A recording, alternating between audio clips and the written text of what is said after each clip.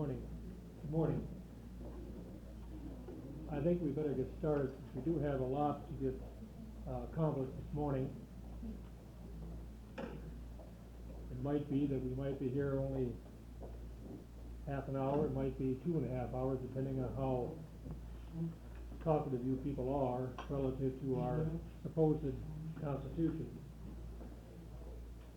Before we get into our business, I'd like to call on Mrs. Dorothy Gray, who will give our invocation.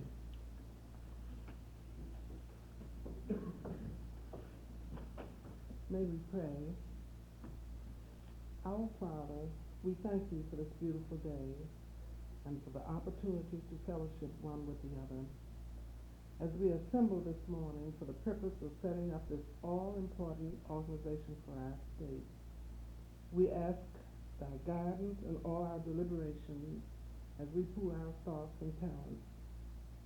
We especially ask thy guidance for the persons who have accepted leadership in the planning of the program of the organization, and for those who will be selected to serve as leaders.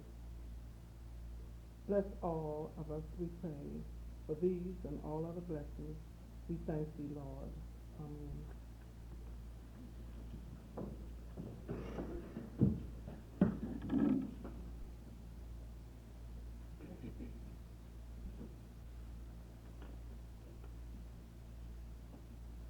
To kind of bring you up to date on what has been going on, we met as an entire group last October, at which time we seem to have gotten bogged down relative to the preparation of and the adoption of a constitution that could be discussed, and a steering committee was appointed, of which I was elected as the chairman.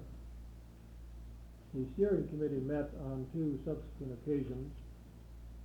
We met in November here at Primos and started with a redraft of a constitution, which was considerably shorter than the one that was presented last time in general. And with that meeting and a subsequent meeting in December, we pared the Constitution down to its present state, which I believe is about 6 pages. And we feel now that it is in a workable, discussable stage.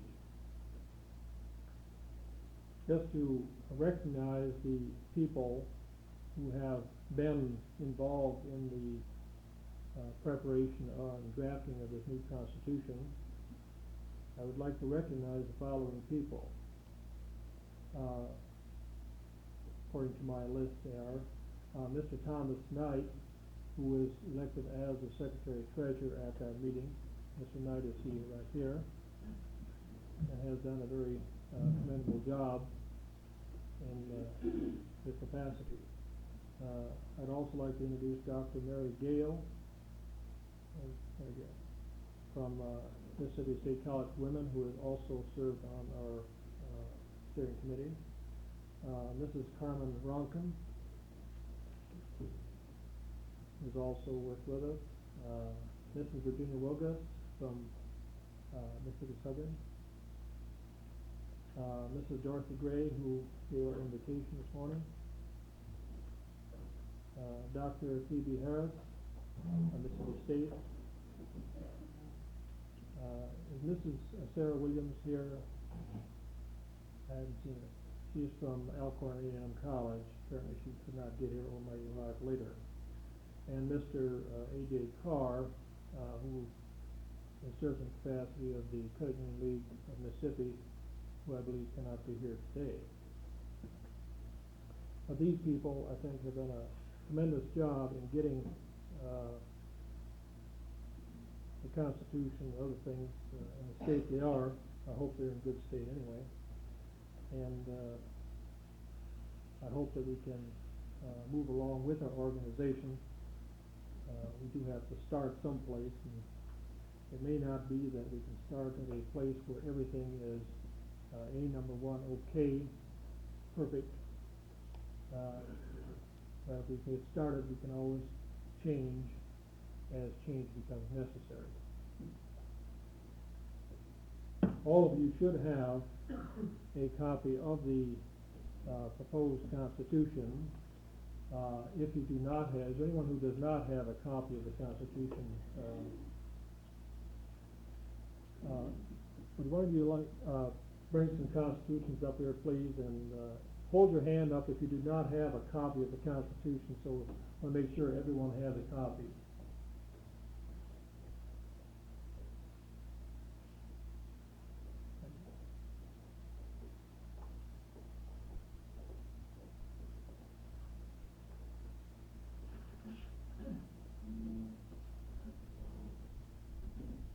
Thank you.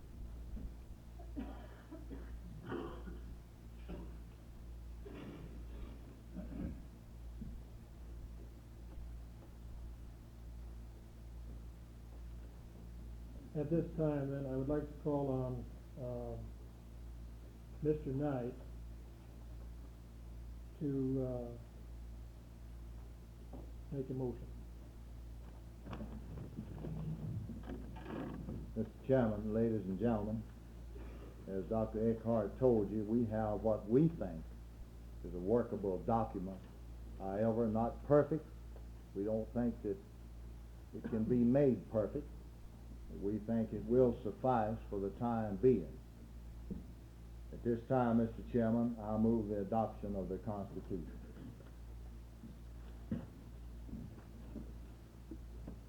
You've all heard the motion. Is there a second to this motion, please? Dr. Gale, thank you. In order to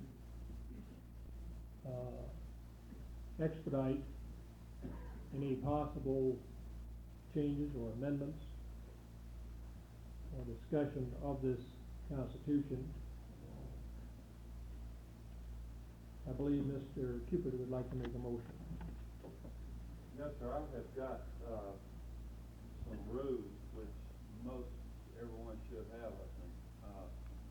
And I would move that these rules be adopted to govern the debate on this Constitution.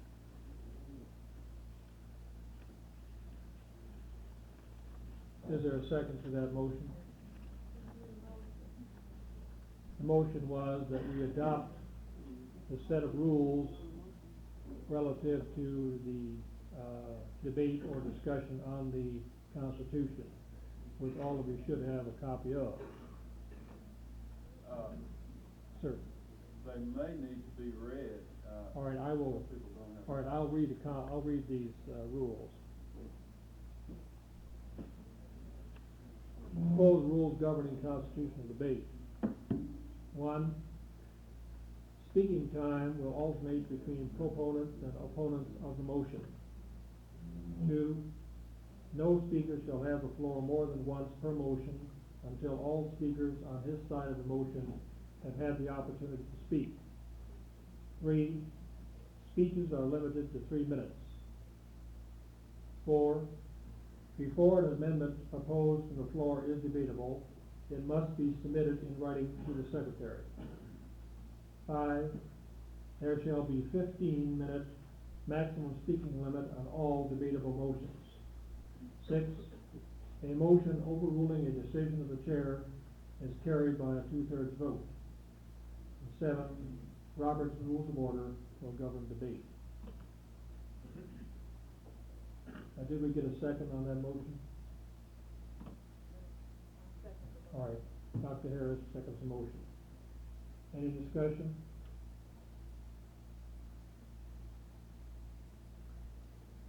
All those in favor of the motion as presented then would indicate by saying aye. Aye. Opposed by same sign. These rules will stand as read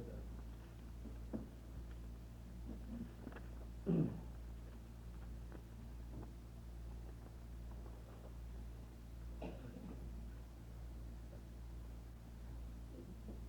We'll take then the Constitution, and I will read the Constitution, and we will entertain any discussion and or questions and or amendments on an article basis. Constitution of the Mississippi Consumers Association Preamble. The establishment of this state organization is an expression of the desire of consumers in Mississippi to participate fully in the achievement of the objectives of the association. In the area of consumer affairs, we shall responsibly serve the interests of all people. We pledge ourselves to create an effective organization of consumers to secure for them full recognition of the rights to which they are justly entitled, with divine guidance, confident of meeting the challenge of the future, we proclaim this Constitution. Article 1, Name. The name of this association shall be the Mississippi Consumers Association. Do you have any questions, comments on that particular article?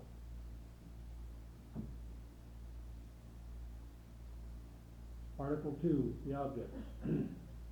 The objectives and purposes of this association shall be: Section 1, to educate the consumer to become more aware of current practices in the marketplace.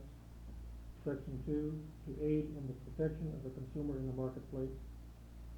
Section 3, to promote and support on a nonpartisan basis sound legislation in the interest of the consumer and to assist in its effective enforcement whenever possible. Section 4, to provide the consumer with a voice before agencies of government which regulate or affect goods and services which he purchases. Section 5, to gather, evaluate, exchange, and disseminate information of value to consumers. Section 6, to assist and work for the coordination of other organizations and persons, including the business community and local government, interested in the protection of the consumer. Section 7, to promote and encourage the establishment throughout Mississippi of local consumer interest groups. Are there any questions or comments or discussion on this particular article? Sir.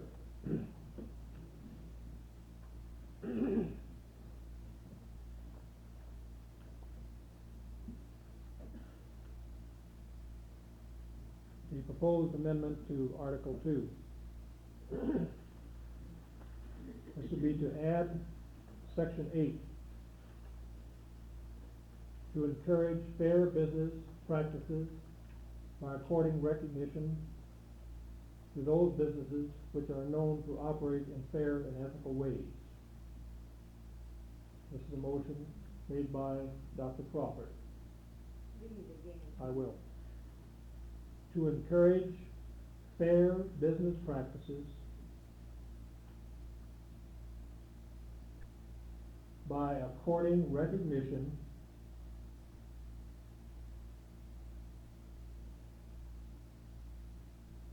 to those businesses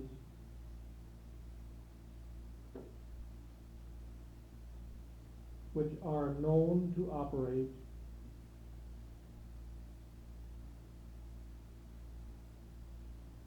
in fair and ethical ways.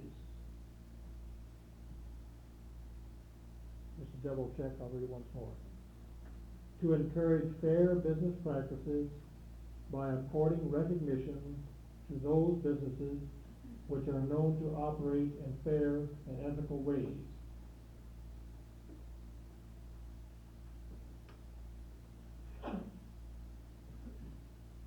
Is there a second to this motion then?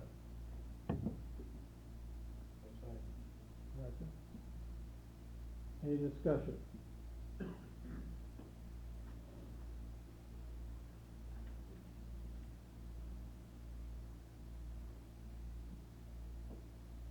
All right, all those in favor of adding this section to Article 2 indicate by saying aye. Those opposed? No. Okay, the ayes have it. This will stand as an amendment to Article 2. Thank you, Dr. Crawford. Is there any other discussion or amendments to Article 2?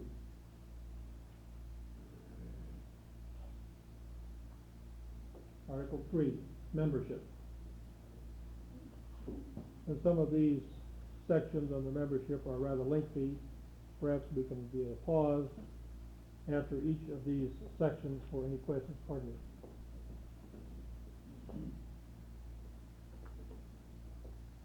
We can pause after each section for any questions you might, or amendments you wish to offer. Section 1, all consumers or groups of citizen consumers who acknowledge a concern for the consumer shall be eligible for membership, except that none shall be admitted to membership who seek financial, personal, or political advantage from such membership.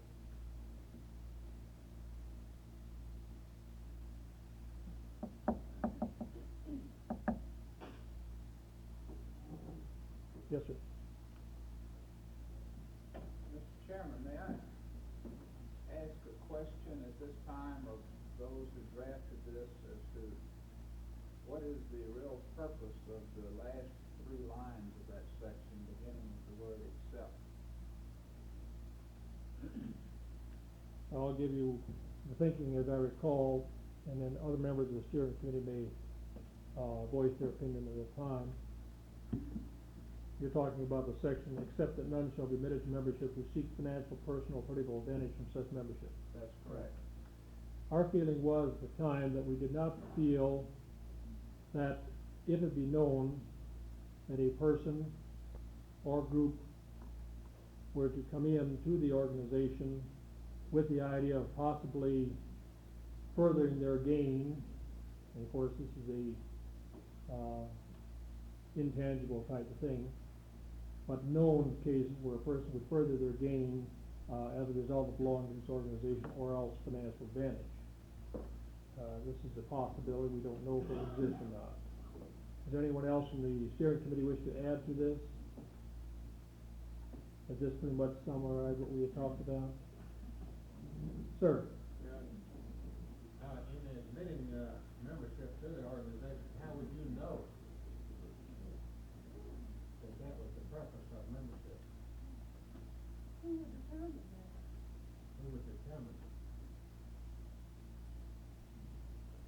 This is something which will come about as we move into the other sections of this relative to the membership being passed on by the, I believe it's the executive committee. And my question is, how would you know that my seeking membership in the organization was for one of these reasons? You're absolutely right. It is an intangible which we would have no real concrete way, but if it became apparent at this time to talking with a person or by a person's actions, I believe this would be a reason for not accepting membership. Of course, we do not know that this will ever be known. It is a debatable item. Sir? It would seem to me that if everybody seeking membership would be seeking some personal or financial advantage. Mm-hmm. That's the whole idea. All right. Chairman, Sir? I'd like to offer a motion to strike from Article 3, Section 1, the language beginning with the word except, going through the word membership.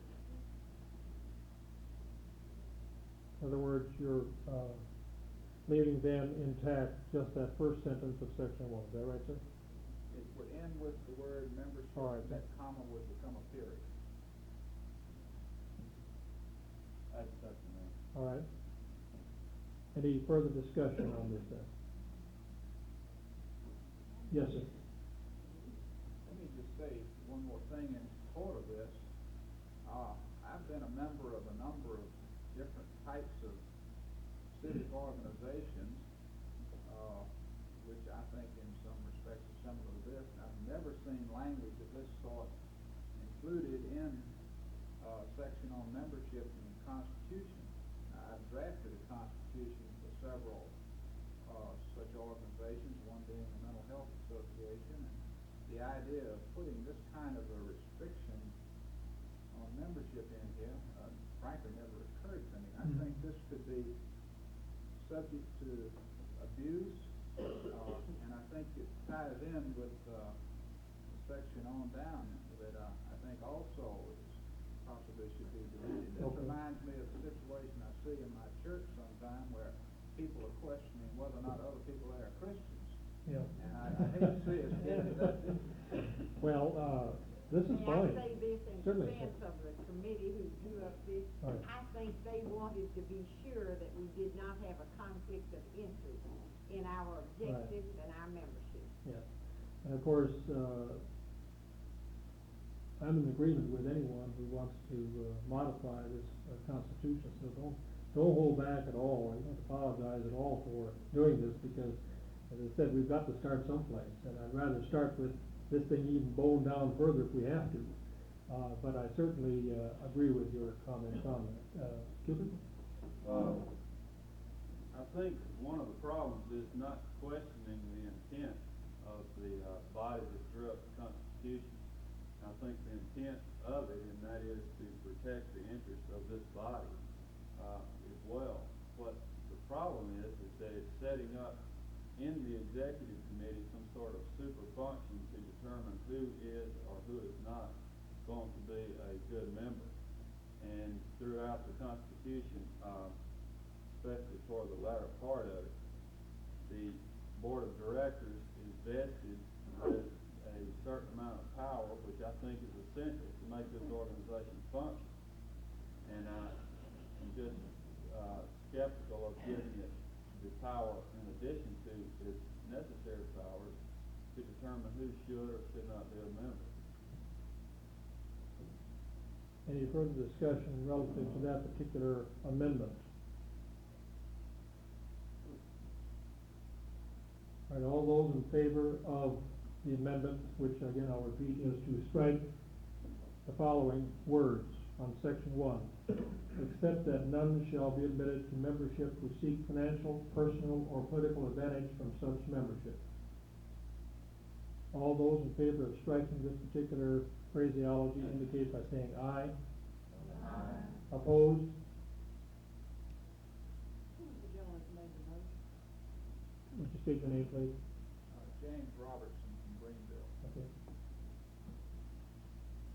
We have another motion or amendment to section 1. This is made by Miss Sarah Weaver. This was the same motion that I sent up. I only said it had to be in writing, and I was getting ready to make my motion. All right. I agree with you. All right, would you want this to be stand, or would you accept, in other words, one as approved right now? Okay, thank you. This was pretty much in line with what you had indicated there. Yes, sir. I didn't mean to violate the rules, but I assumed though that when you were striking something, it would be kind of hard to put that in writing. All right. We'll move on then to section 2. I might just comment this time, I'm all in favor whenever people want to delete. I get a little concerned when we keep adding all the time, because then it becomes cumbersome. So I'm in favor of deletions of things as long as we still have a strong constitution. All right, section 2. All membership applications shall be certified by the executive committee. The membership of an individual or organization may be temporarily suspended for cause by a majority vote of the executive committee, subject to the approval of the board of directors. Any amendments or changes, questions, discussion on that section? Mr. Chairman, I move to strike section 2, and the reason it's not in writing is it's a motion and not an amendment. Excuse me, you go ahead and make it, but I'll send it up to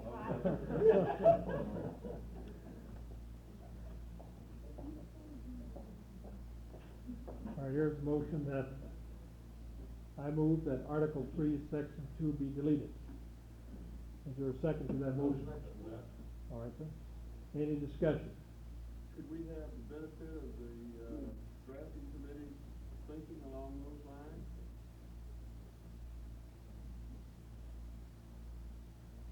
I believe it was pretty much in line with what we had discussed before, right?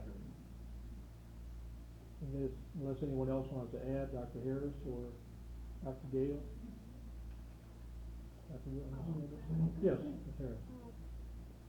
I have reservations about this, but I think as we were thinking, we could see one segment of the business community or government community or any one segment of a segment of the economy that had interests contrary to those of the consumer, controlling the organization whose vested interests were those for the consumer, and that there should be some way to control this. And I hesitate to give as much authority to this is a great responsibility on the executive committee and the board. Especially when I think the size of the executive committee and the board, we might think of that. I think it's something we need to come to grips in this group of ours. This is a problem.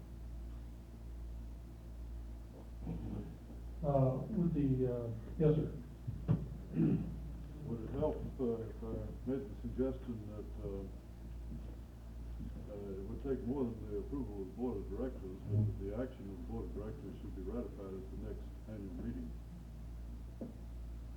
Are you talking about in terms of, In other words, ratified by the membership, that the action of the board of directors would not be final Right. until ratified by the membership?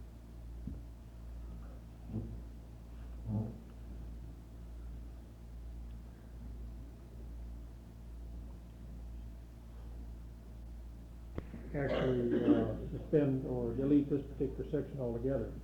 Yes, would be out of order, I think, to make such a motion until the other motion is Right. closed. All right, let's act on this motion, then Francis can bring this up then, right? Okay. Is there any other discussion on section 2, either for or against that particular section? Yes, sir. I'm in accord with this last suggestion that's just been made. However, I'd like to suggest that maybe a right of appeal by anyone who's suspended, organization or individual, a right of appeal to the full membership meeting would be suffice. Mm-hmm. I think there should be some curve on the membership. In other words, there ought to be some way that membership could be canceled or held in suspended. But still at the same time, you have to be very careful. And I think anytime membership is suspended, they should have a right of appeal to the general membership. Mm-hmm. Yes, sir. Yes, sir. My problem with this, really, I think, goes to the two words for cause. Suspended for cause. What is cause? We, Is that just opposing the majority of the association? Or? well, to be very honest with you, at the time we were thinking about this, we ran into the very same question as to should we try to delineate all of possible causes, which obviously is rather cumbersome, or should we leave it like that and then handle each on an individual basis when the occasion ever came up, if it came up? I think the dangers or fears that people have expressed here are inherent in any democratic organization. Mm-hmm. I would oppose this section for the same reason that I spoke against section 1, and I would urge All right. section 2 be deleted. Good. Any other comments?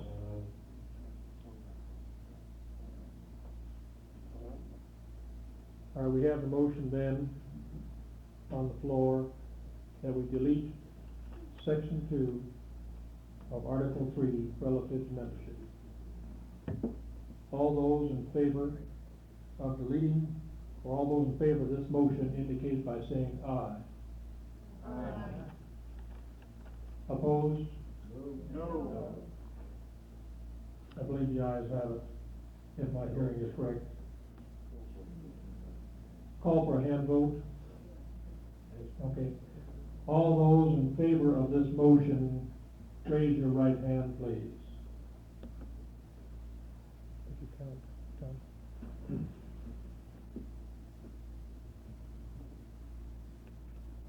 Against. All those opposed to the motion, raise your right hand. The motion has been passed. The amendment to delete section 2.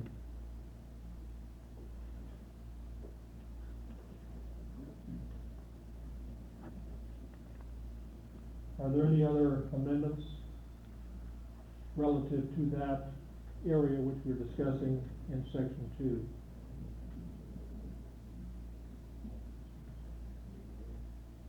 All right, we'll move on then to section 3 as it stands here.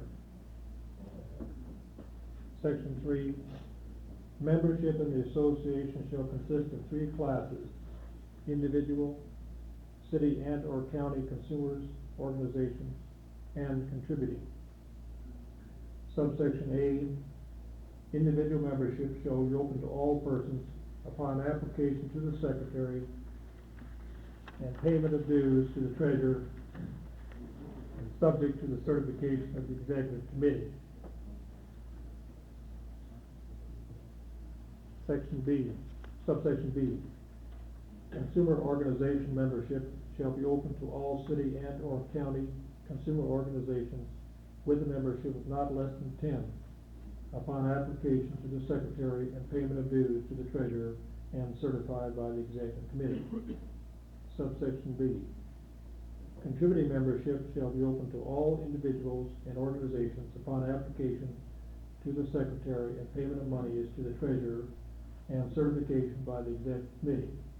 A contributing membership is a non-voting membership. Is there any amendments or discussion relative to section 3 or any of its subsections?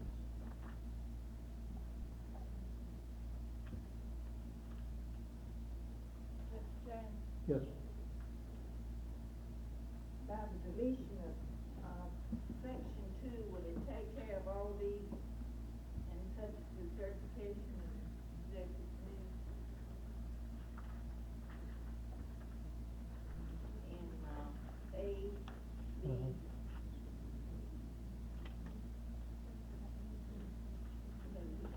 What is the feeling of the group? It would reduce the certification to a merely, clerical task. Mechanical, routine, Yeah. right? Thank you. Any other discussion? I believe this section is largely informational as to what constitutes these groups more than anything else. At the time we were drafting this anyway, this was our feeling. Mike, the 2 section B's that Mike pointed out, one of them should be section C, I think. Thank you, sir.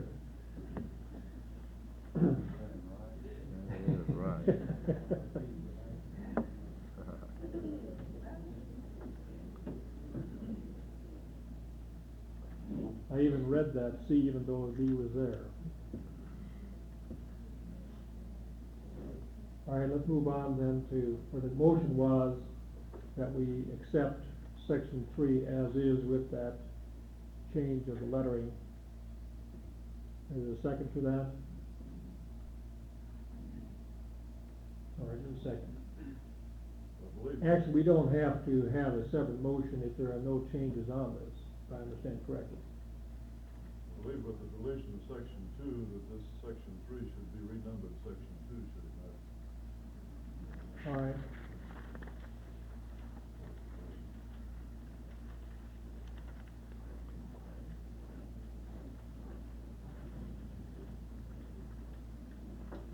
Mr. Chairman, Sir. before we leave the article on membership, I think I want just to sound the rest of the participants out here on this, going back to this business about drumming somebody out of the association. I still feel that I want to toss this out to you, and I still feel that there should be some kind of proviso to permit the association itself to, to drum them out of the court, so to speak. And somewhere it seems to me that there should be some kind of provision for this.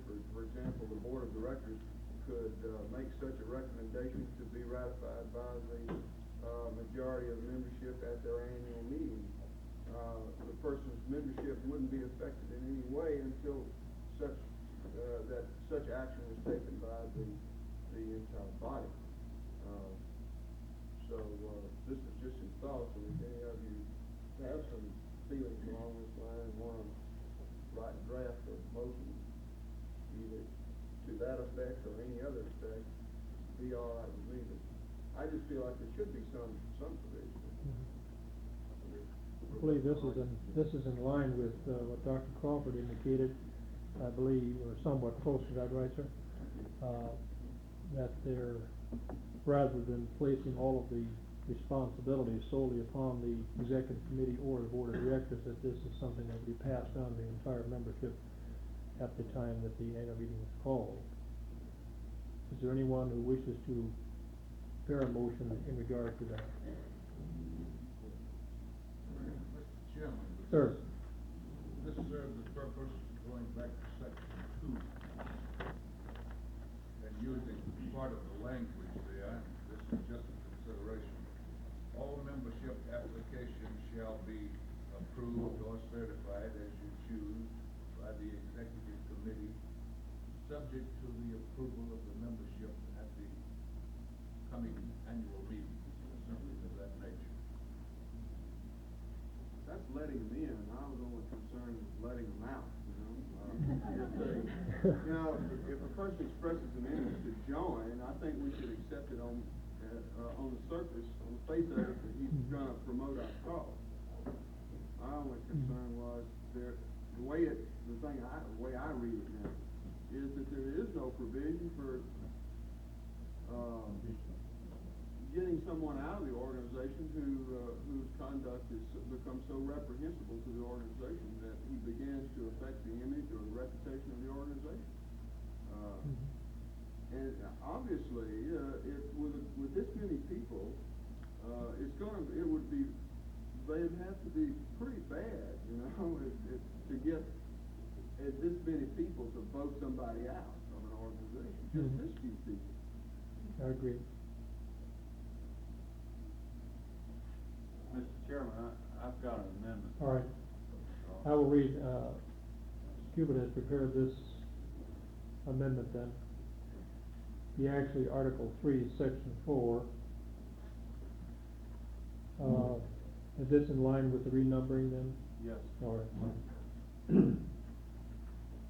Any individual or organization not conforming to the objectives of Article 2 of this Constitution may be expelled by majority vote at any annual meeting of this body.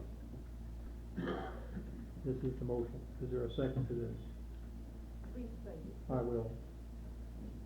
Any individual or organization not conforming to the objectives of Article 2 of this Constitution may be expelled by majority vote at any annual meeting of this body. I don't want to particularly word, Mr. Chairman, I think if we're going to seek action to expel someone, we need to have more than just a simple majority vote. I'd like to see that read 2/3. I would accept that. All right. Making progress.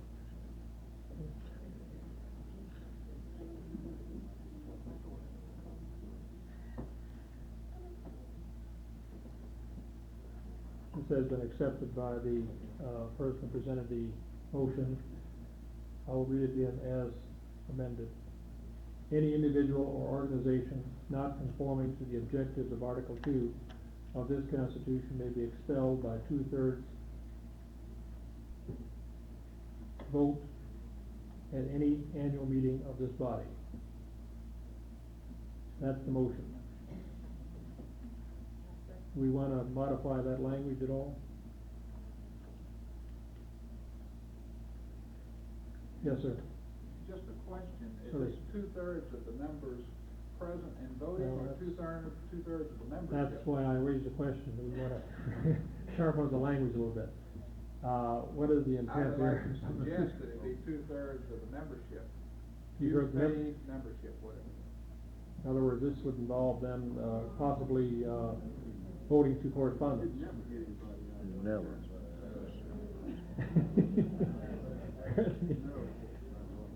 Membership is voting, those voting, those present. 2/3 of the membership present? That feeling, Danny? Okay. 2/3.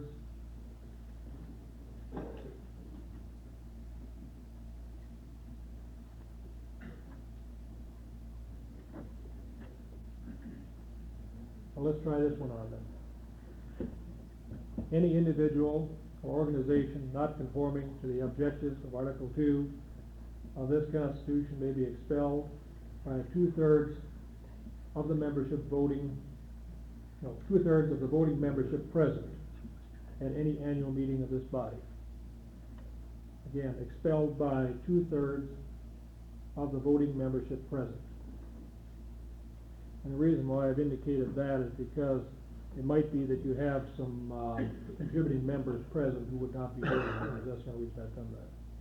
All right, now do we have a second as this motion now stands? All right, yes, thank you. Any further discussion on this motion? Yes, ma'am.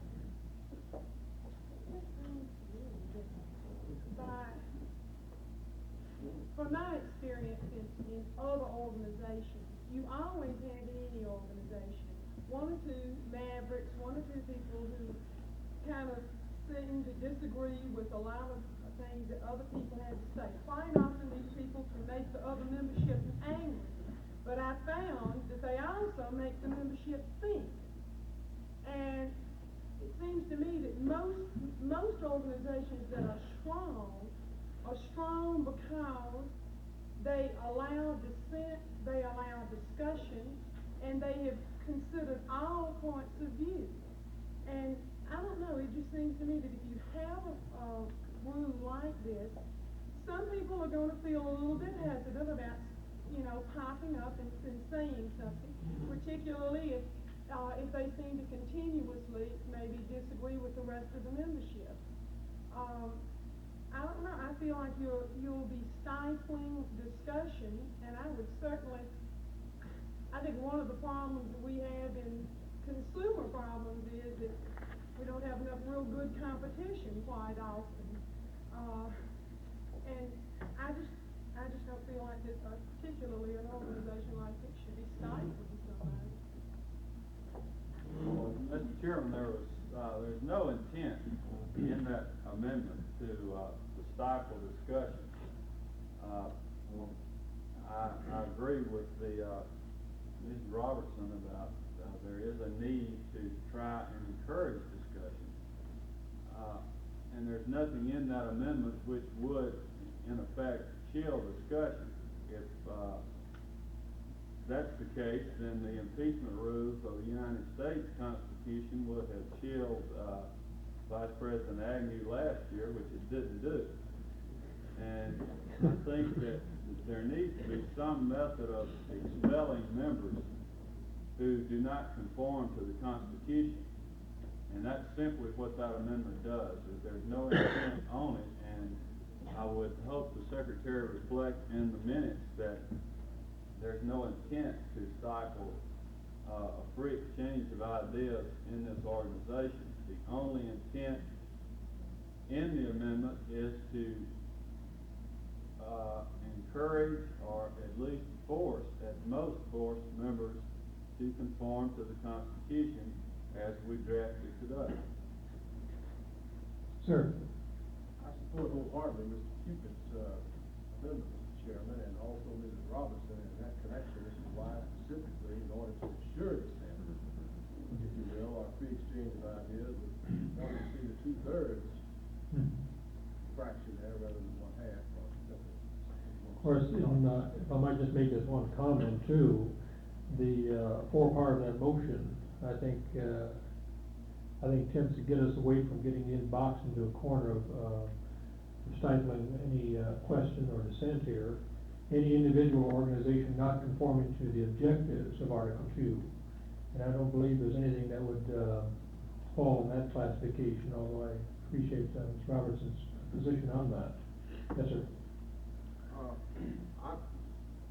Don't get mad at me again. I don't think that, I believe that implicit in your remarks are the fact that the membership will be heavily biased against someone who dissents. And I think people, that membership here would be mature enough to be able to differentiate between a person who is attempting to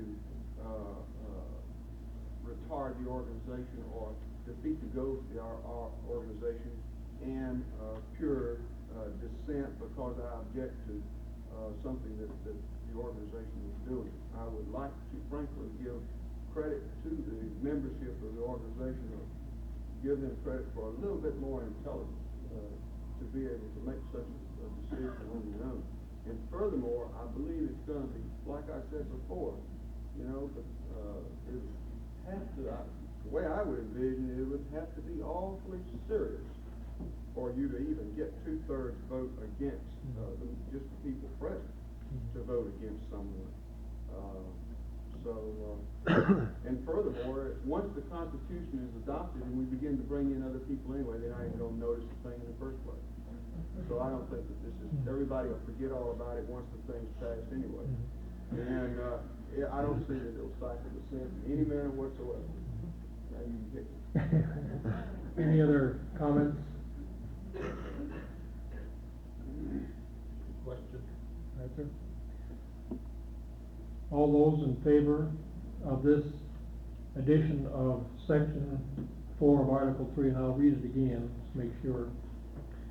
Any individual or organization not conforming to the opposed? No. All right, the ayes have it. This amendment will be added then. So therefore, this will be Article 3, Section 4.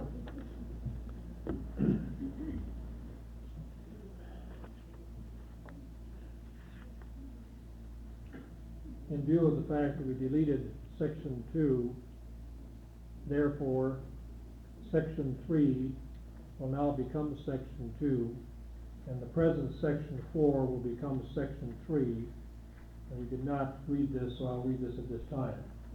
The present Section 4 will now be Section 3.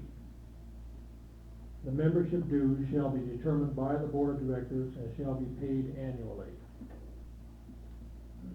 Is there any, well, yes, sir. I'd like to offer an amendment to Section 4, which is becoming Section 3, to provide that the membership dues shall be recommended by the board and ratified by the membership and shall be paid annually. I'll offer that in the form of a motion. Second motion.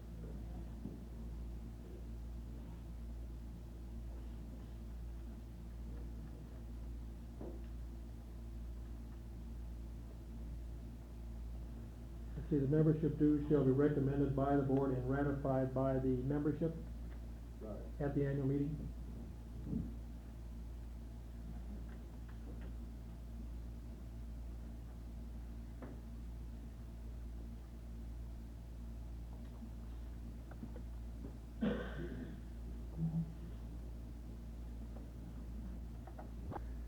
I will read this motion again then. In other words, Section 3 will be amended as follows. The membership dues shall be recommended by the board and ratified by the membership at its annual meeting. Any discussion on this? What constitutes ratification? Question? Vote. Majority. Right. It's already spelled out. All right.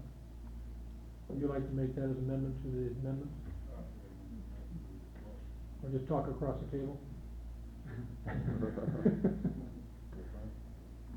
How would you like to state that then, Dr. Crawford? Well, and ratified by the majority of the members present. By the majority, okay.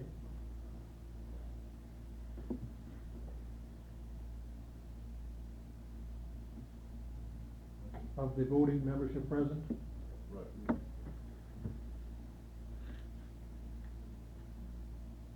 I'll reread this then. Is this in agreement with the second also? All right. The membership dues shall be recommended by the board and ratified by the majority of the voting membership present at its annual meeting.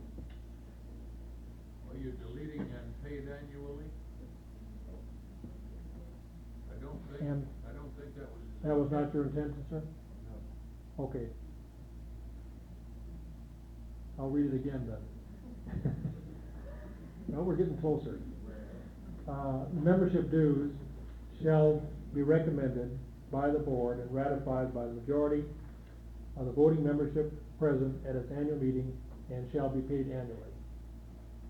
Okay? Any discussion on this?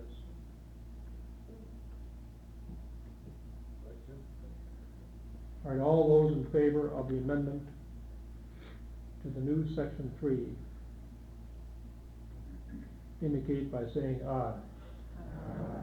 Opposed? Will stand as amended. Thank you. Moving on then to Article 4, officers. The officers of Mississippi Consumers Association shall be the president, vice president. Any discussion of Article 4 as stated? Yes, sir. I'd like to see one more added in there, this, instead of vice president, have the first vice president and second vice president.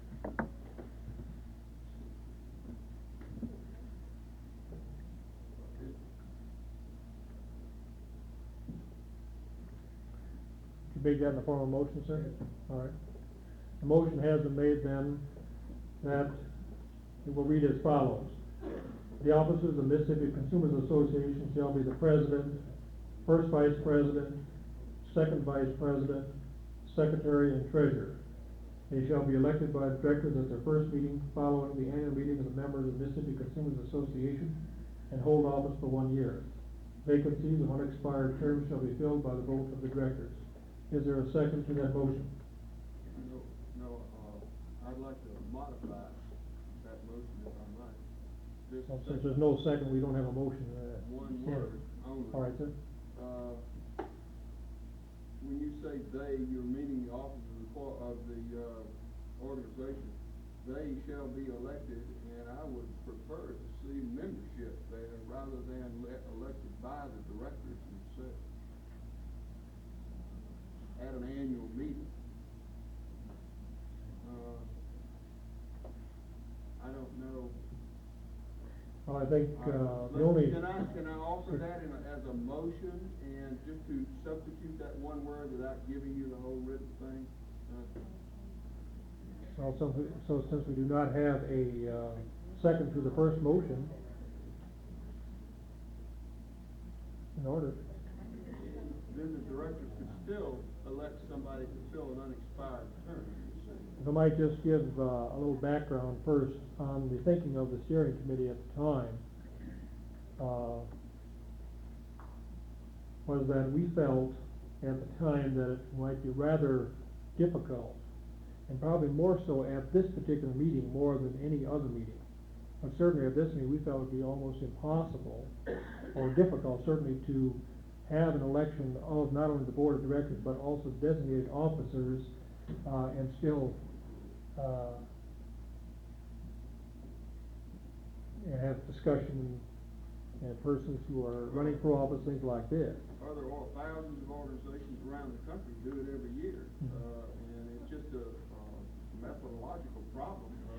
If you have a nominating committee that nominates potential officers in advance of the annual meeting and notifies the membership. Yes, and I'm in agreement with you in terms of... And that sort of thing, then the people can come here ready to vote for something. Well, and this is the case, then the steering committee has been remiss in not coming up with a slate of officers at their last meeting. As I said, as far as the ordinarily, in other words, a year from now, and a year from then, and so forth. I see no problem relative to this, but I was just thinking in terms of, this particular meeting. I'm not against it, I'm. We're only interested in the long run to Right. develop a constitution. Right. What was the drafter's reason for leaving it in the director's hands to elect, officers? So that we can do this thing. I think that's primarily it. Really? Yeah. Sir? I would think that the purpose of allowing the directors to elect rather than the membership would be to put, if you will, a real check responsibility on the director. It goes without saying, most important people representing any association or organization are its officers. And I think the director is gonna take, if I may say so, a more active interest, a more conscientious interest in the organization than just the general member. A director is a member, but he's also a director. Right. He's gonna make, I think, his utmost, assurability that this person is the type of person that members would like to see serve in office. And I think we just, throughout this country, got many thousands, of organizations that follow this group, as well as the group that Bill was speaking about, just the members elected to office. I think this, in addition to what I said before, I think this was also part of thinking that we felt that, perhaps we might end up with, there's no guarantee, of course, we might end up with probably a little stronger leadership in terms of officers by electing from the board, and it might be that we could, those persons who were willing to run for the board, would certainly show a strong and active interest in the organization, and we felt that by possibly taking persons from this group and asking that they or nominate for officers and so forth, that we probably would have a little stronger leadership on this. This was possibly a thinking, and if anyone else from the steering committee would like to add to this, certainly feel free to do so.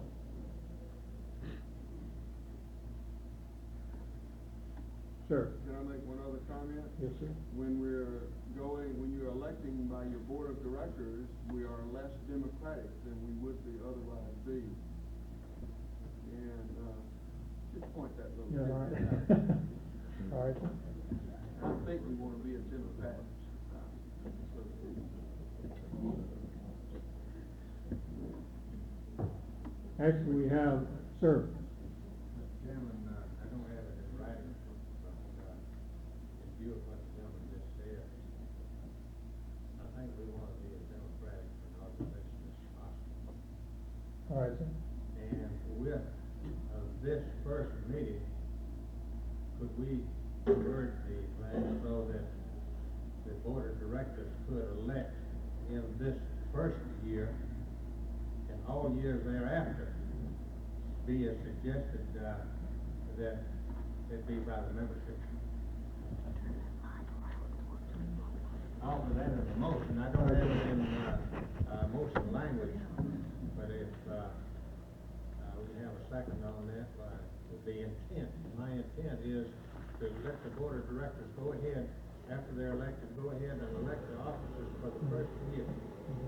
And then after, each year after that, that they be elected, you have a nominating committee, and the officers be elected by the membership in the annual meeting.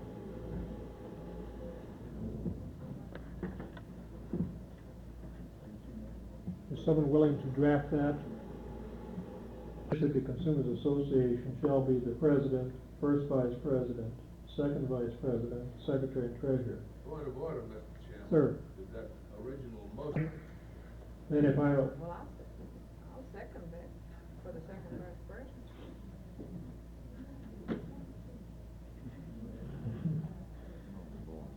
all right,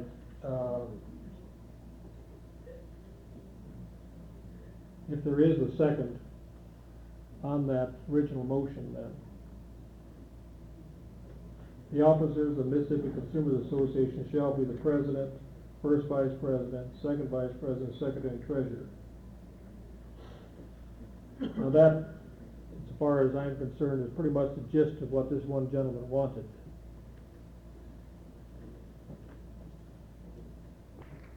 Is there any other discussion then on that motion to in essence, then to add the first vice president and the second vice president.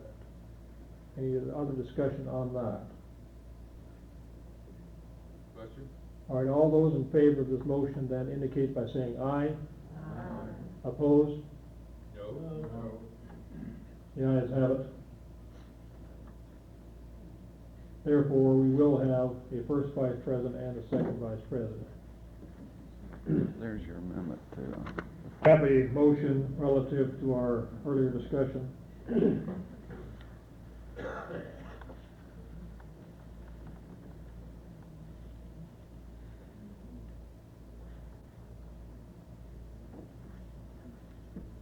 This motion will read as follows.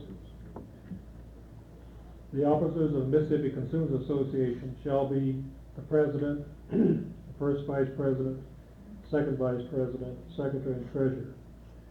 They shall be elected by the directors at their first meeting following the annual meeting of the Mississippi Consumers Association to hold office for 1 year.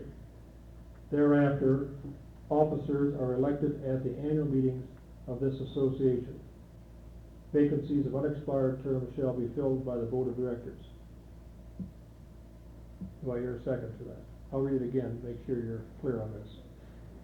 Membership. Okay. Mr. Cupid, would you accept this? Yes. I think that was your intent. If I may ask clarification here, wouldn't this be following the first annual meeting? In other words, that second sentence should have the word first added to it. At their first meeting following the annual. Yes, but that's the first meeting of the directors. It doesn't, Right. it says following the annual meeting, it doesn't spell out which annual. I believe, if I might just digress for a moment here, I think our intent here, if I understand this, is that we're trying to expedite at the first meeting, and then following the first meeting, at each subsequent annual meeting, we will have the election by the membership. And I believe if this is the case, then Dr. Crawford's comment is correct. They shall be elected by the directors at their first meeting following the first annual meeting. Well, unless you consider this the second annual meeting. I don't believe so. So then we're back in the bind again. Is this in order then, Ms. Cupid? Why would we want to put into a constitution for the future something just for one meeting? Why would it, I mean, I don't know parliamentary procedure, but why would it not be appropriate if we think it would facilitate this in a meeting to by vote of the group here to do that, but for the constitution that will follow for the coming years to just say by vote of the membership? It was easier to write it that way. I would accept a substitute amendment if somebody else wants to write it, to, to eliminate that problem.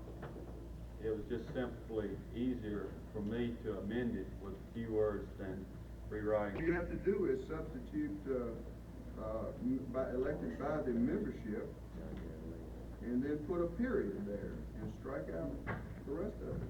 No, well, we gotta have them hold office for 1 year. Would read as follows.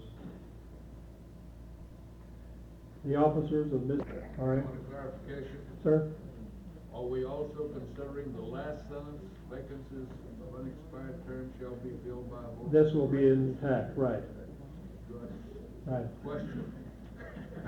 No. Any further discussion, sir? I think it, perhaps might be better, this vacancies of unexpired terms shall be filled by vote of the directors. Normally, the vice president succeeds the president. And, now all other vacancies, I'd say filled by the director. But, I think that the president should be succeeded by that vice president. He's been elected by the membership, and, that's one of the duties of the vice president, to fill the office of the president and the Actually, we do have a motion. May I suggest that if this is your feeling entered after we discuss this one. Small point. Well, Can I call for unless the other persons are willing to accept an alteration of the original amendment. Chairman, I call for previous question. All right, sir.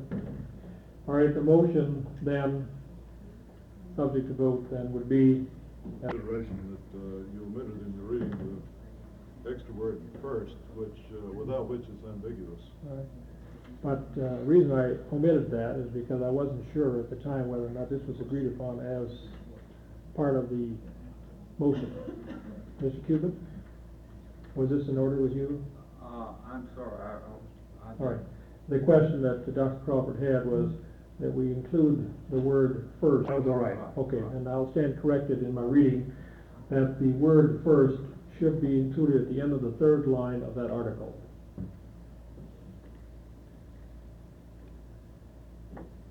All right, those in favor of this amendment, let's have a show of hands here, please. Those in favor indicate by raising your right hand. Is there any other discussion or amendments to Article 4? Article 5, dealing with directors. There shall be 15 directors. This is section 1. There shall be 15 directors, 3 members shall be elected from... He needs to fill out the unexpired term. Right, sir.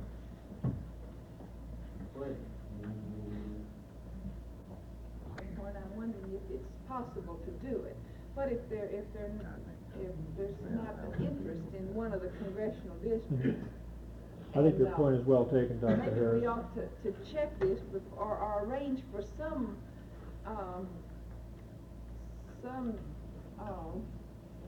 substitution if we, I believe, just to bring you up to date again, one of the questions that was raised at the time we drafted this as a steering committee, we did want to cover the state. We thought one of the best ways to do this was to use congressional districts, since this did cover the state. But the question also raised, I think somewhat at our last meeting, but certainly passed my mind and several other people on the steering committee, what if in the event we have an annual meeting that just by chance there are not 3 members or 3 persons who are willing to run for board of directors from a given congressional district. And this certainly is an eventuality, it could happen.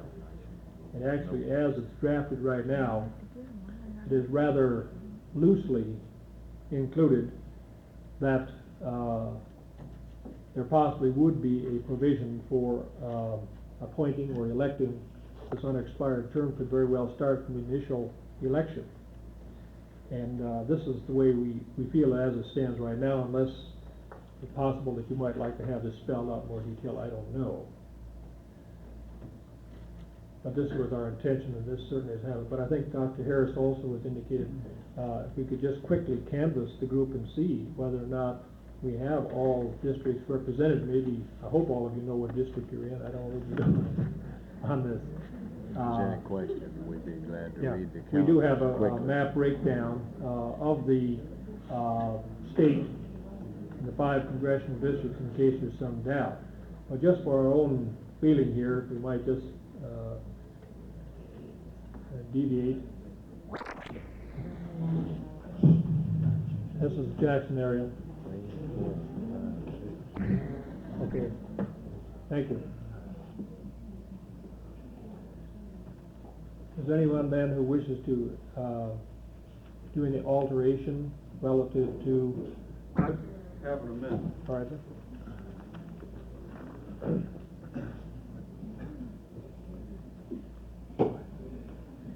This is the amendment, Mr. Cupid. Article 5, Section 1. There shall be 20 directors, 4 members elected from each of the 5 congressional districts by members present at the annual meeting. Mr. Chairman, I have 3 reasons for this. One is that as we have it set up now, there are an even number of people on the board of directors since we added one vice president. The second reason is that there seems to be a distinct interest by members of this group to participate. And by expanding the board of directors, it would allow more people to participate in the real governing of this organization. And the third reason is that there seems to be, with one possible exception, a pretty good representation from each congressional district. Mr. Chairman. Sir. Mr. Cupid, I think, is in error there. The size of the board would not be changed under the present Constitution by additional Right. vice president. That would change The the number board of officers, remains but at would not change 15 the directors. Well, as I understand it, at a board meeting, the voting members would be officers and directors. Is that correct? Board. Only the board Board. of directors, the Board, officers period. are non-voting. The officers are a member of the board. I thought they were. If that's true, then. You still got 15. You got 15. You mean the board of directors consists of 15 plus 5 officers, or No, no. including 5 officers? Including 5 officers. No, this is the way it was, but now we've changed it. Writers are elected by this body after this year. And now I may be all wet, but as I understand it, next year, officers will be elected by this body, and a board of directors will be elected by this body, which would mean a total of 20 people constituting the board. Now, as it was previously, the officers came from the board of directors. But as I understand it now, the officers are in addition to the board of directors. That may be wrong. That may not even be the Not intent by this of particular time. the Would particular not. amendment. I believe that is true, with the exception of this particular time. Right? Is this the understanding of the membership then? That after this first meeting, in which we will elect the board of directors, and from this board of directors will come the officers. For each subsequent year now, starting next year, that the board of directors will be elected, and then the officers will be elected in addition to the board of directors. Is this the intention then, or the understanding of the membership? Okay. Then my amendment would necessarily have to apply next year. Right.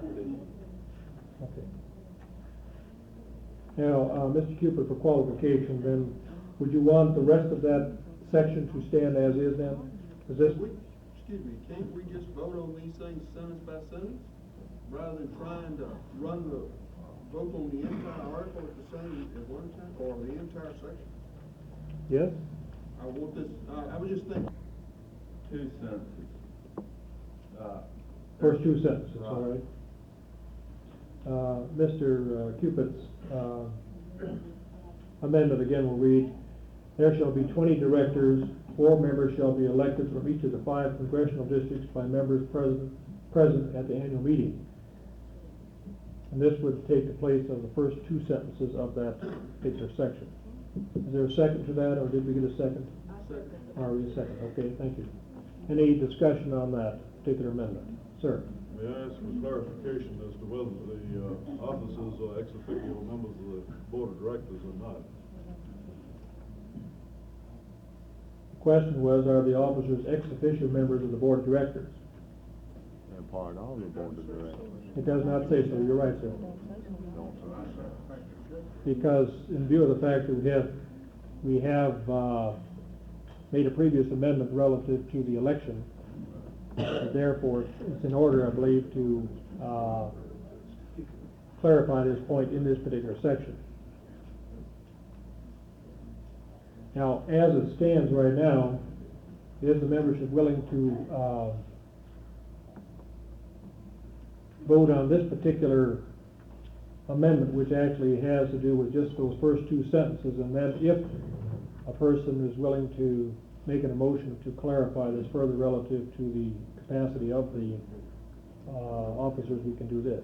Stephen? Mr. Chairman, at the request to Mrs. Robertson, I think we should, and make this voting members, again, I left out voting members. All right.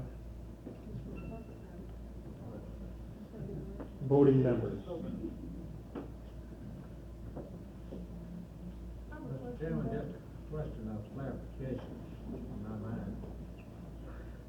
If we elect 20 board of directors, then that board of directors is going to elect the officers from that number, correct?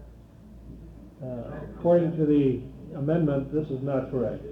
Is that correct or not? No, the membership, for the board of directors will be elected. I mean, at this meeting now. Oh, at this meeting now. At this meeting, we. Right, this is- If this motion carries, we elect 20 directors. Right, And from that 20 comes the officer. right. Then- This year, right. Then the officers are automatically members of the board. In this case, yes. Could read there should be 20 directors, 5 officers, and 3 members elected from each of the 5 congressional districts. That gives you 20, but that includes the 5 officers and then 3 from each district. That will be all right insofar as this year is concerned, but that would not take on for following years. We need to say there'll be 25 directors. You'd have to be 25 directors if you're going to have Well, 4 from each. let's Otherwise, say you're now. going to require y'all. At this meeting, we will elect 15 directors. Now, that 15 directors, that group will then elect the officers, or they'll serve a year. Following year, my amendment comes into effect, and the amendment down here to expand the what was that other amendment? To make the board and the officers elected by the membership at large will come into effect. So my amendment won't really come into effect until the officers are elected at large. Which begins next year. Next year, right? It could still come in effect now instead of electing 3 if it was. Right, I would be willing to amend that if it's that interesting. It could work is for it to come into effect next year. If the interest is to make it effective this year, then, I can take the amendment back and rework it.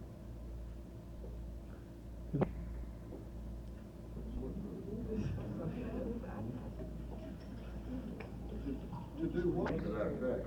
For, Why don't you just change it, go on and. wouldn't take much to change it. That's expedite. This will follow the second sentence. I would suggest that it follow the second sentence. I don't care where it does, really, but it seems to logically follow there. Should there be vacant nominations from a given congressional district, any member in good standing may be nominated for that position. So that we get away from the problem that if we don't have enough people represented in a given district to be nominated as a director, they can be allowed, we want the directorship won't be hamstrung, yet they won't be,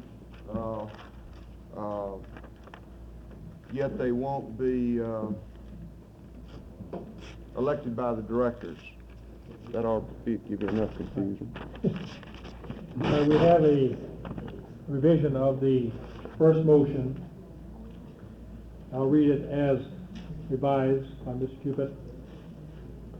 And Article 5, Section 1 will read, there shall be 25 directors. 4 members shall be elected from each of the 5 congressional districts by voting members present at the annual meeting.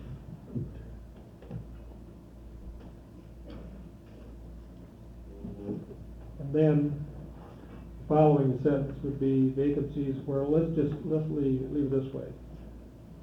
Since we are breaking this down to sentences, let's just handle it that way. In other words, this amendment now will therefore replace the original 2 sentences of Article 5, Section 1. Now, is there a second to that motion? All right, so thank you. Any further discussion on that motion then? I'll read it again for clarification. Article 5, Section 1 will read as follows. There shall be 25 directors. 4 members shall be elected from each of the 5 congressional districts by voting members present at the annual meeting. Any discussion? Does this mean that the officers of the organization cannot be members of the board of directors? No. That means that there will be.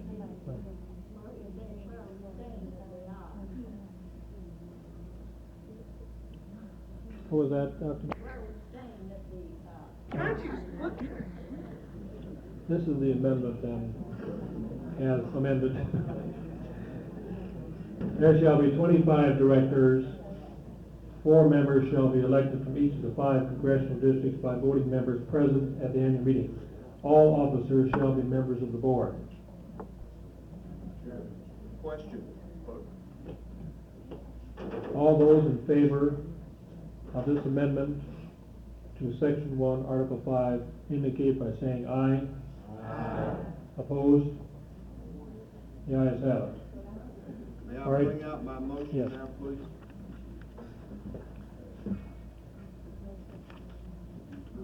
The new motion, which, if I understand correctly, will replace the last sentence, is this right?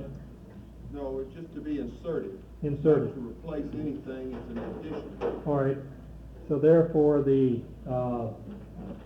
you saying that this motion shall be at the end of the present Section 1? It doesn't matter to me Well, where it is. I'm making the point to make sure that we do not alleviate or take out that one sentence, which is vacancies of unexpired terms shall be filled by remaining directors. All right. I don't think there's any. All right, this is amendment also to Section 1, in addition to Section 1. Last sentence. Should there be vacant nominations from a given congressional district, any member in good standing may be nominated for that position. We got that, we need to put that voting thing in there, because of the non-voting contributory memberships. Well, I don't think we need that on there, do we? Because this is dealing with nominations. Okay, Yeah. whatever you think. Yeah. I'll read it again. Again, if this does not seem clear to you, offer some help. Should there be a second to that? I'll second. All right, so thank you. Any discussion? I might just qualify. Yes, ma'am. Mr. Chairman, how did you plan to achieve this staggered term if we We can discuss that later. You got a good question there. Let's wait till we pass on, judge on this motion, then we can do this. Any further discussion on this amendment? All right, all those in favor of this motion, or this amendment to Section 1, Article 5? Aye. Opposed? It will be added. Suggestion was made from the floor that those persons who were speaking would please rise and identify themselves. I think this is a point well taken. Did we hear that lady's comments over here? Yes, ma'am. All right, now would you be? Dr. Kelly, I was curious how you were going to achieve these staggered terms if we're going to like on the record now, unless you had implicitly, had in mind that you're going to elect, like, say, one was now for 3 years and another one for 2 years. I don't see it stated. You're right. It is not stated. And it was a question that crossed my mind too. Ms. Dr. Harris? I'm wondering about 3 years, if 3 years isn't too long a term. Maybe we do need to have, for continuity, to have 2 years, I'm not even sure, maybe 1 year is enough, and that would solve this problem. Well, I agree with you in terms of ease, but Not initially. actually, I think our thinking on this, and I agree we do not have this qualified as well as it could be, but one of the things that crossed our mind as a steering committee is to have continuity in the board of directors. And we felt probably the best way to do this was to have staggered terms, of which therefore a certain number would be elected every year, and still have a few holdovers. And I would really be concerned about having a new board of directors seated every year. Admittedly, there probably would be some board members who would probably run again and possibly would be elected again. But certainly there is also the possibility you have a new group of people, and then it might take quite a while before you get down to the business at hand on this sort of thing. But this is our feeling, that we did want to have them staggered, and I agree with you that we did not have it spelled out.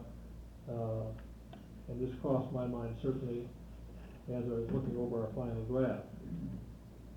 Is there someone who wishes to comment? Yes. Couldn't we, move, not in this debate on the Constitution, but just make a motion that the offices vacant now, open for election, will be for designated terms, A, B, or C, or year 1, year 2, year 3, and then they'll rotate off beginning next year. Couldn't we just do that and not have to change the Constitution? Serve for 3 years. Make them post 1, 2, 3, and 4. Question, I'll just raise this as a suggestion first. I think it's in line we talked about before we actually put it in the form of motion for consideration.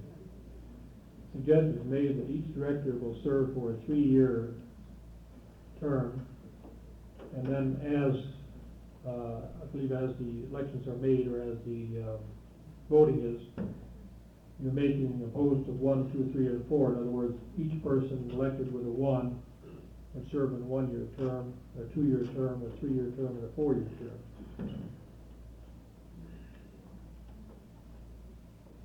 We got 4 members, or 4 members from each, or actually we got 5 of them. 5 members from each, 4 from each district. So, and then 5 officers. Yes. Now, but if we change that to post 1, 2, 3, and 4, then we have to change the 3 years to a 4 years. So one person would be stuck with 4 years. Right. I agree, and I question myself personally whether or not this is in order. I mean, I don't think it's out of order. I think it might find it might be too long a time for a person to make a commitment. Chairman, I'd like to suggest 2 years, and we have 4 members. Right. All right. I'd second that. Okay. I'd like to make a motion that the directors are elected for a term of 2 years, and for the first year, we elect 2 members for 1 year. 2 directors for 1 year. From each district. Would someone put that in writing? Right. Would you state your name, please? We didn't get that? Vitelli. Okay, Dr. Vitelli.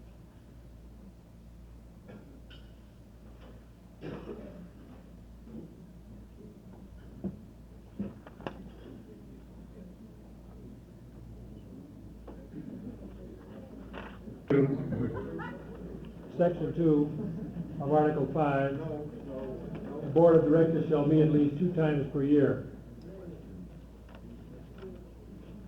Any changes on that? Okay. Vote for the question. Have the question. On what? There's no vote. We don't have to, since there's no amendments on this. And we've accepted section 2, right? Since there's no amendments to it, we haven't accepted anything yet until after we're all done. All right. As soon as we get the section 3, this is kind of a section to get people to be active in the organization more than anything else. Is this what you wanted on that directed motion? That if we went to 2 years? gentleman, let's see what he's got, let's see, put these two together. Motion then, in writing, relative to the, section 1 then. Directors shall be elected for a term of 2 years, provided, however, that at the first annual meeting, 2 directors from each congressional district shall be elected for 1-year terms, and in each year thereafter, 2 positions on the board for each district shall be filled by the election of directors.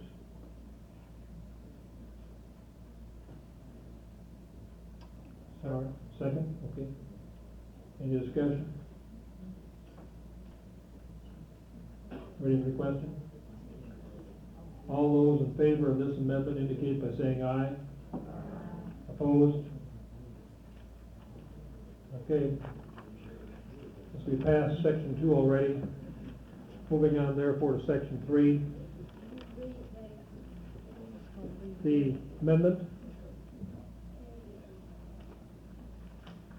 I'll read the amendment we just passed on, yes. Directors shall be elected for a term of 2 years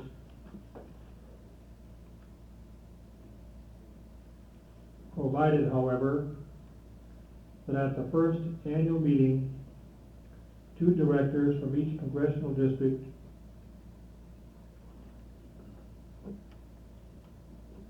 shall be elected for 1-year terms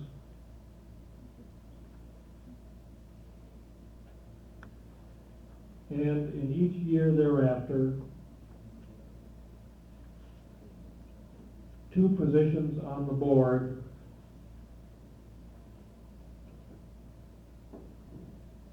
from each district shall be filled by the election of directors.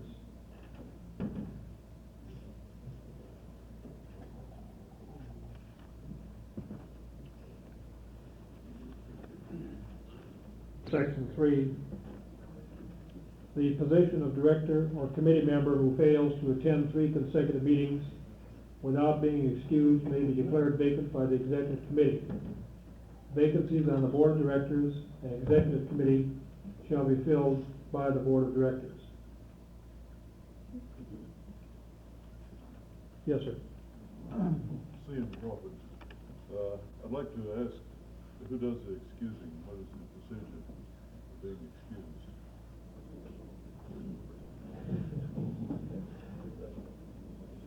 Board of directors.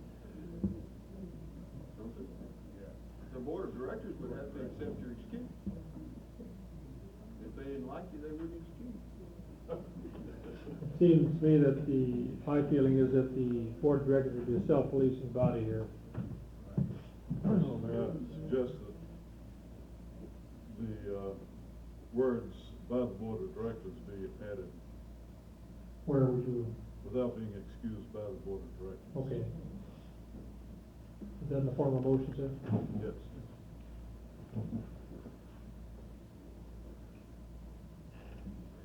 His motion was, or amendment was that afterwards, without being excused, comma, by the board of directors, would be inserted there. Is there a second? Okay, thank you. Any discussion? Question? All right, the motion then will read as follows, or the amendment, section 3 of Article 5 will read as follows, as amended here. The position of director or committee member who fails to attend 3 consecutive meetings without being excused by the board of directors may be declared vacant by the executive committee.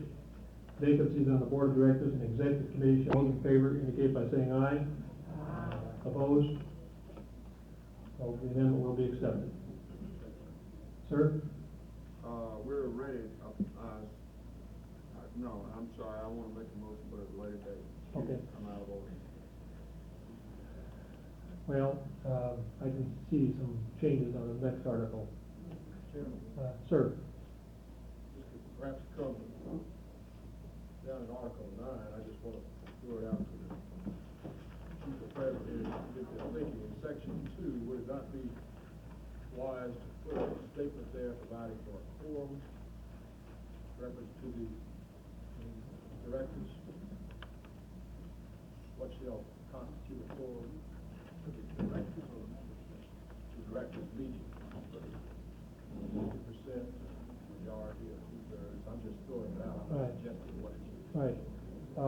If we go on the rest of this first and get to that? Okay.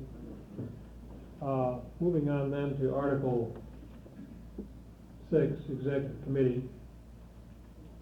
And I realize there will probably be some changes here as a result of previous action, but we can take care of that. The 4 officers and 3 directors elected by the board from this membership shall constitute an executive committee. May appoint special committees as appropriate.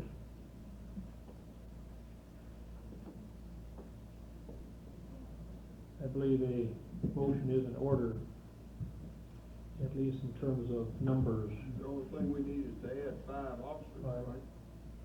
Four directors.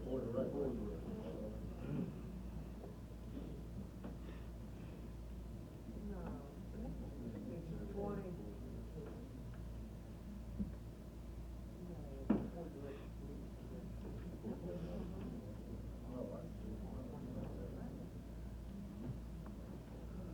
Well, on this, Yes, sir. I think that 4 directors, there should be 4 directors from congressional districts, wouldn't it?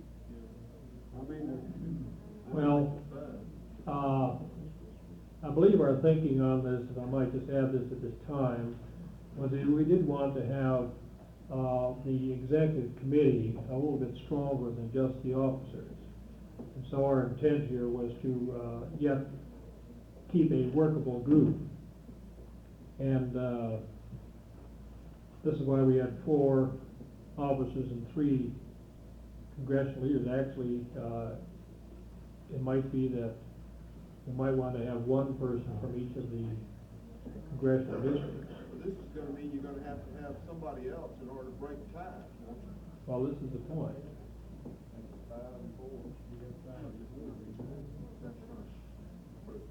The other thing would be to, as you elect your board of directors to be representative on the executive committee, it would be at large apparently. And we're disregarding congressional lines if we're going to have 4. Dr. Eckert, doesn't the president vote to make or break a tie? So it would not matter how many, there would be even or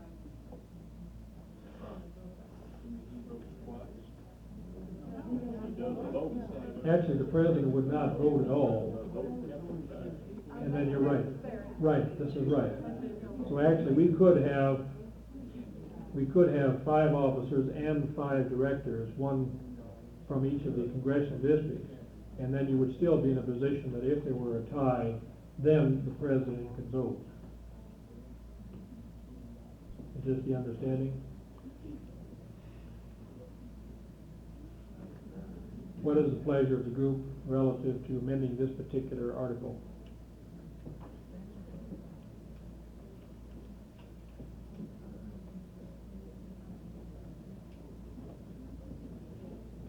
Is someone willing to make a motion for amendment to this Article 6?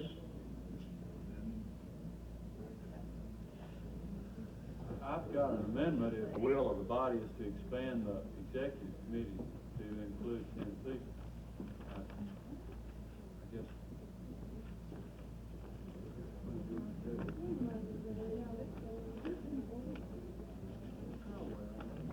6,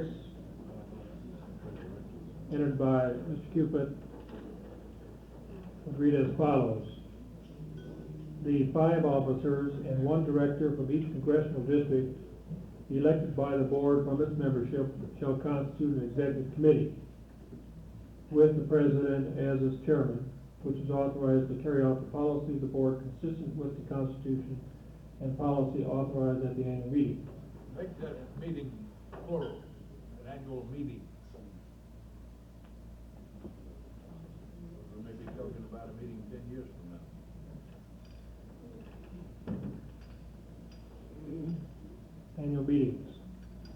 Right. then you just strike out annual. Annual, would be one.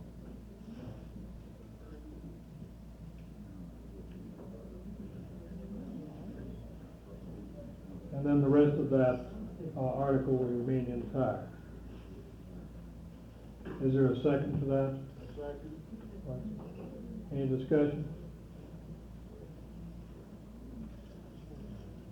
Sir? If we have 5 officers and 5 directors on the executive committee, that's, nearly half of the, board of directors. One of the main purposes of an executive committee is to have a group small enough that you can get them together, on short notice and act. It seems to me it might be preferable to, amend the amendment to drop the 5 directors down to the original 3 in order to keep the executive committee small enough to have this flexibility. Are we willing to accept that amendment to the amendment? Well, we could just, withdraw the amendment because the only All right. purpose was to expand it. Right. Which, three, directors would you have though, from which 3 districts? Elected at large, didn't you These say? elected at large, this is my understanding anyway. It would still be necessary to have an amendment, though, to amend the 4 to 5 for the officers. I can see some problems, but as far as congressional districts are concerned, but I don't know. All right, let's vote on the first. We do have amendment on the floor. Let's vote on the first one and then see what goes, and if it doesn't go, we'll go with the other one. All right, the first amendment as it stands on the floor right now has this slight change. The 5 officers and 1 director from each congressional district elected by the board from its membership shall constitute an executive committee with the president as its chairman, which is authorized to carry out the policy of the board consistent with the Constitution and policy authorized at the annual meetings. The executive committee shall meet on call of the president and shall function between meetings of the board of directors. The executive committee may appoint special committees as appropriate. Are you ready for the question? All those in favor indicate by saying aye. Aye. Opposed? No. The ayes have it. Mr. Chairman, I move that we adjourn for lunch, recess for All lunch. right. In view of the time, since we had indicated to the management that we would try to be ready for lunch at this time, let's adjourn for the time being, please. As you're probably well aware, we are a little bit behind by right now, according to our agenda. We're supposed to be through with the Constitution. We're supposed to have already elected a board of directors, and obviously we're not that far. I hope we get out of here before it gets too dark. However, I do want to move into this particular phase of our program, of the most important, one of the most important events of the day, and that is to present our speaker for today to give us a sort of shot in the arm, which always helps. Barring a few flight problems, our speaker did arrive last night, and so I'm sure by now she has some consumer complaints relative to several activities that she went through in the last 24 hours. Our speaker is the Executive Director of the President's Committee on Consumer Interests. Before joining the committee staff, she represented indigent defendants in the District of Columbia court system and was on the staff of the Assistant Secretary for Education, Department of Health, Education, and Welfare. She received an A.B. from Duke University, where she was a member of Phi Beta Kappa and president of the Student Government Association. She received an M.A. in Education from Harvard University an LLB from Harvard Law School, and attended Oxford University International Graduate Summer School, Oxford, England. She is a member of the District of Columbia Bar Association and the American Bar Association Committee on Consumer Bankruptcy. It is indeed my pleasure to present Miss Elizabeth Hanford.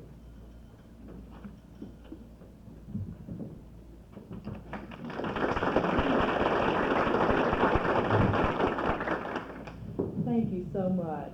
First, I want to congratulate you on the very noteworthy contributions that you are making to the consumer here today and your plans for the future, and to tell you just how delighted I am to have been asked to speak to your first annual meeting. And I feel that the Mississippi Consumer Association, with such outstanding leaders as Tom Knight, with whom I had a delightful visit last night, and Dr. Sidney Eckert, Dr. Mary Gale, and Dr. I believe it's Phoebe Harris, and also Carmen Ronkin and others that I've heard a great deal about.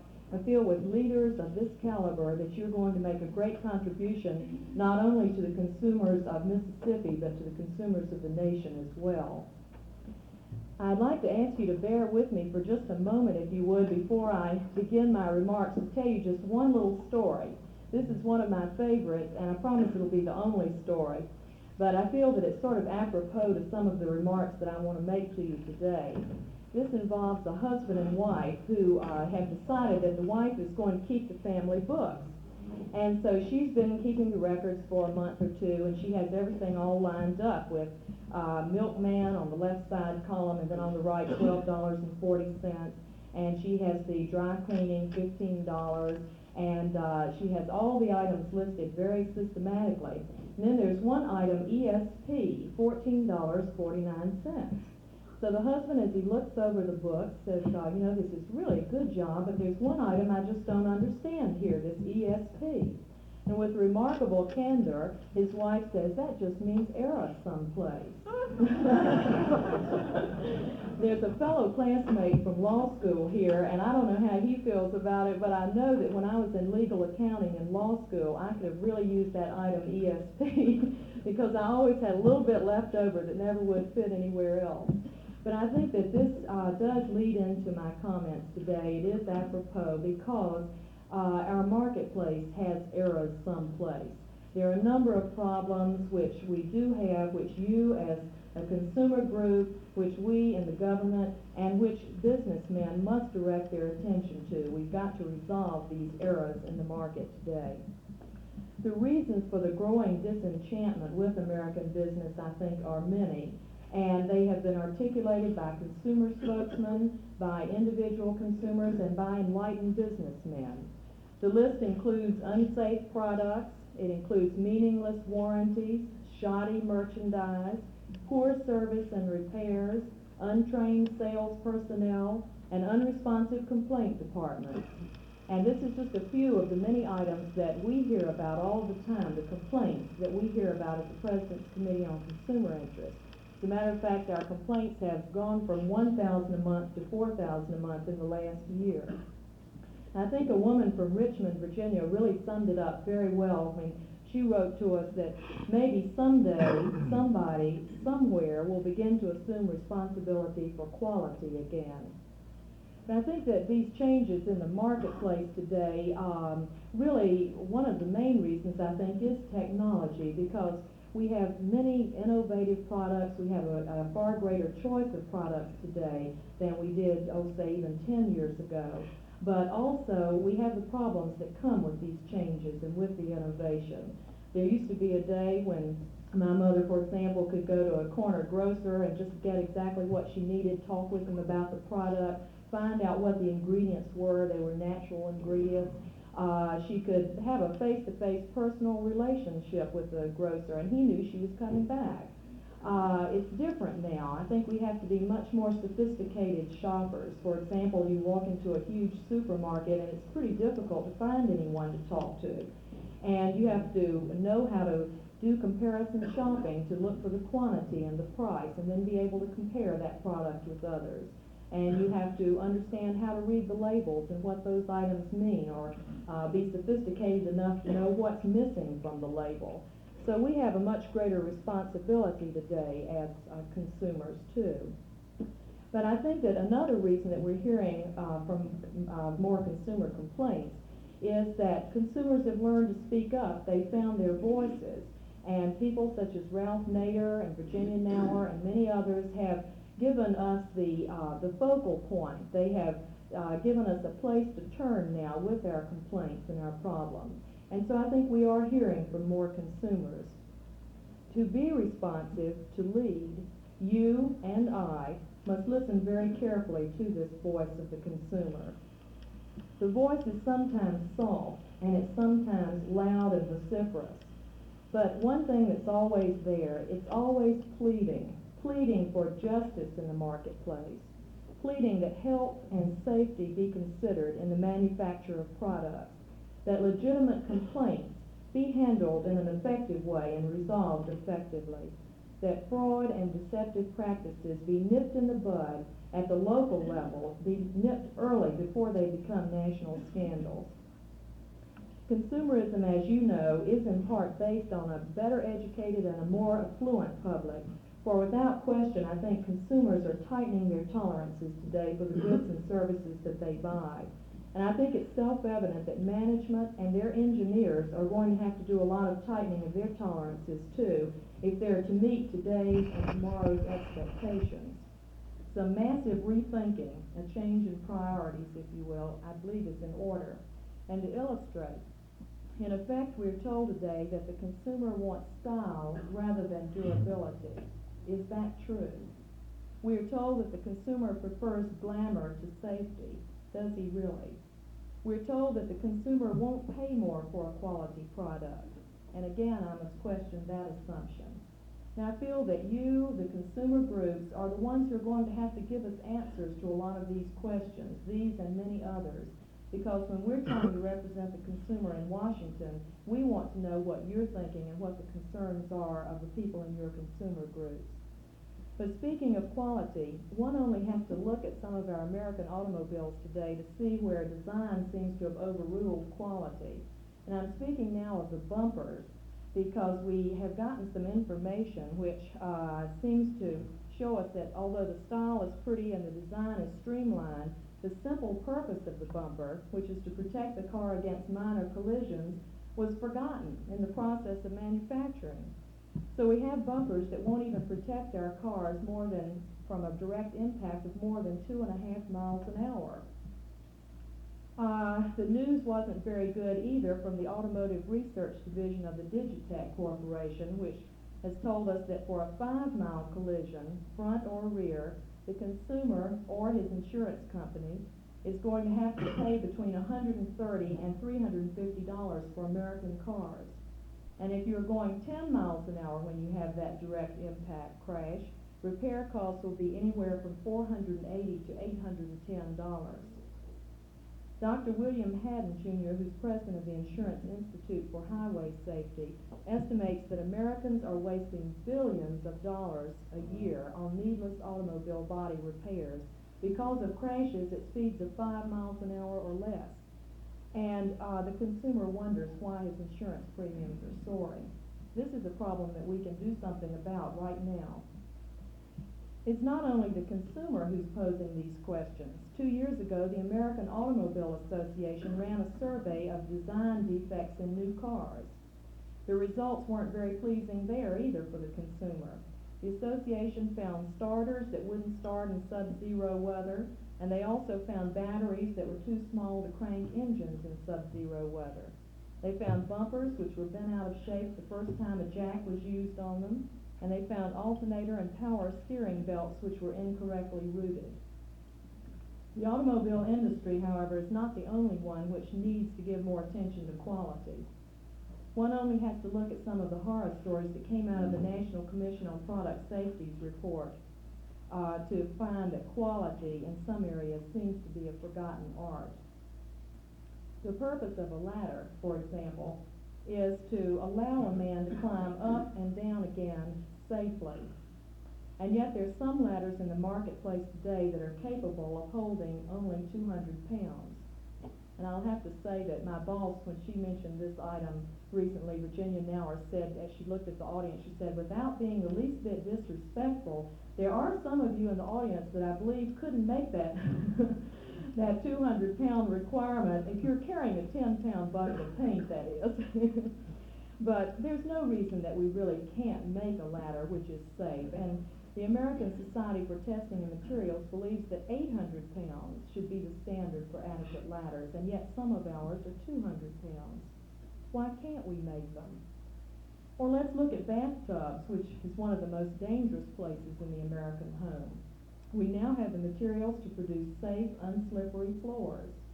Or at least we can certainly install safety grips for the very young and for the elderly. But how many bathtubs do you see today that have this type of equipment? Another example is the baby's crib, which has slats that are more than 3.5 inches apart. We've had some very unfortunate and fatal accidents because babies do squirm and they sometimes get their heads between those slats. And that's a very easy item to remedy. Now turning from the topic of unsafe products, another major problem is the lack of available product information. Faced with this constantly changing technological marketplace, a wide variety of brand names, and a wealth of complex technical components, the consumer often feels totally inadequate. He just doesn't have the information to understand these complex products. And I think as we look around, we just don't see very many sources of this information. Often it's completely lacking. The main source of information readily available to consumers is often a product's advertising. And I don't think that anyone today would pretend that our advertising methods and techniques give the consumer the type of information that he wants and needs. I'd like to dwell on this subject of advertising for a few moments, if I could, since it exerts such an influence on the American consumer today. As you know, disenchantment is the byproduct of advertising claims which cannot be fulfilled. Instead of disclosing the terms of a product's warranty or guarantee, I'm afraid that too many advertisements promise the undeliverable. Instead of explaining a product's competitive qualitative factors, advertising too often gives the consumer little more than sensationalism and sex appeal. Instead of offering information, advertising too often offers irrelevancy. Miles Kirkpatrick, who, as you know, is the chairman of the Federal Trade Commission, said recently to the International Newspaper Advertising Executives that what he calls shoddy advertising cannot help but affect the average consumer's impression of American business and the American businessman. And I'd like to quote from him. He said, "I, along with what I am sure are many millions of Americans, am far from happy with a good deal of what I see and hear. Much, quite frankly, repels me as insulting to good taste and good judgment. Far from giving even the minimum of information upon which an interested person might make a selection of products among alternatives, the effort appears frequently to be to obscure the relevant information and to bring other considerations to the foreground," unquote. Is it unreasonable to ask that advertising and other sources of consumer information contain facts instead of fiction? The youth of today are decrying what's commonly called the false of the system. These, to quote today's cliches, range from hypocrisy to arrogance. Again, to quote the cliches, the youth are demanding that relationships be relevant, and they want meaningful relationships. I think the implications are clear with regard to advertising, that what appealed to the market of yesterday is not going to appeal to the market of tomorrow, and sales pitches are really going to have to be updated to be successful. I was interested recently in a newspaper account in the Washington Post. It was a speech given by a Mrs. Davis of the Cadwell Davis Ad Agency before the Washington Advertising Club. And I'm sorry, it was Miss Cadwell, the other member. She claimed that advertising makes women look as if they have the mentality of a 6-year-old, or else they're suffering from brain damage. The new woman across America, she said, is no leather-jacketed militant, but she's going to refuse to identify with television's brain-damaged woman, unquote. I understand that recently in Camden, New Jersey, the local Better Business Bureau became so upset about certain extravagant claims made by the local appliance dealers that they made a public denouncement of the ads. And the dealers disagreed. One of them said, and I quote again, "We use such claims because this is what the people want to read. The consumer is gullible. People just go for that stuff in ads. It's not really deceptive to use such pricing claims, even though we really don't know if our prices are the lowest," unquote. The advertising firm Doyle Dane Bernbach recently wrote an ad which takes the opposite approach. It recognizes that today's educated consumer wants the truth. Today's consumer wants to be able to make rational choices in the marketplace, and he wants to see competition based on the quality and the merits of a product. Let me read to you that ad, which was entitled "Do This or Die," and it's rather lengthy, but I think it's such a good point that I'd like to read it to you, and I apologize to those of you who have already seen it. The ad began by asking, "Is this ad some kind of trick?" Here are some excerpts from the answer, and I quote, "No, but it could have been." And at exactly that point rests a do or die decision for American business. We in advertising, together with our clients, have all the power and skill to trick the people, or so we think. But we're wrong. We can't fool any of the people any of the time. We are a nation of smart people, and most smart people ignore most advertising because most advertising ignores smart people. Instead, we talk to each other. The messages we put on those television tubes must be the truth, for if we play tricks with the truth, we die. Now the other side of the coin. Telling the truth about a product demands a product that's worth telling the truth about. Sadly, so many products aren't. So many products don't do anything better or anything different. So many don't work quite right, or don't last, or simply don't matter. If we also play this trick, we also die, because advertising only helps a bad product fail faster. No donkey chases the carrot forever. He catches on and quits. That's the lesson to remember. Unless we do, we die, unquote. And that was from an advertising agency. A number of advertisers have also pinpointed this trend, and their ads are providing information for the consumer. For example, Del Monte is telling its consumers about its quality standards for purchasing food. Hill's Supermarket in New York tells consumers what quality characteristics to look for in their meat and fish. ITT talks about its quality control procedures, which are aimed at a zero defects program. Allstate Insurance tells consumers it will offer 20% discounts on automobile insurance rates for cars with effective bumpers. Not long ago, Bloomingdale's ran an ad with fire safety as the prime selling theme for Cameo curtains, and the excellent results surprised even Bloomingdale's and Cameo. Jerry Applebaum, who's their drapery and curtain buyer, corroborated these results. He said that when sales personnel are knowledgeable and enthusiastic about product merits, they will sell on that basis. Most salespeople, however, don't think of selling such features as fire safety unless it's been brought to their attention. The enlightened businessman does know that it's smart business to exert that extra effort now toward making certain that advertising, packaging and labeling, and information at the point of sale all tell it and show it like it is.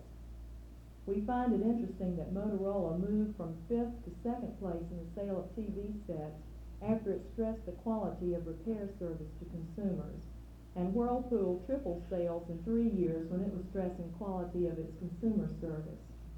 And any manufacturer knows what happens to its product after Consumer Reports has given approval to it. The sales go right up.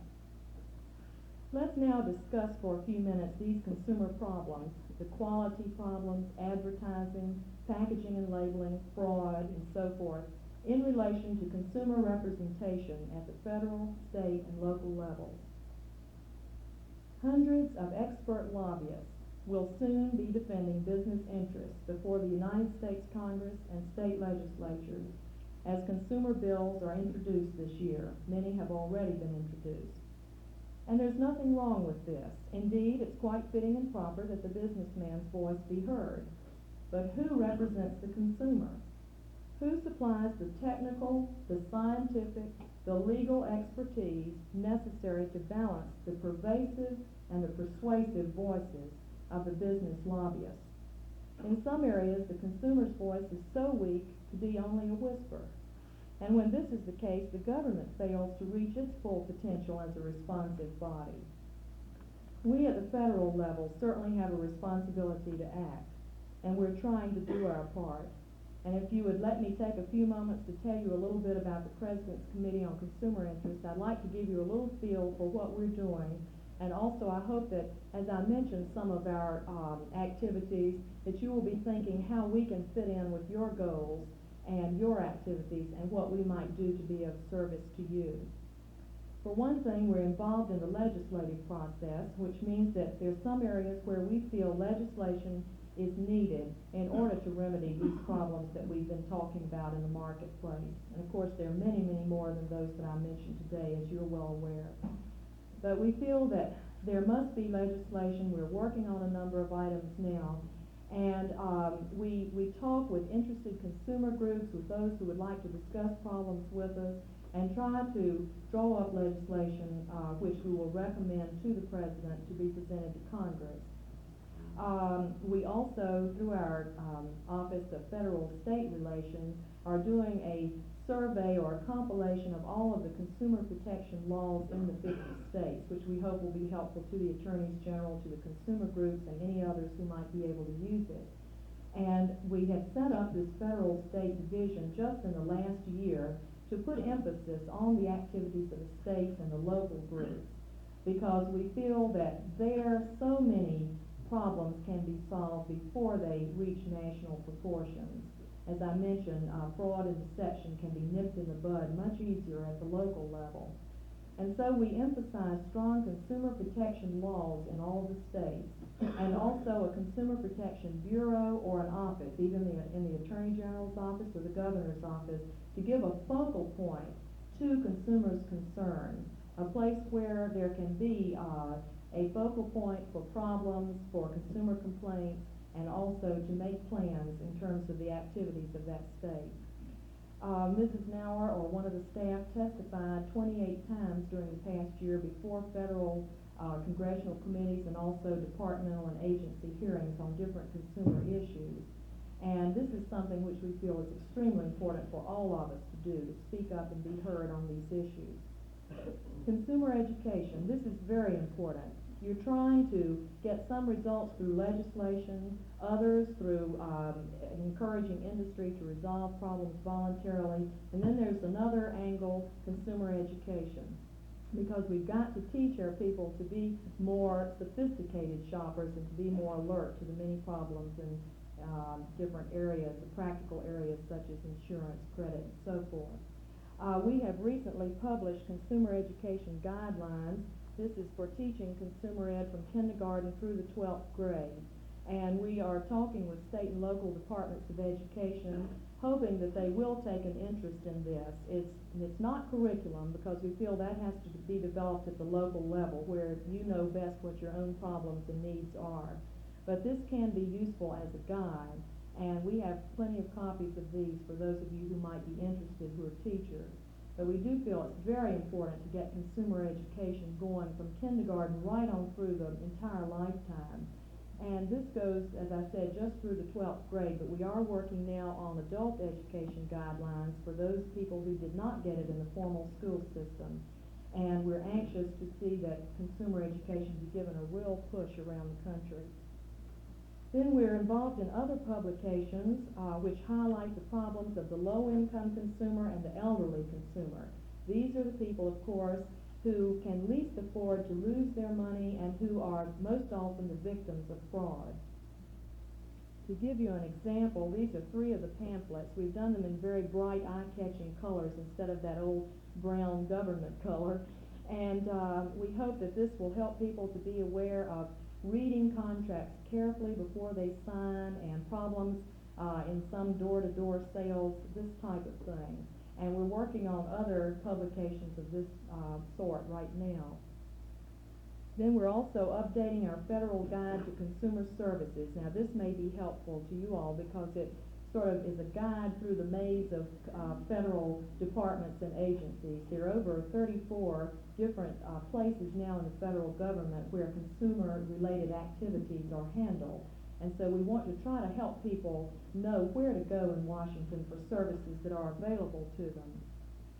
Then we've recently started a program which is release of product information. You may have heard something about this just recently.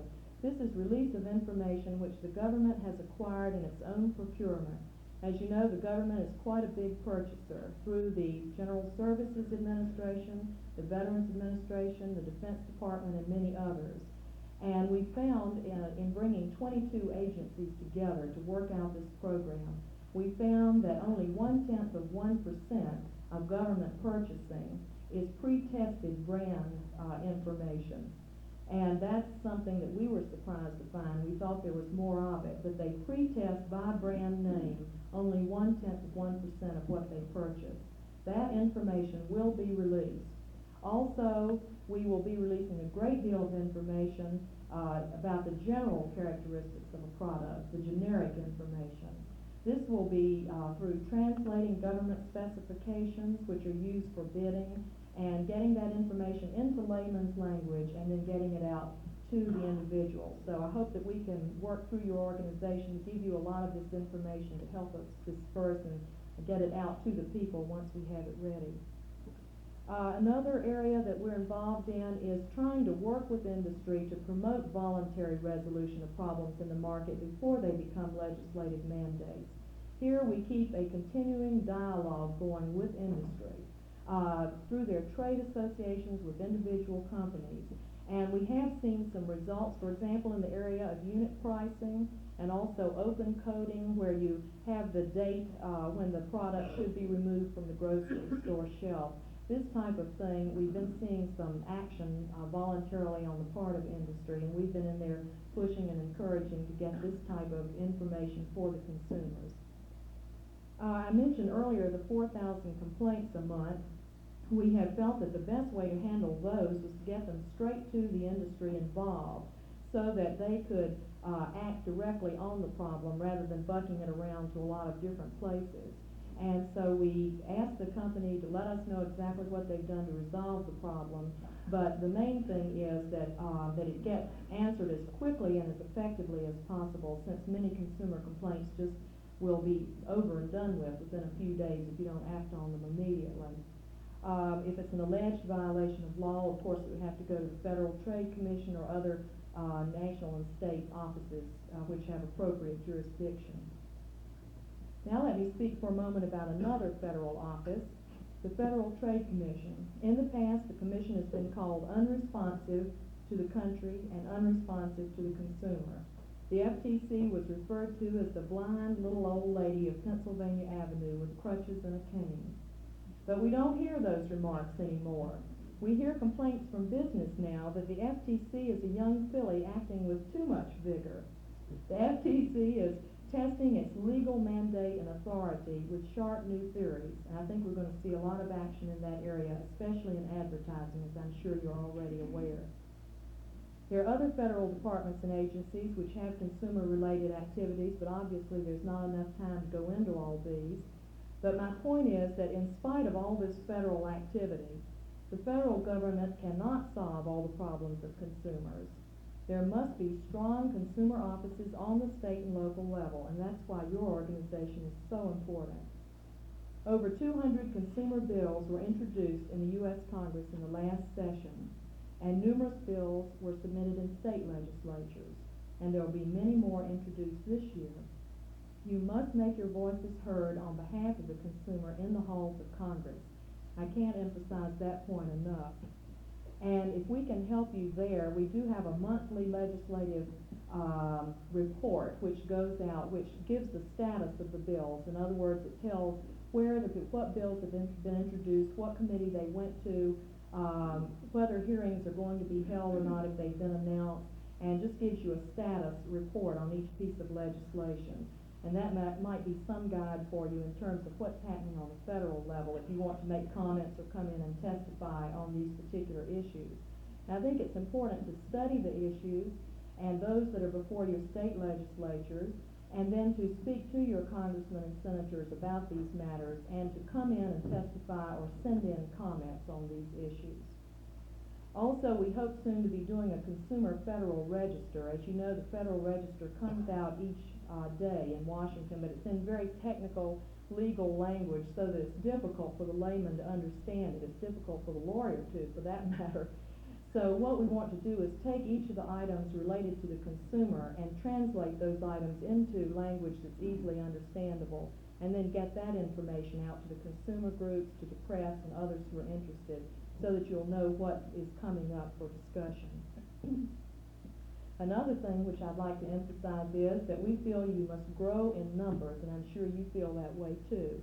That the more numbers you have, the greater is your ability to exercise decisive influence on those who create policy in your state and local areas and at the federal level. And the more members you have, the greater your ability to collect funds to finance those projects and activities which are going to be so important to you and to all consumers. I brought with me another publication here, which is How to Form a Consumer Organization, and I think some of you met Chuck Cavanero back in October when he was here at your planning meeting. He is director of our Voluntary Organizations Division and works with the consumer groups around the country, and Chuck wrote this manual, which he hoped might be of some help to you. We feel that if you prosper and grow, consumers all across the country are going to prosper and grow. To become a strong, viable force in your state and your community, you must first of all have experts who can use the law against those who would misuse the law, experts who can combat propaganda with truth. In closing, let me just say again how pleased I am to be in on the beginning of such an important undertaking. We've already mentioned it in a number of speeches around the country that we're excited about this group which is organizing in Mississippi, and I assure you that our door is always open to you. I, Virginia Maurer, any other members of the President's Committee on Consumer Interest would be most happy to help you if you find ways that we can be of service to you. What you do here today is vitally important, because if your beginning is successful, the chances are excellent that your history is going to be successful. And I'd just like to wish you good luck, and please let us know if we can do anything at all to help. Thank you so much.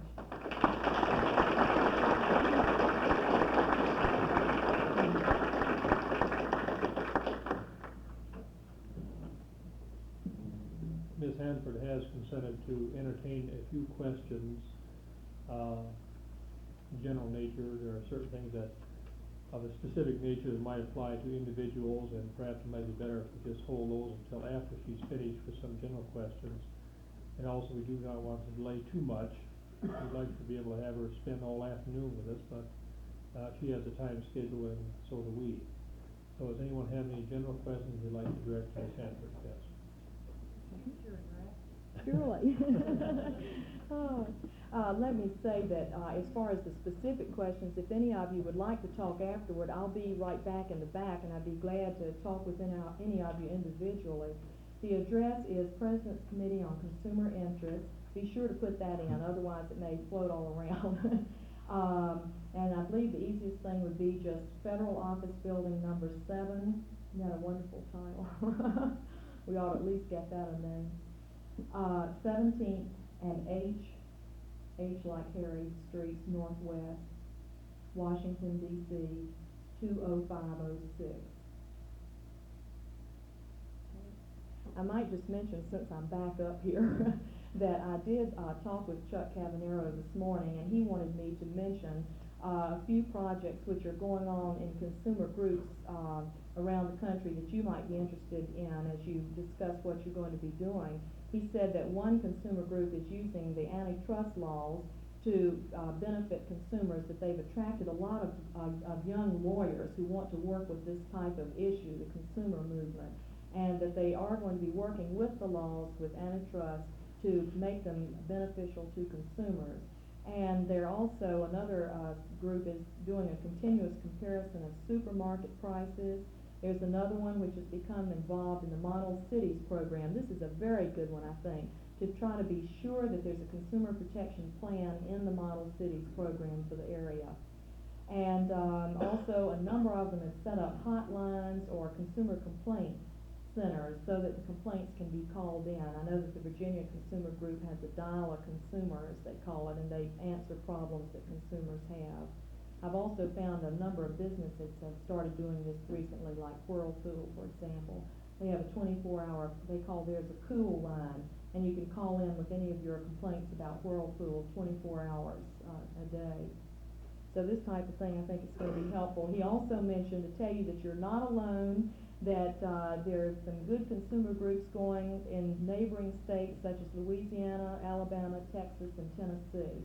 And these are groups that might be helpful to look toward too as you make your plans, because they have been in existence a little longer and may have some good ideas for you.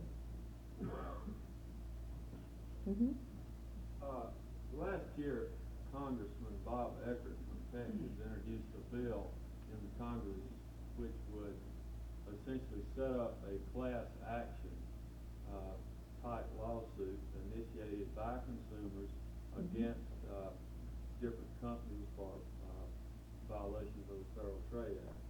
The administration opposed that bill, preferring to vest into the office of the Attorney General the power to initiate these suits. My question is, does the administration intend this year to continue opposing the Eckert type bill, which would vest in the individual consumer or either a class represented by him?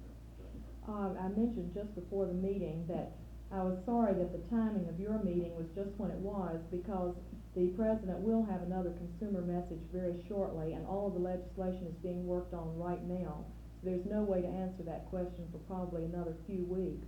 But all of these ideas are being discussed right now, and as you know, the bill that we had last year provided that there would be a case for an injunction first by the FTC or the Justice Department, and that once that injunction was obtained, it could be used as prima facie evidence for the consumers who would come together as a class and bring a suit following the suit for an injunction. And there were people who did feel that this could be helpful in terms of giving all of that evidence and everything that had been developed in that first suit to the consumers, which would save a lot of money and time for them, and that at the same time it would prevent, and I hate to say that there might be some shyster lawyers since I'm a lawyer myself, but it was felt that there might be some who would try to take advantage of a wide open class action bill to do a lot of harassment and to clog the federal courts with a lot of cases that should have been handled, that should not have been brought in the first place. So there are two sides to the question, and all of this is being debated now, and I think we're going to come up with some good, strong legislation, but unfortunately I can't talk about it while it's still in the formative process. Maybe I could rephrase that and ask, based on your personal experience with Washington Legal Services or that type work, would you personally favor a bill to allow class action to be initiated by consumers? I think you'd understand why I'm not going to answer that question, because I feel right now that I am a part of the process of developing this legislation, and I'm really not in a position right now to go off on my own talking about the ins and outs. But I think that class action is certainly one remedy. It's something that can be a strong measure. Also, there are problems with it. The judge, as you know, has the ultimate discretion. A lot of cases have been brought where the judge did not feel it was wise to hear them. And so there are problems back and forth. I think there are other areas that we need to be working on too, such as our small claims court. Because here is a remedy which is, could be very effective, and yet it's not working very well right now. And so we have a need to review the whole spectrum of legal remedies. That I can say very freely, because I think this is something that we're going to have to come to at some point to discuss, more than just in the class action area. We're going to have to discuss all areas of it. But I am involved in these discussions right now, and I can certainly see that there are a number of angles to be considered, which I want to think out thoroughly along with the others who are involved in it. And I just hope we can come up with the best answer, but I think we're going to have a good, strong program. We should have that in a few weeks. It's our hope that we can have it out very shortly now. Okay, if anyone would like to ask other questions, I'll be glad to be at the back. One question. Why is the administration opposed to this, I've forgotten how it was worded, but to a separate commission representing the consumer rather, why do they want it to keep it within the executive branch instead of having a separate separate commission with separate authority? A separate office? Well, as you know, the president right now is talking about a reorganization of the government because we do have so many agencies and departments. The government seems to keep growing all the time, but when it's needed, it has to be done. Now, the thing is that there is an office in the White House now which can have a lot of clout in terms of being able to say, this is the White House calling. You'd be surprised how fast you can get action with that type of clout. This is important, and it also puts you in a position to be able to coordinate the activities of all of these 34 consumer-oriented agencies and departments that I was talking about. We have a lot of overlap, a lot of duplication right now in the federal government, and it's extremely important that somebody try to pull those together and eliminate the duplication, and also provide for programs that are not set up now that maybe are needed, certain areas where there are gaps. It would take a White House office, I believe, to do that, because you can't very well, as another agency, coordinate the others. You're an equal with them then. This way, you can call in the secretaries of two departments and ask them to sit down and discuss it with you. You can go right to the top. So there are advantages in being a White House office. It has been. It was set up in 1964.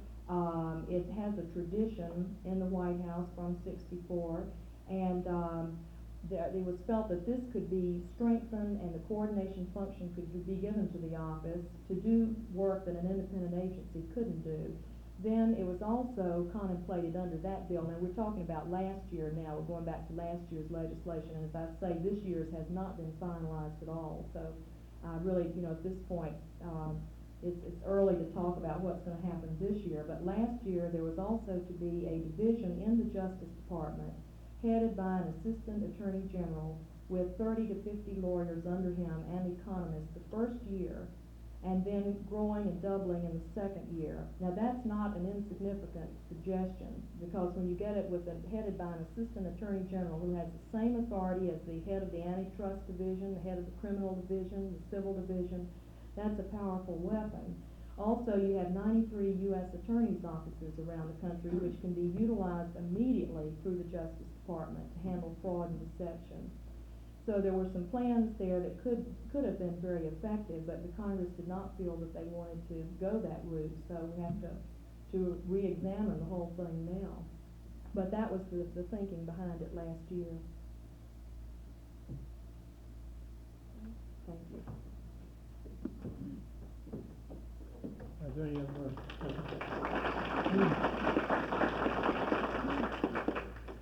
Ms. Hanford, we certainly appreciate the comments you made, and certainly appreciate the help that your office has given to our organization in getting started. I know that I've spent hours, literally, talking from my office to someone in Washington, D.C. I hate to have to pay that telephone bill myself. And we have a system whereby we can practice consumerism in terms of cutting the cost of telephone bills. As Ms. Hanford indicated, she would be willing to spend a few moments talking to some of you individually if you like. Let's just take about a 5-minute stand-up break here, and then we'll resume, hopefully, our discussion of the Constitution. Thank you. Pardon me, Article 6. I believe Mr. Ramsey has a motion. Mr. Chairman, we have an awful lot of work to do yet here this afternoon. We have yet to elect board of directors. A number of things we'll have to do, and we have a number of people that have a long ways to travel. And in order to expedite the meeting, I'd like to offer a motion that the Constitution be adopted as has been amended, and that you appoint a subcommittee to review the document. If there's anyone thinks it ought to be amended further, that they report back to that meeting. Is there a second to that motion? All right. Any further discussion? Yes, sir. I'm one of those who thinks the document should be amended further, although I have a pretty good way to travel also. I would like to know a little bit more about what the instructions are of this committee. And my particular concern really has to do with an amendment that I want to offer, which I think it might be most important to have it effective from and after the first date of this meeting. I do have Ms. Robertson's motion up here, and I'm inclined to agree with Mr. Robertson. It has some bearing upon future meetings. Yes. I have another one in addition to that. All right. Well, I know of one anyway. And I also agree with Ms. Ramsey that we do have a lot to do. We do have a motion on the floor at this time, and there is a second. Shall we vote on the question, or does anyone else want to make any comments further? Yes, sir. I would like to offer a motion to amend Mr. Ramsey's motion to the effect that further discussions and consideration of the Constitution be limited to another 20 minutes. I'll go along with that. All right, we'll do amend there. 15, 20 minutes. Thing I'm trying to do is get it. All right, I agree with you. Finish the business. We've got people living in northeast Mississippi and places like that that need to get All right, can we, just among ourselves, agree that we will cease any debate on this day at 2:15? I'll withdraw my motion. All right. I thought it might. Let's do this expedite, and I understand fully the reason for the motion. As it looks right now, I have two motions, two amendments here and another one forthcoming. Perhaps we can take these one by one.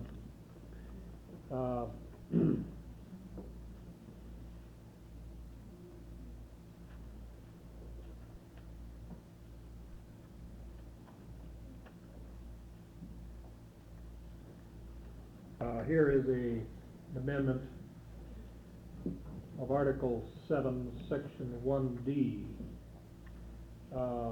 offered by Dr. Crawford. Should be Article 8. Pardon me, Article 8, yeah.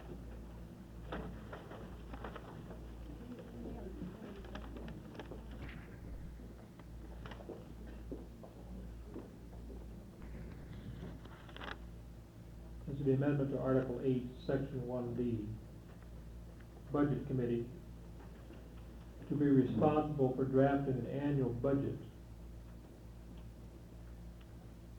Period. This committee shall be chaired by the treasurer. Simply a matter of Semantics, clarifying right. wording. Right.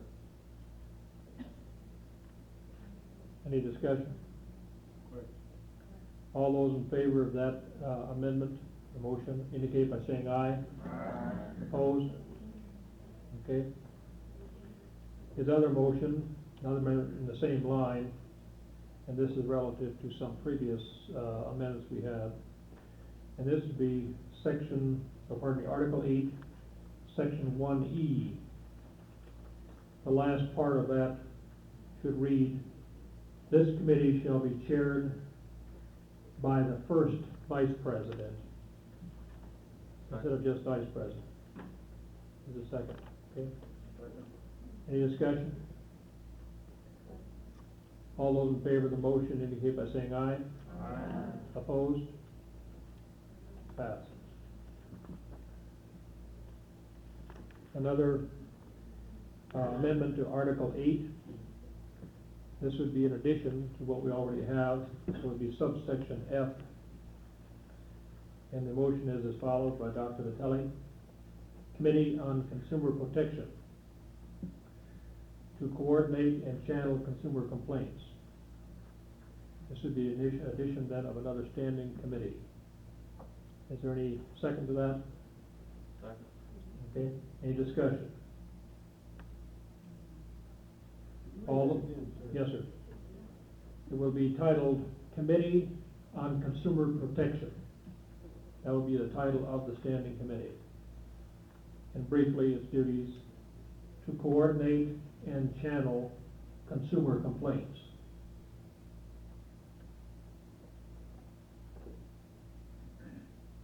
All those in favor of the motion indicate by saying aye. Aye. Opposed? Stands.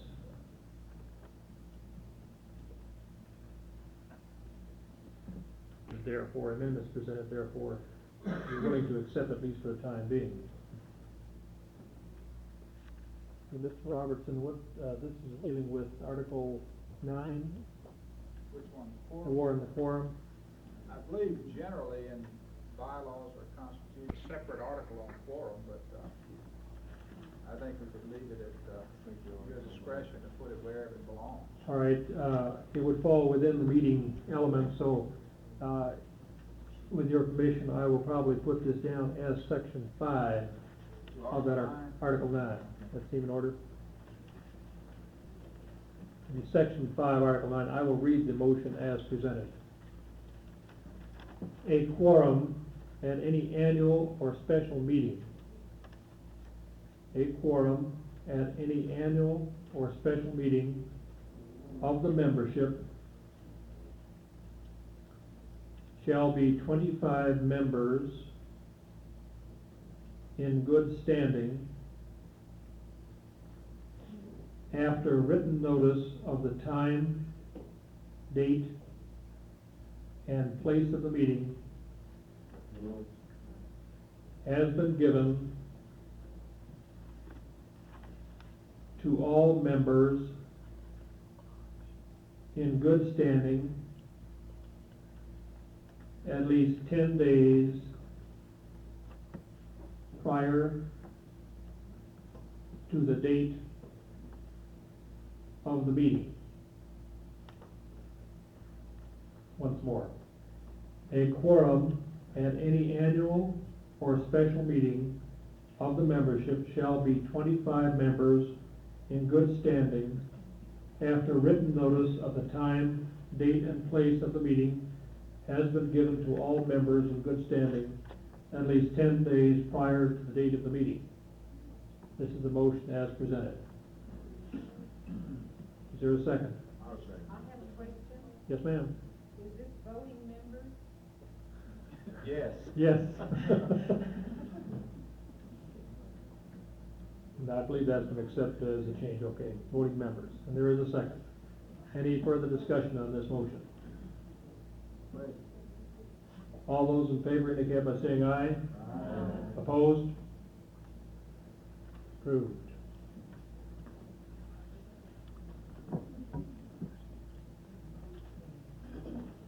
On this next one, it's a separate article, is that right, Mr. Robertson? Yes, that's correct. This next one would be Article 11.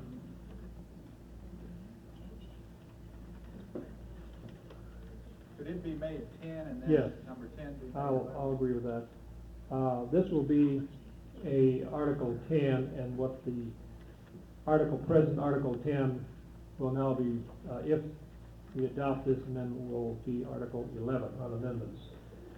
But this will be a new Article 10. The officers, directors, executive committee, nor any member of this association shall not take public positions in the name of the association on pending legislation unless the majority of the membership has endorsed such action in advance. I'll read that again so you can get the continuity there. The officers, directors, executive committee, nor any member of this association shall not take public positions in the name of the association on pending legislation unless the majority of the membership has endorsed such action in advance. This is the motion for new Article 10. Is there a second? Got a question on that. Did you get a second to that, Mr.? I did not get a second. I'll second it. All right, sir. I didn't put it in. Any discussion? Yes, I think very much, you don't wanna do this, if you're gonna really get anything done, you're gonna tie the hands of your board of directors.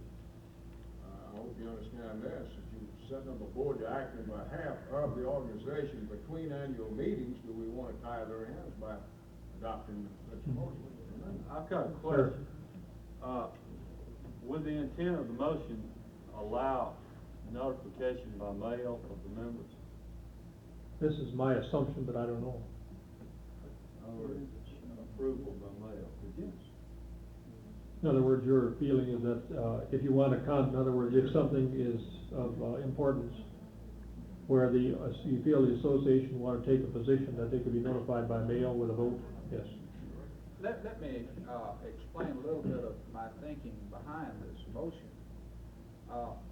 As Ms. Hanford said, there are many consumer bills being offered in the federal Congress and in the state legislature. And if any of you have ever tried to go through any of these bills, they are very complex, they are very technical, and they are very controversial in many respects.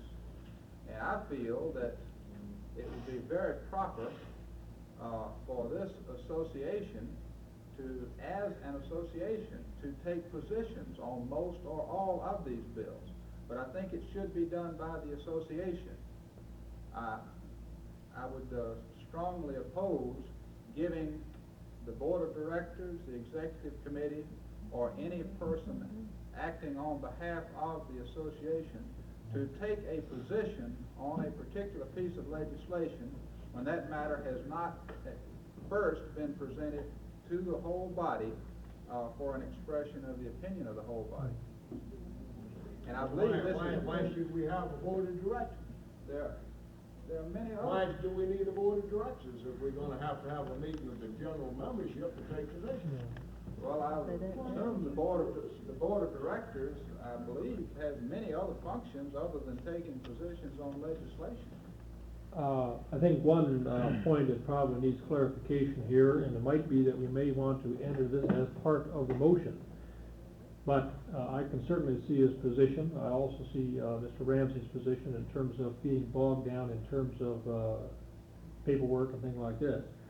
But it seems to me that the intent of this motion, as I interpret it, would mean that the membership can be duly notified to releases of some kind from the board and or the executive committee saying, would you please indicate your vote whether you support or do not support this particular piece of legislation, which will be pending at the next legislative meeting. Yes or no? I mean, this is my own opinion. Yes, sir. Is the maker's intent that every member of the organization out in the field to cast a vote on this by mail or how? And also, I would suggest that, taking his words for it, that these bills are very complicated. How would I know as a rank and file member whether I was for or against the bills? Because I haven't seen it, I haven't read it, I don't know anything about it. So I wouldn't be qualified to cast a vote, even, as a rank and file member of this organization. So I think the board of directors, as Mr. Ramsey said, if we don't vest that trust and all in our board of directors, we don't need a board of directors.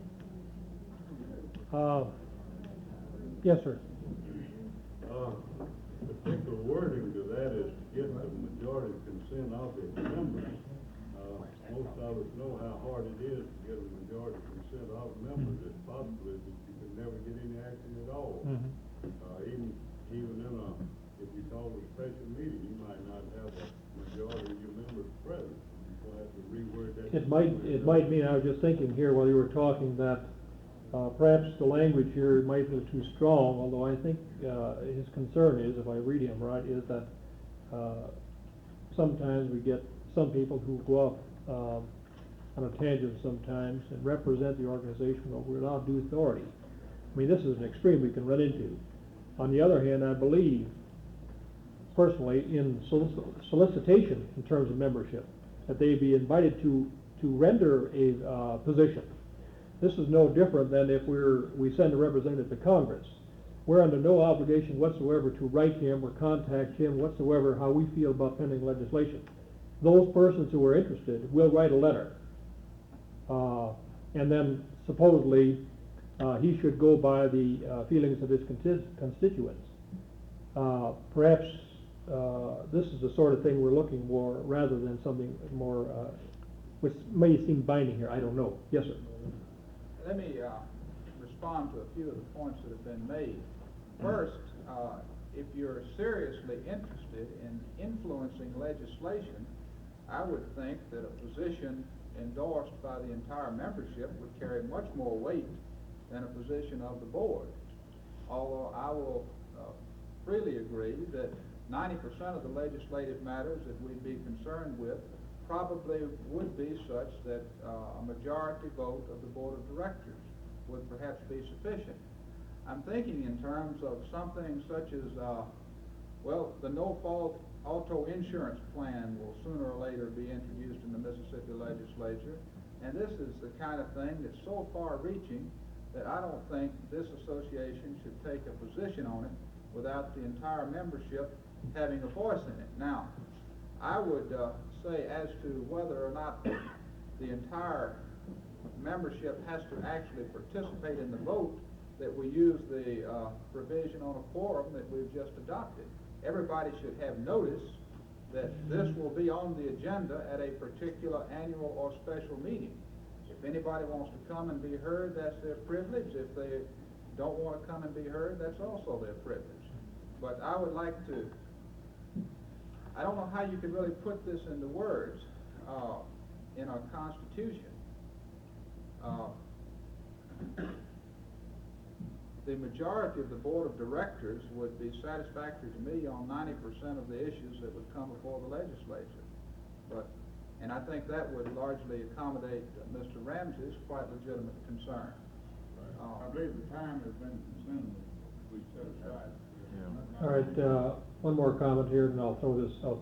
Now, to respond to you, Mr. Robertson, if an issue was of such magnitude that would be necessary, that we felt that some of the members felt it was of such magnitude that the entire membership should express an opinion, we could always do this, and I believe that the board of directors would abide by the decision of the members. I think so. That I would, if you had mentioned that you would modify change the term from membership to directors, and one of my interests in this is that we don't take any premature stand on any type of controversial piece of legislation, and to ensure that it gets it's properly considered and carefully considered before we take any kind of position on this stand, whatever it may be. Actually, when we can decide this, we will just put the motion to a vote as presented, unless you wish to modify your I would like to modify it as Dr. Jones has stated, from membership to directors. Majority of the directors, is this what you're saying? I'd certainly support that. All right. All right, I'll read the motion then as amended. The officers, directors, executive committee, nor any member of the association shall not take public positions in the name of the association on pending legislation unless the majority of the directors has endorsed such action in advance. All those in favor of this motion indicate by saying aye. Aye. Opposed? No. All right, the ayes have it. That will be our Article 10. In agreement then with our previous comments, that we would cease any debate on the Constitution at this time, the chair would like to recognize a motion relative to the entire Constitution. I'll give the motion and I'll direct it, Mr. Chairman, that the Constitution be adopted as amended. So there's a second, okay. Any further discussion? All those then in favor, the motion being that we adopt the Constitution as amended. All indicate by saying aye. Aye. Opposed? So approved. Mr. Chairman, Sir? I'd like to move that some members have already had to leave due to other commitments. Some of us who live in North Mississippi are going to have to leave due to the distance and other commitments. I would like to move that the final draft of this Constitution, a copy of it be mailed to everyone who is registered here today. Second that, Mr. All right. Chairman. Any further discussion on that? I think this is in order. All those in favor indicate by saying aye. Aye. Opposed? So be it. Our next order of business then is to nominate and elect a board of directors. And it is the decision of the chair and the other members of the, or some members rather, of the steering committee, is that we probably proceed on a district basis.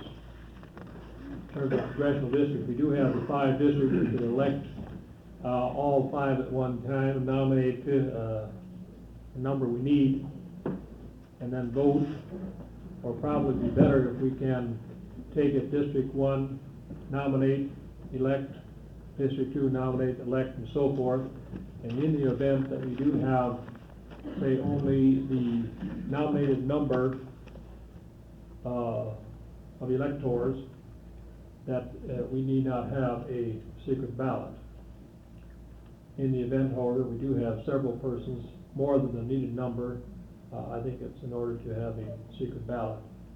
And we do have some pieces of paper prepared. It's just a matter of writing the people down. And I'd like to offer this as a suggestion to expedite on this, that each of you would have, well, potentially 5 pieces of paper. And as the nominees are named, and no one withdraws their name, if you write these down, say for District 1, on one sheet of paper. And then, if there are, say, only 3 people, or 4, or whatever it is, we've got 4 now, I believe, from each district, that, and there are no more nominations, probably an order would be, amendment would be, or a motion would be in order to elect these by acclamation. In the event that, say, there are 5 or more persons, that we would write these names on the paper as they're given to you, and then strike out the name or names of those persons you would not want as your vote. Mr. Chairman, I'd Sir. like to offer you a suggestion. Yes, sir. That we're going to do this by congressional district, recess for a few short minutes, and then we have a caucus of the people from each district, and if All right. they come back and nominate who they would like to have on the board, and then we'll proceed to elect the other officers. I'm in agreement with that. Everyone seemed to be, his idea was that we had just adjourned for a few minutes, one person is nominated. Mr. J.O. Hitchcock for 1 year. Mrs. J.H. Helms for 2 years. Dr. Louise Burnett for 1 year. Mrs. Curtis Gordon for 2 years. For District 3, and Mr. Tom Knight for 2 years, Mrs. Dorothy Gray for 2 years, Mrs. Carmen Ronkin for 1 year, and Dr. Francis McGuffey for 1 year. District 4, Mr. L.D. Clark for 2 years, Mrs. Charlotte Harrison for 2 years, Mrs. Ollie Lane for 1 year, Mrs. Thelma Owens for 1 year.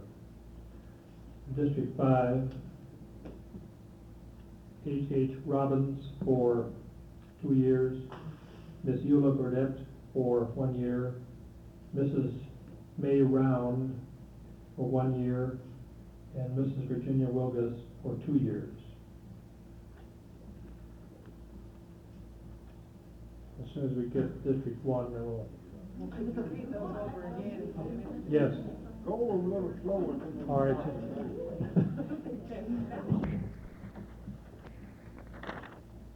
In District 1, Dr. Phoebe Harris for 1 year. Dr. Mary Gale. Dr. Mary Gale for 2 years.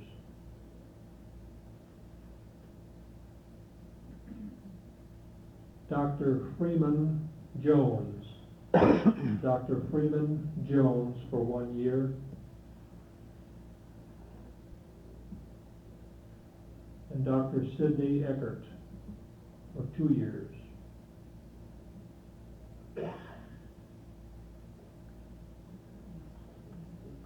These are the nominees for each district. Mr. Chairman, I move we accept those nominees by acclamation. Second, sir.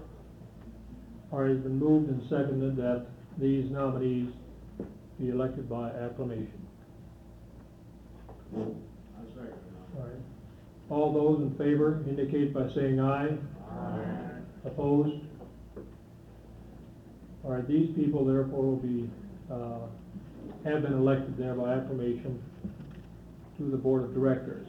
Now, it's from this group during this particular year, according to our amended Constitution, that we will elect the 5 officers.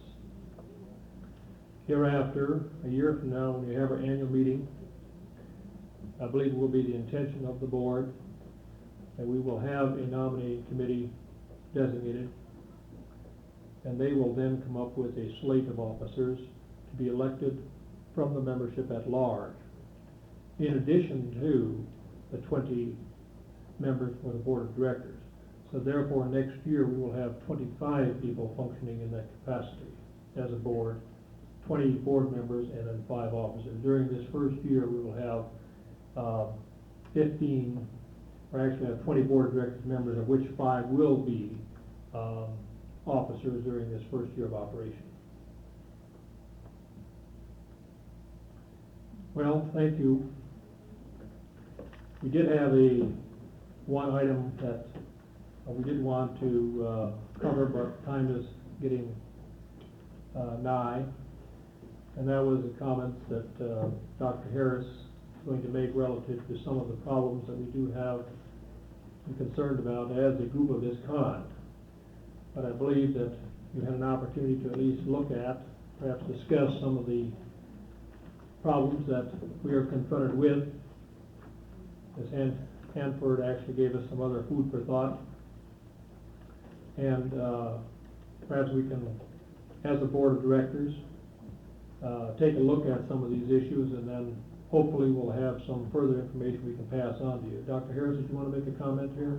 May I make a suggestion that each one look at this list and add any other issues and mail them back to a person that we designate, so that the Board of Directors will have something to go on concerning the will of the group. I think one of the things we'll have to do is that we will convene with the Board of Directors immediately following, and elect officers, and hopefully get some, at least, committee chairmanship started.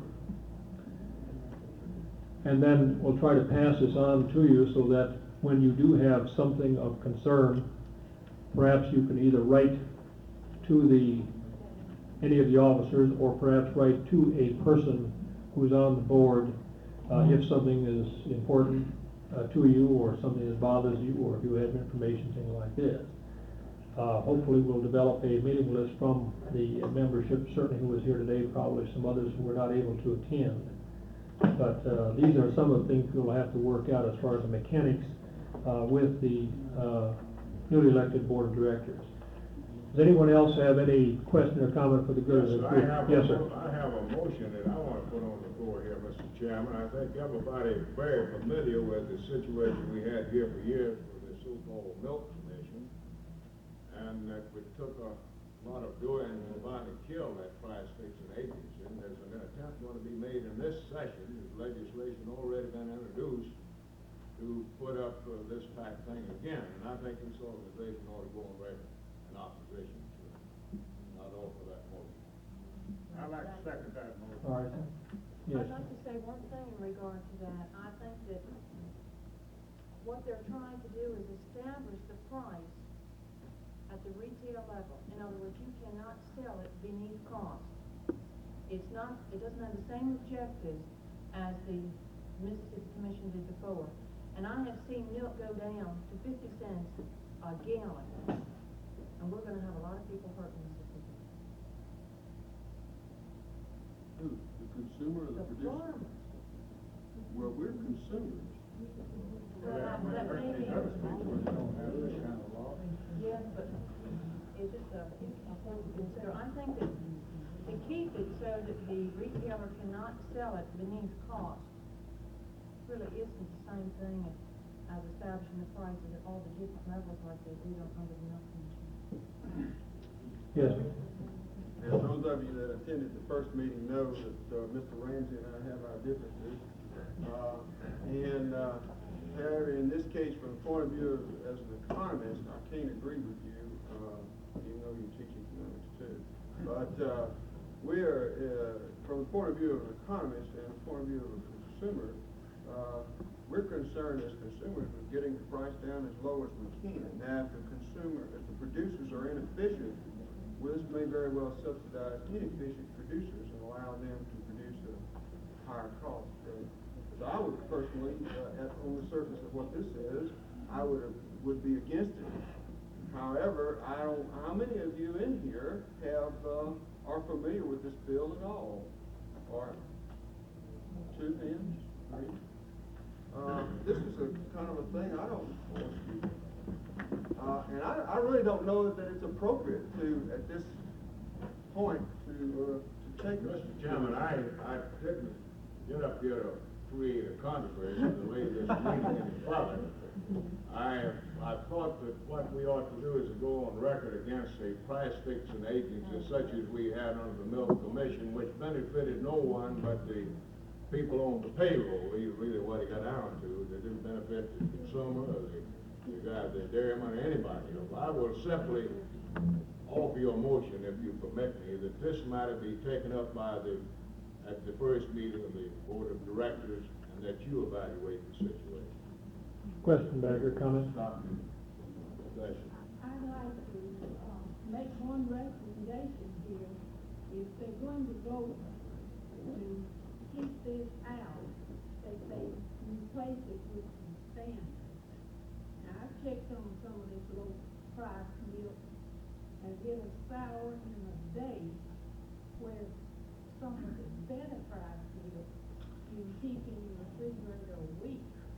And we're having to throw out, so before we stick our neck out, and that is designed to keep standards. And if you check with the people who originally, it wasn't, I don't believe the purpose of that, was for price fixing.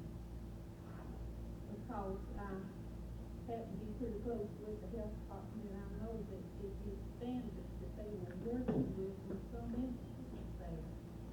And before we go on such a vote, I think we should recommend that they maintain, they're going to have low prices, that they maintain a high quality product.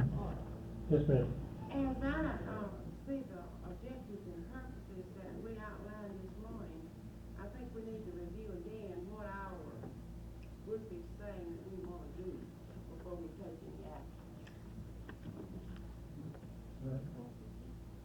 What's the motion now? I believe he amended his motion. Yes, I didn't want to delay this meeting anymore. I simply move that this matter of milk control legislation be considered by the meeting of the executive board. Is it the intent to ask the directors to take a position? No, I want them to study it, and if they think that it should take a position, then they take that position. But I'll give them a chance to study. All I know about it is what the article I read in the paper. We really need to read the bill. Right. Yes, sir. I'd like to suggest that anyone who has special information about any of the subjects that we take up, communicate this information to the board of directors, because otherwise they're likely to take some inadvised and inadvisable stands. Right. Well, I am in a position to get copies of the bill, and I shall provide copies of the bill to the All right, board. that'd be fine. I think that, in view of our, position and so forth, I do feel if we're going to take a position, we want to take a position of something we know about. I don't think we should be sticking our neck out just for the sake of taking a position. I think that, after all, if we do take a position as a board, indirectly we are representing the organization. I do believe we want to make sure we know what we're talking about. That's all there is to it. And I'm one of the first persons, I'm not going to say something if I don't know anything about it. That's all there is to it. And I think that the motion of remanding this to the board for further study, I think certainly is in order, and I believe the second, I think, was taken care of on that too. All those in favor of the motion then indicate by saying aye. Aye. Opposed? So be it. Mr. Chairman? Yes, sir. I don't want to cause controversy with Mr. Ramsey either, but the lady sitting next to Tom Knight's been here all day taking minutes of stuff we've been talking about. I'd like to suggest that FLCIO pay her overtime for this day. My friend, you're late. He gets overtime, my friend. Did you instruct that young man to find out what he's talking about before he talks? You should have taken lessons from the chairman. Don't speak till you know what I to understand say. she's on the payroll already this way. All right. Any other comments or questions you'd like to have presented to this time? I got one. Yes, sir. If we refer this to the board, since we don't have no authority to make any decisions on that, when the time comes up, we'll do it back. I didn't get that. Majority of the board members could render a decision in support of or disfavor of any pending legislation, but it had to be a majority of the board. And they also, that if it became apparent to the members of the board that this is something of a wide magnitude, it seemed understandable, at least to me anyway, that they would be in touch with the membership. Just majority of the board, majority of the membership. Majority of the board. Majority of the board was the decision we had on that amendment. Right, sir. Right. Any other comments or questions? Yes, sir. Move we adjourn. All right. Amen. All right, we stand adjourned.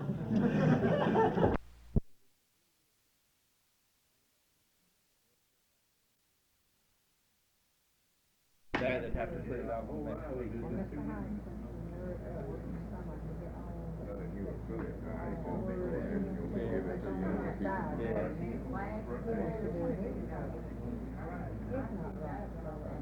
Well, you got several problems. Like when you check it, there's 4 people laid off out of the department, 4.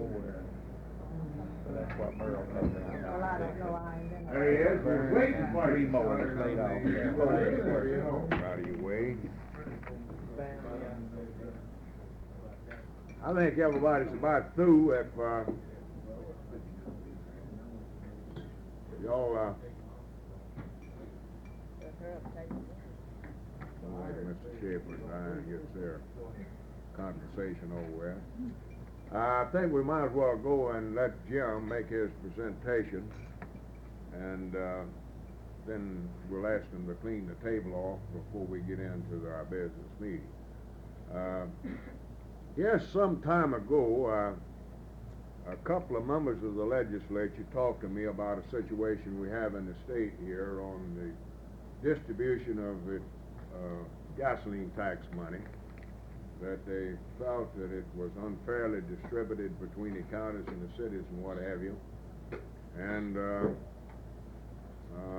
they advised me that they were going to go into court over this matter. And they did. They got a suit prepared and went into court. And the lady that filed the suit, I understand a little later on, I don't know exactly what happened, Jim can tell you when he gets up here, backed out on it. They came to me about the possibility of the state AFL-CIO joining with them in the suit. I believe as plaintiffs, Jim, you wanted some plaintiffs. I said, well, I would be having a meeting of our board. We might just want the whole board to be plaintiffs in this particular situation. Now, as he advised me, the suit is ready to go. All they're looking for is plaintiffs. There will be no cost involved. I understand that arrangements have been made to take care of court costs. All that would be required of us, frankly, would be put our names on the suit as plaintiffs. And if we get into it, I think that every member of the board ought to show up as a plaintiff. Okay, Jim, with that explanation, we'll let you have it. Well, if I go to jail, you all go with me. You don't want to be lonesome, do you? Right.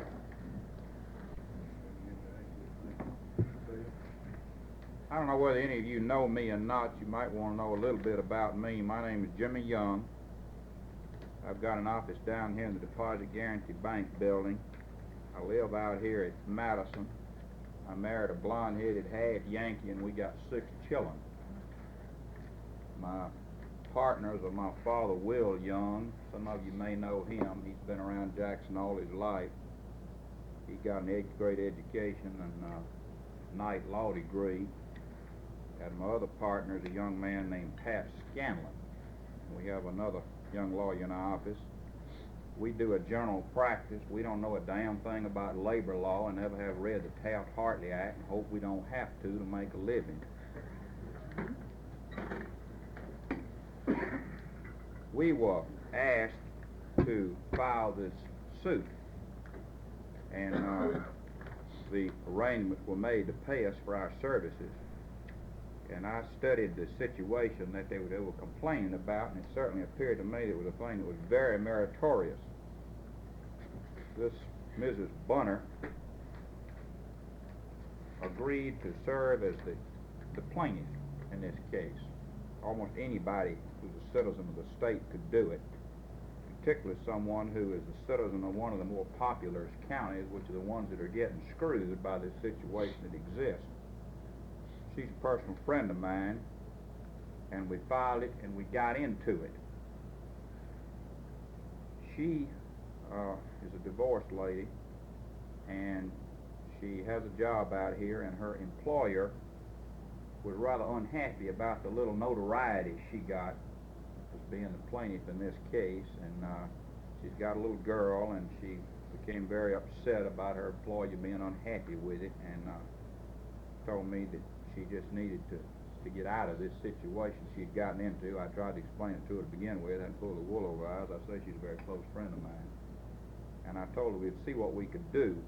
I wanted all along to try to have a few more plaintiffs. Just, it's not a legal necessity, but for the psychological effect, I think if we've got plaintiffs from Jackson County and Washington County and Lee County, Warren, Lauderdale, a little bit more representative group, it would be better.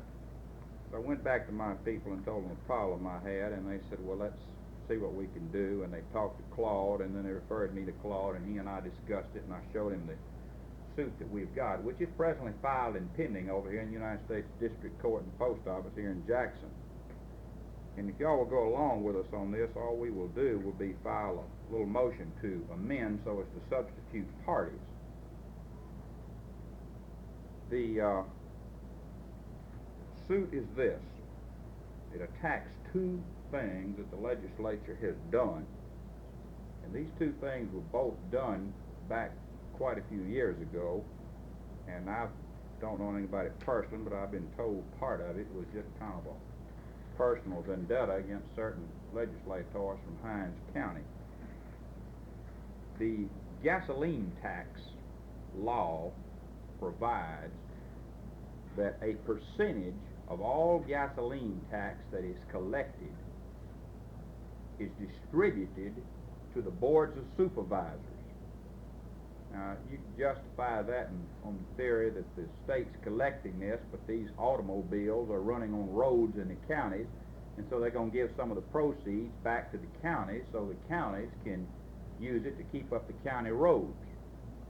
Now, this would be all right, except that the way it's distributed to the counties under the law bears no relationship whatsoever to either the source of the funds, the gasoline tax that came into the state, nor the need of the counties.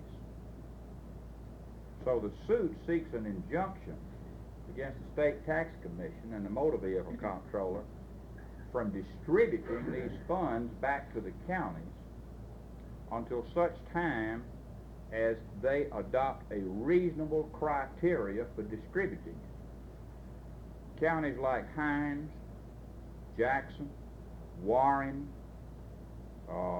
Washington, Lee, Adams, Harrison, the counties that have had the great growth in the last 20 years in our state, where the people have moved into the more urban centers. These counties are supplying practically all of this tax.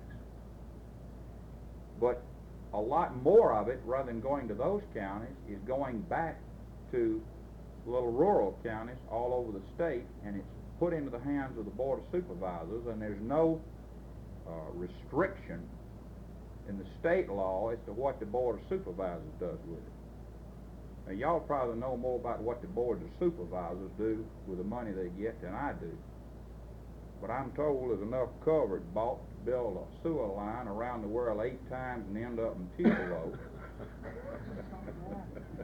Somehow or another it doesn't end up out in the road. Sir? Most of it manufactured in Winona, where the Board of Supervisors were members of the firm. Now, this is the feeling of the people that have employed me, that this is the last place we want to put a lot of uncontrolled money, and certainly in a way that isn't representative of where the money came from.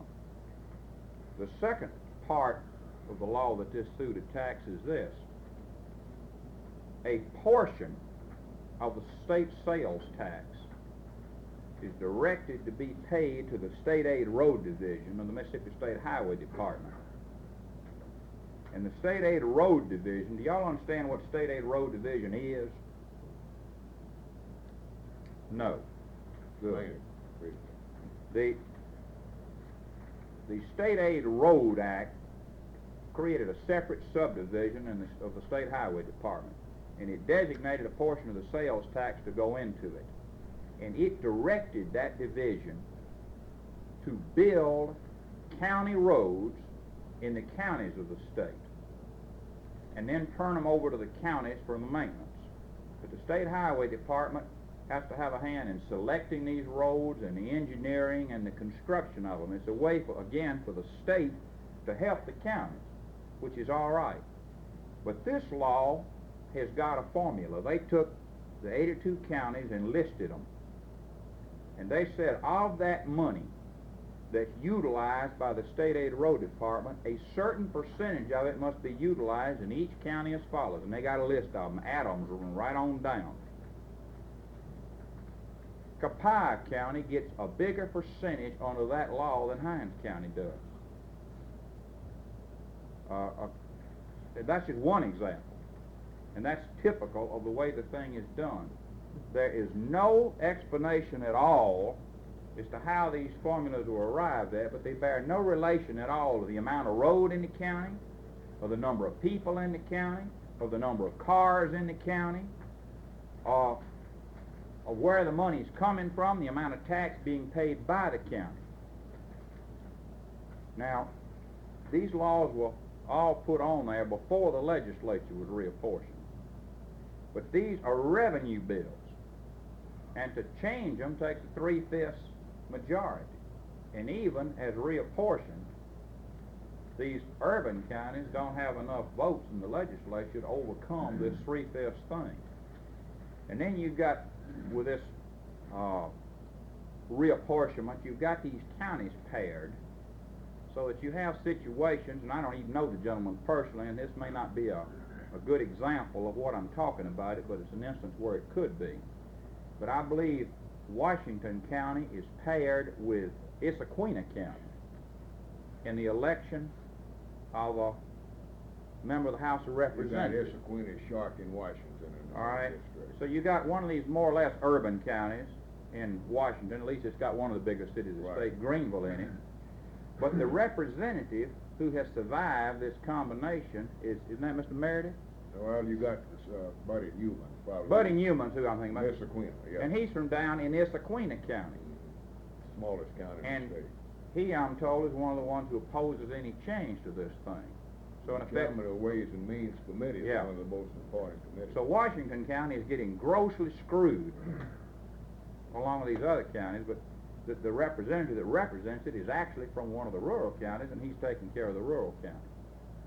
Now, based primarily on these decisions of the Supreme Court of the United States involving this reapportionment, one man, one vote, cases along this line, we believe these acts of the legislature are unconstitutional. And our suit seeks to have them declared so.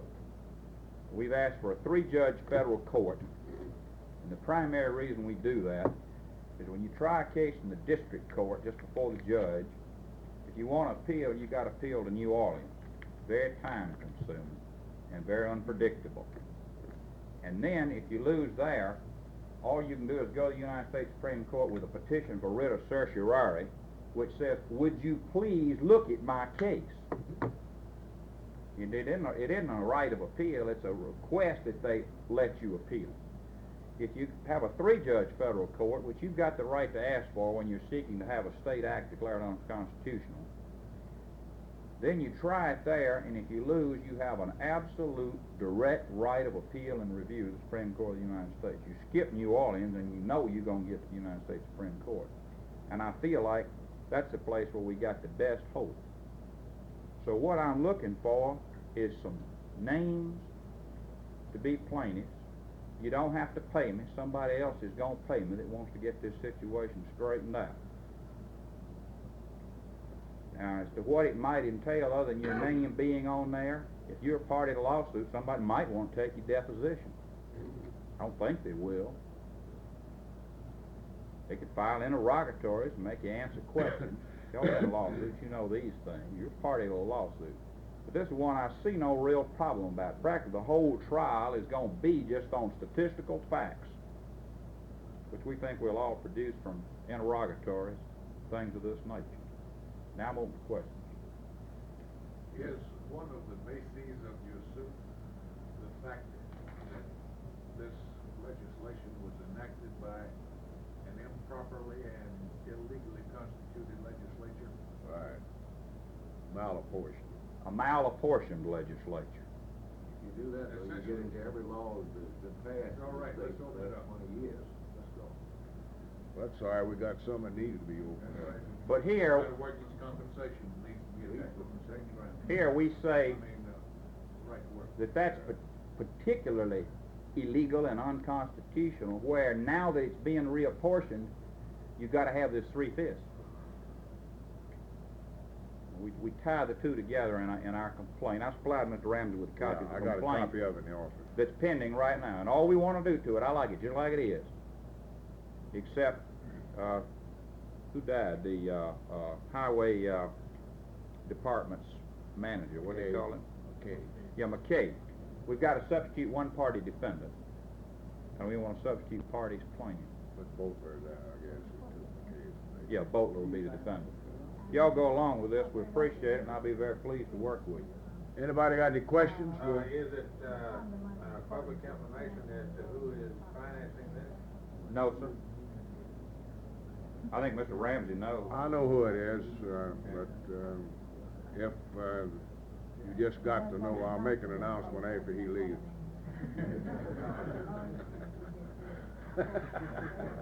You asked me, I told you. Anybody else got any questions? You want to act on that matter now, while he's here?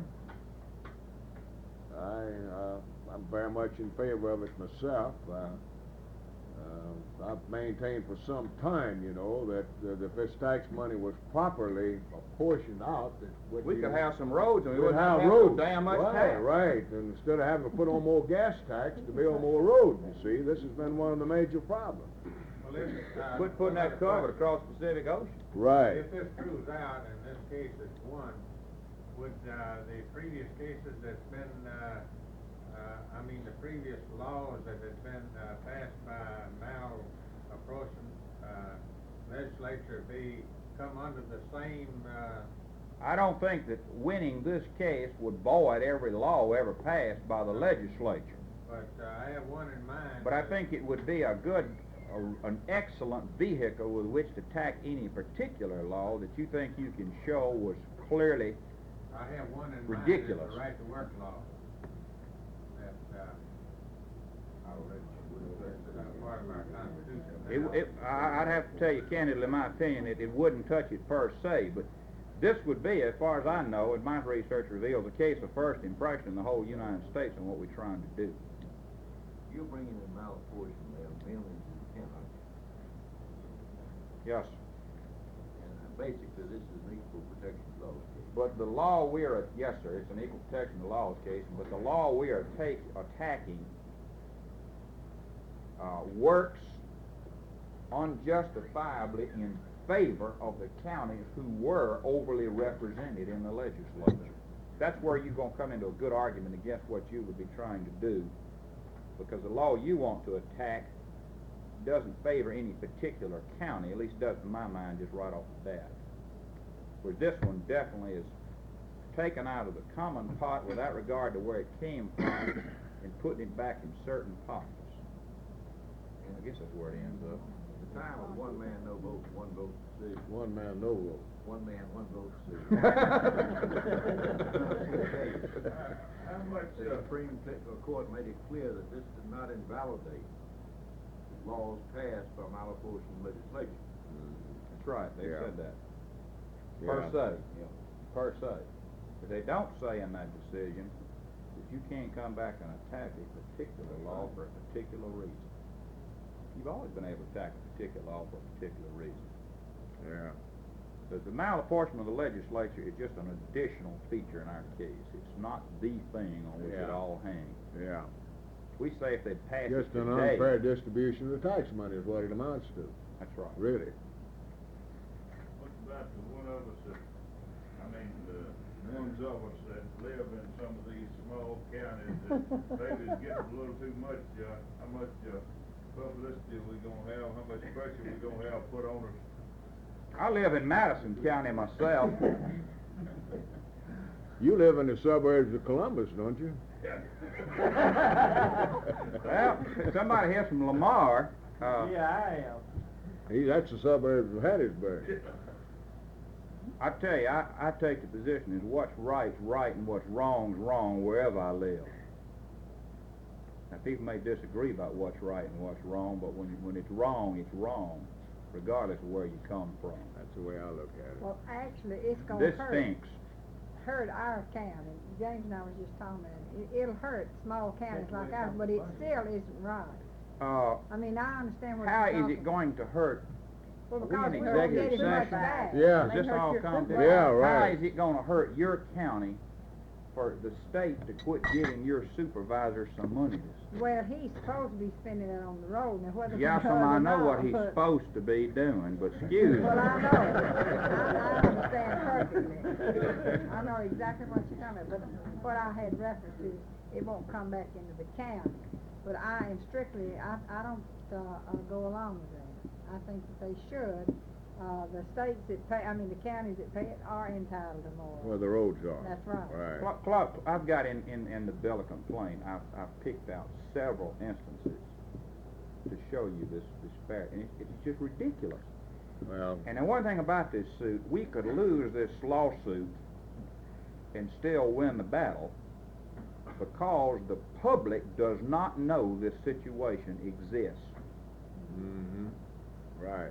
None of y'all ever heard of this before today, did you? Not more than a few of you. They've heard me talk about it a little bit. Well, I think I'm a fairly well informed person, and I didn't know it existed until these people brought it to my attention. I was just stunned and shocked. We've been aware of that. We had Bill McKinley and Henley, I believe, before one of our board meetings one time, and we got into this in some degree. Of course, some of them are not on the board at this time. Yeah. Yeah. Do you have a question?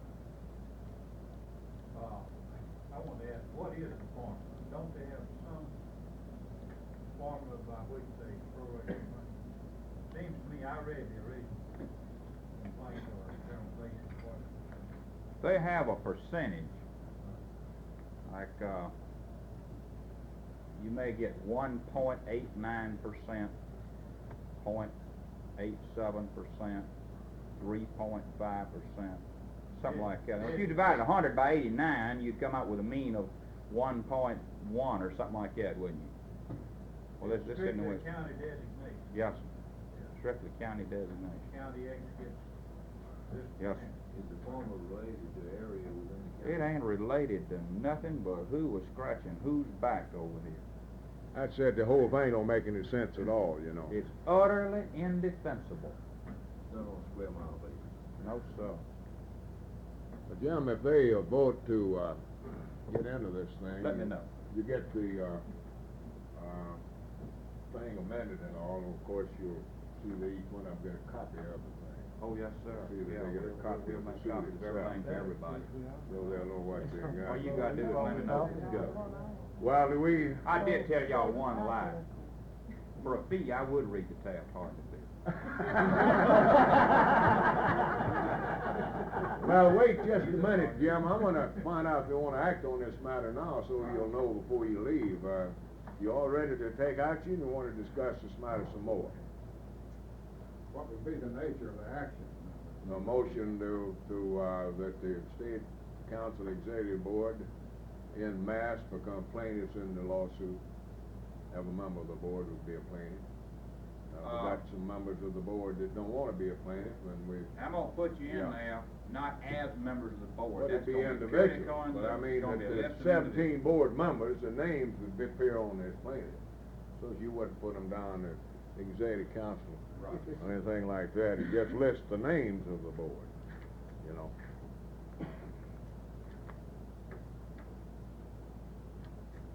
Y'all wanna act on it now, or you wanna let him leave and then have some discussion?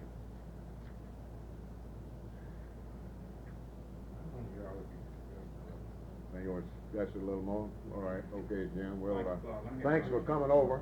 Thanks for lunch. All right, y'all want to get them in to clean the table off before we continue, you want to dispose of this now? Clean it off the table and come back? All right, okay, let's take a break.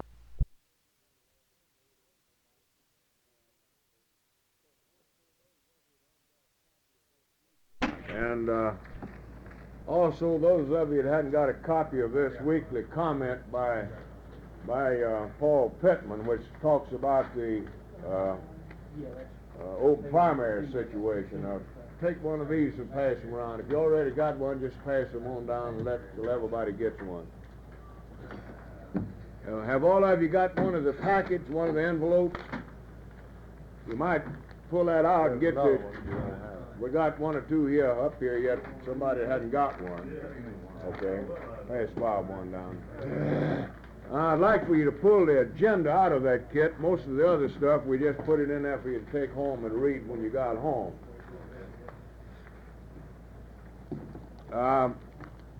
There's a possibility that I might have to leave for a few minutes shortly with Brother Grantham. He's got Buddy Newman coming over here, and he and I are going to get in the room over here and beat his brains out about the situation. if he If he's got a calls, gun, we'd like to Brother call it. Grantham, I'll go over and have a brief chat with him, then come back, and Tom will take over, and we went over some items on the agenda that he can handle while we're gone. All of you got the copy? I've handed out those kits, I didn't get one for myself. You didn't get a kit? Hey, you don't. Right. Now we'll go ahead and get back into this matter that Mr. Young was talking about, and somebody suggested maybe I ought to clear up what I said about going to jail, that I said it in a facetious manner, which I did. Of course, I was simply joking about it. There's no possibility of anybody going to jail for filing this type of action. And when they approached me about it, they advised me that a group of business people had put up the money to finance their suit, and that the plaintiff had backed out, and what they were looking for was plaintiffs. And they thought about us because, frankly, a couple of the Hinds County senators and myself had been discussing this thing, and I think you remember we had some discussion in one of our meetings, some of them back here a year or so back. And that's the reason, frankly, that they came to me, is because of that discussion, Jack. And it occurred to me that if we could get our executive board, or at least a good cross-section of them, scattered around the state in the areas where the populated counties are, that this in itself might lend a certain amount of weight. And that's the reason why I suggested maybe the whole board might want to sign this plaintiff. So now the floor is open for discussion on the matter. Claude, I'm going to say something. All right. I'm for progress and flag and motherhood and country and so on, as all of you know. But I'm not so sure that the whole board should undertake this, and I'll tell you why. All right. Are we prepared as a labor organization to take on the supervisors in about 75 counties of this state? If we are, then I see nothing wrong with it. Now, the minute our name goes on that thing, everybody knows who we are, and whether we call ourselves a labor movement or not, then they know we're labor. Now, I don't care. I'll fight whatever fights needs to be fought. But the question I'm asking, are we ready to take on the supervisor in this state in about 75 counties? This thing seems to me that there's 7 or 8 counties, maybe 10 at most, would benefit. Now, the rest of them would not. So this is a question I'm asking. Are we prepared for this kind of a fight? Maybe you should just authorize me to file a suit. Well, or one other angle, why not pick out the people from this group that's from the populous counties that's going to get a benefit of it? That's the counties that's really complaining, rather than throwing in everybody and then taking on the whole state. All right, let's see. That's a very good thought. Very good thought. Let's take a look at the situation now. We got Lee County, and your area is a fast-growing section. Your area is Columbus, which would be one of them. Hinds County and Jackson County, of course. Where's Robbie? Robbie.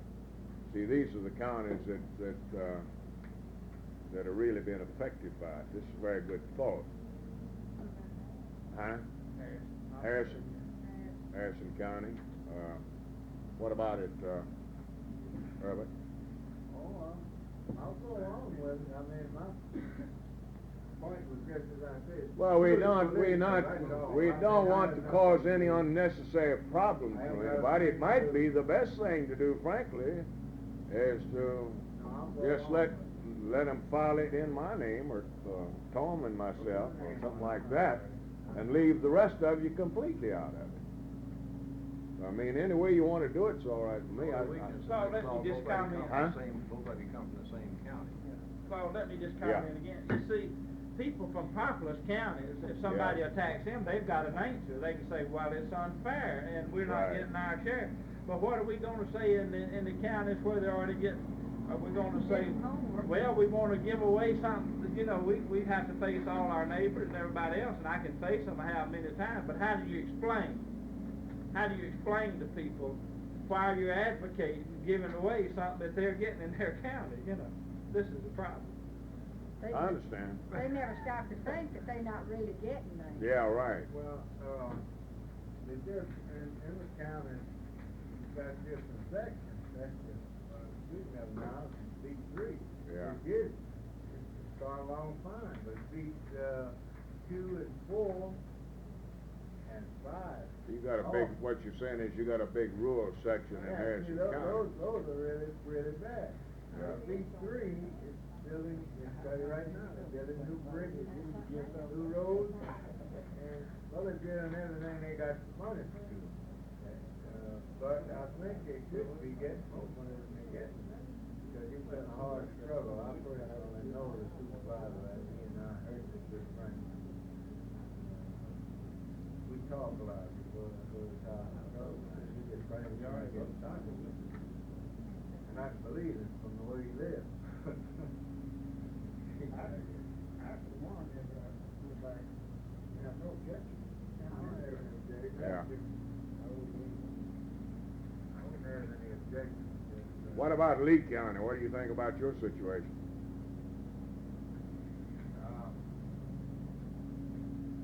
I don't see any objection to Lee County being a part of it. But I'm just like James said here now. We've got people in Lee County. The majority of the industrial population of Lee County and Tupelo is from surrounding counties. For instance, I just talked to Howard there doing our break, and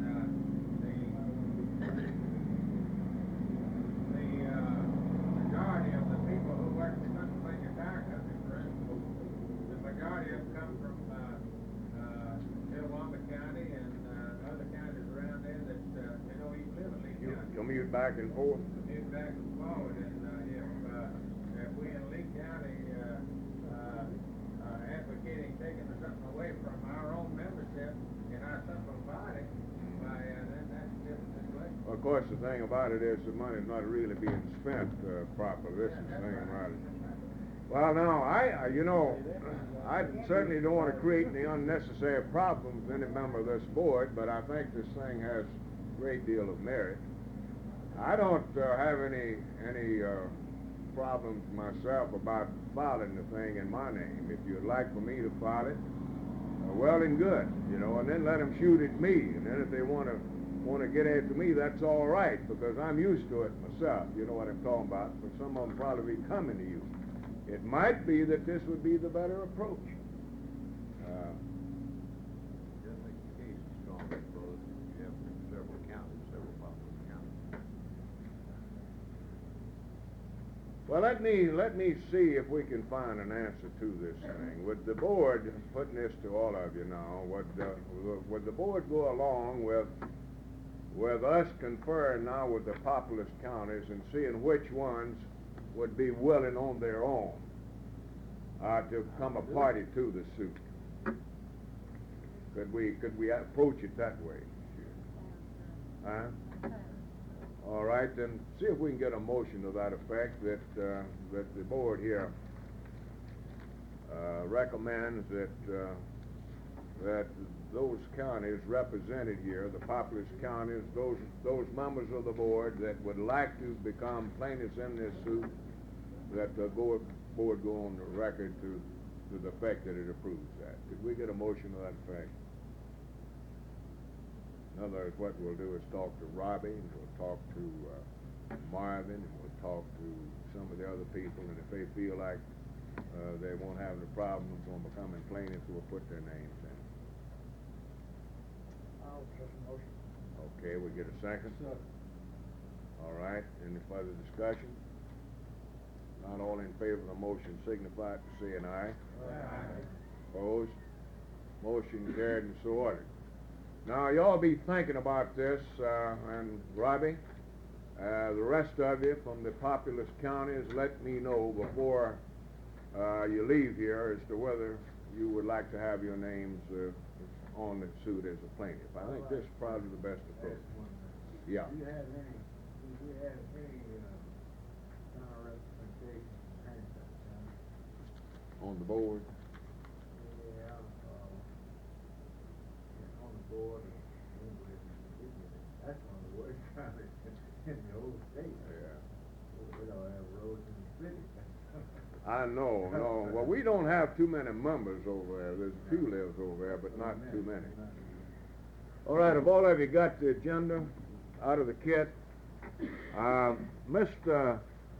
Roger Pyra, who is listed there from that we've been working with on trying to get the prescription drug program going, got sick and is in the hospital in St. Louis, and his secretary called me yesterday and he couldn't be here.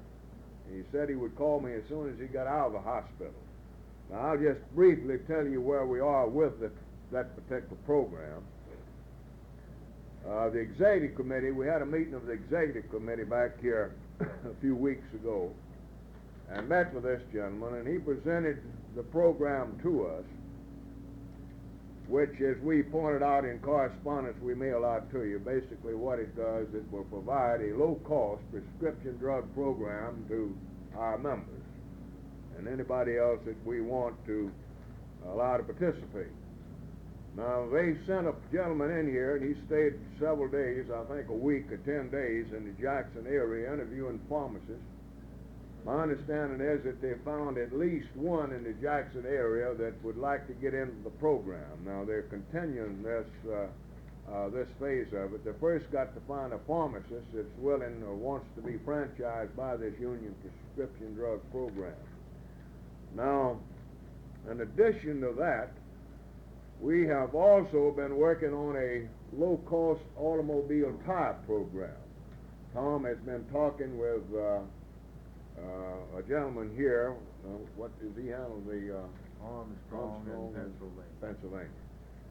It handles Armstrong and Pennsylvania tires. These are the two that we're going to push because both of these are manufactured in Mississippi. We thought it would be good. We had this program, Pennsylvania and Armstrong, the tires that we would get the discount on. It would also be pushing product made by some of our union members. Of course, Brother Underwood is from the Pennsylvania tire plant himself, and I'm sure his members would like to see this. But anyhow, we are attempting, in the connection with the low-cost drug program, is to also provide this to the membership. Now, he's got some prices that he'll be going over with you about what the discount would amount to and the savings that would be made on buying automobile tires, and it's a pretty good saving, huh, Tom? You want to quote those figures for them and let them see what... Well, they've got them in the kit. Oh, they're in the kit? I've got some additional figures that they don't have. All right, you've got that information in your kits. Now, I mean, we're still in the development stage of the whole thing. Now, for the benefit of those of you that have membership residing in Alabama, Brother Taylor wrote me about this here a while back. I've talked with Barney Weeks, president of the Alabama Labor Council, and they've agreed to provide us with membership cards for your members residing in Alabama, where they will participate or have access to buy low-cost drugs in Alabama.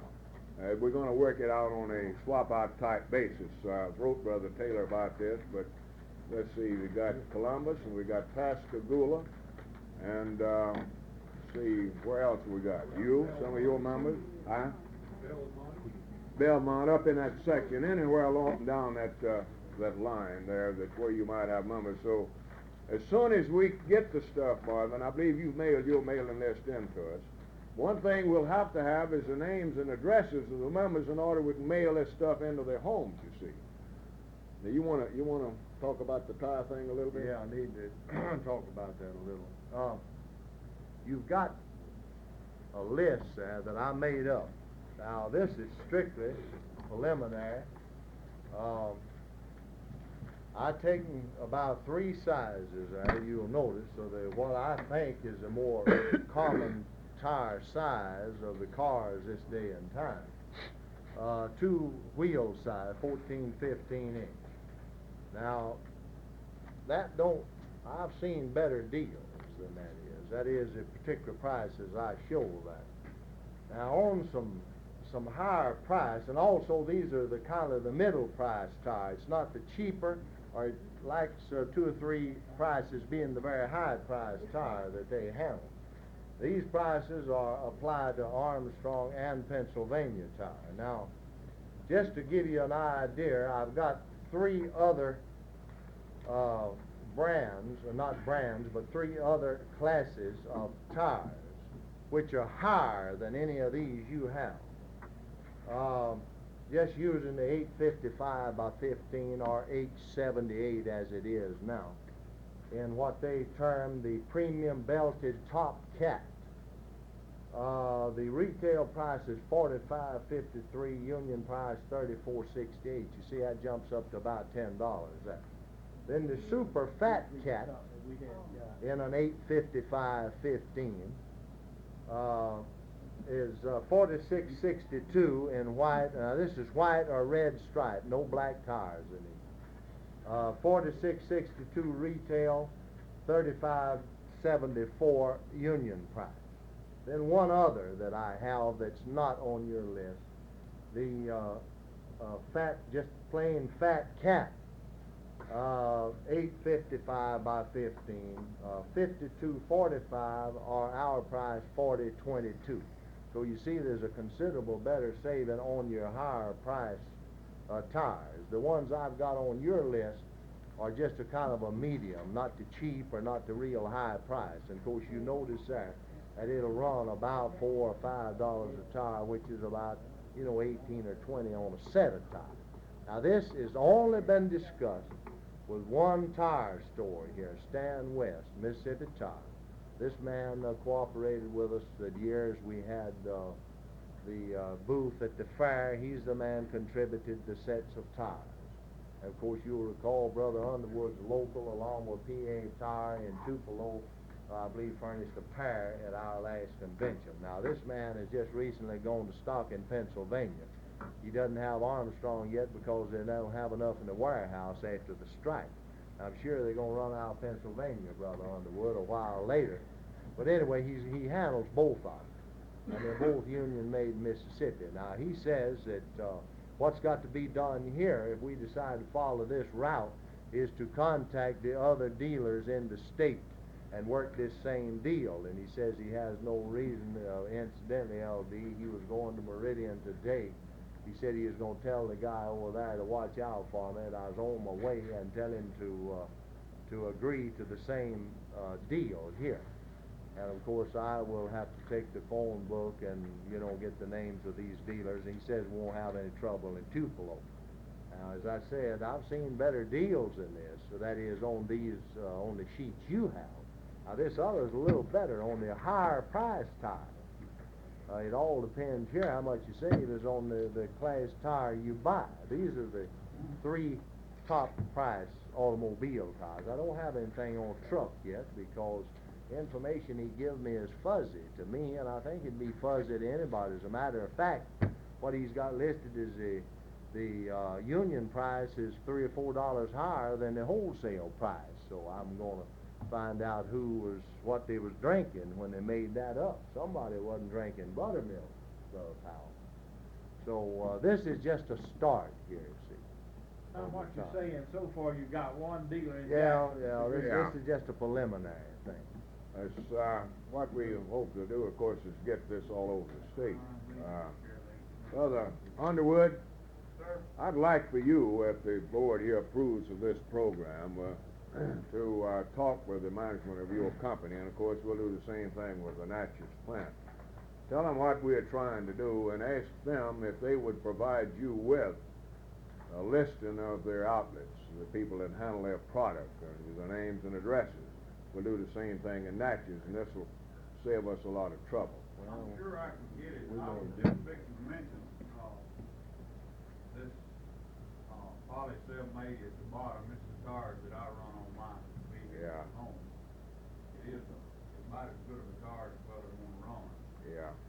But we get a little better deal than the list here. I think we can do better than that to following out. You talk about as an employee, right, Brother? The 825.15, we give about $22.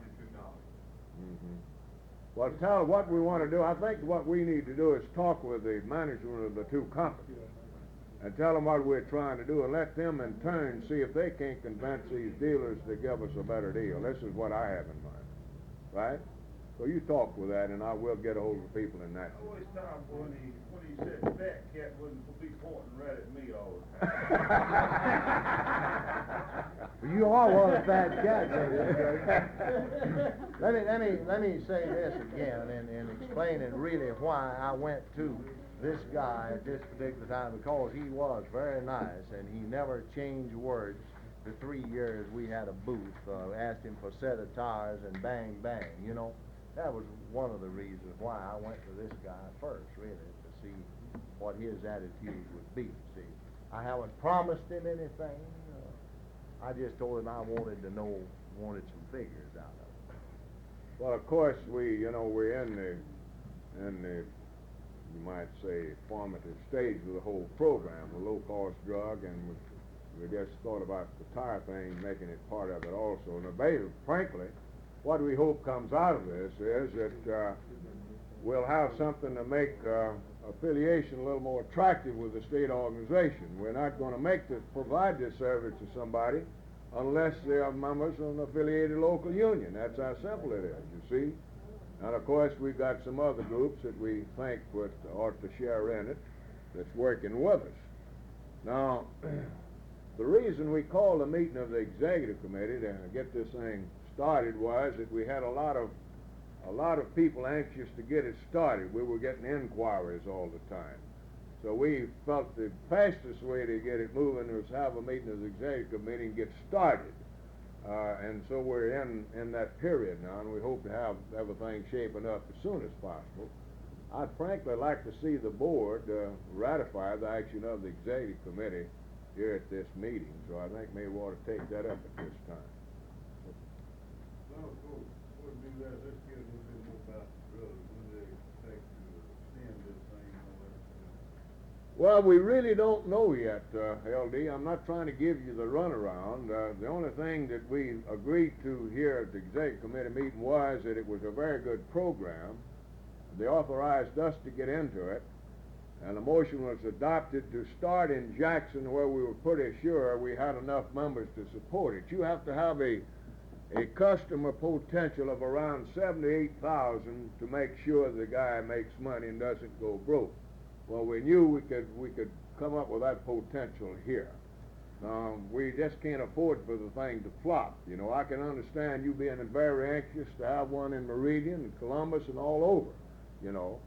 But when we get it going, we got to make sure we know what we're doing. You know what I'm talking about? Well, one feature was even if you establish one in Jackson, that we'd have a mail-in service. Right. You'll still have access to mail order service. Right. Right.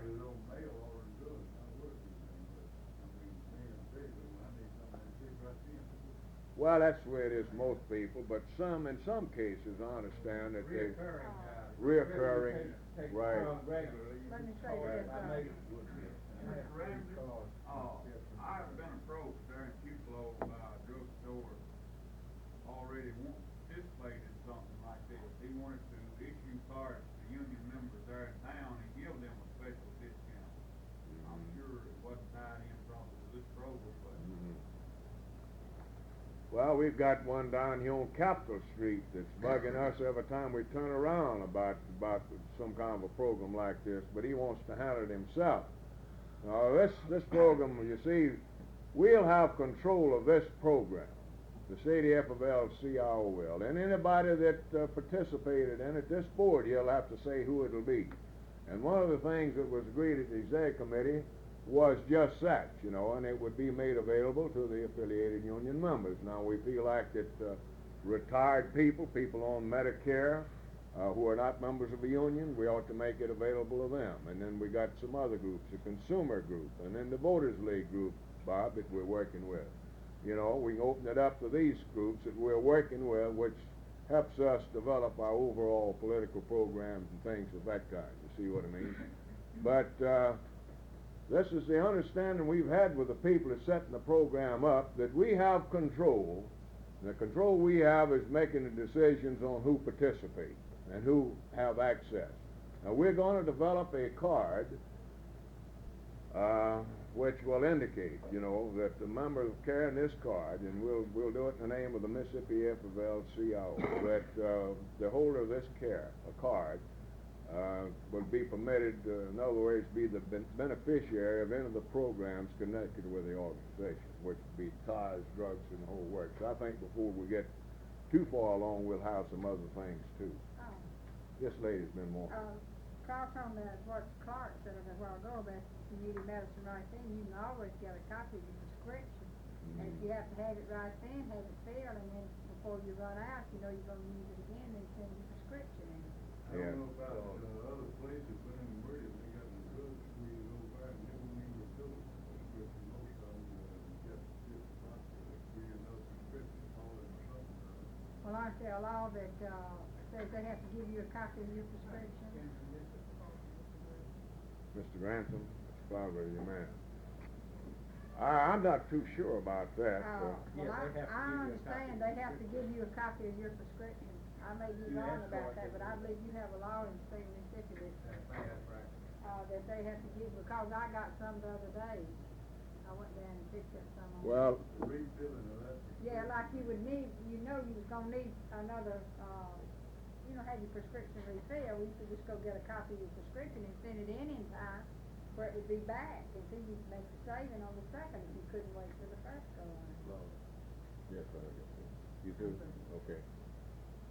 One other thing about this program, it's got to be a state program, it seems to me, for two reasons. Number one, the highest markup of almost anything that you buy is in drugs and jewelry. Right. Now, if it's an individual drugstore operating this thing, they may give you a slight discount. Up to about 10%.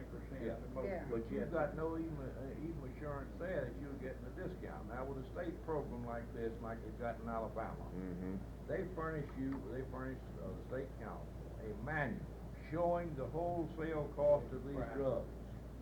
And you have to police it to be sure that your members are not being overcharged. Now, they found a few cases in Alabama, they wouldn't have found it if the state council hadn't had the program, where the druggist was overcharging the members.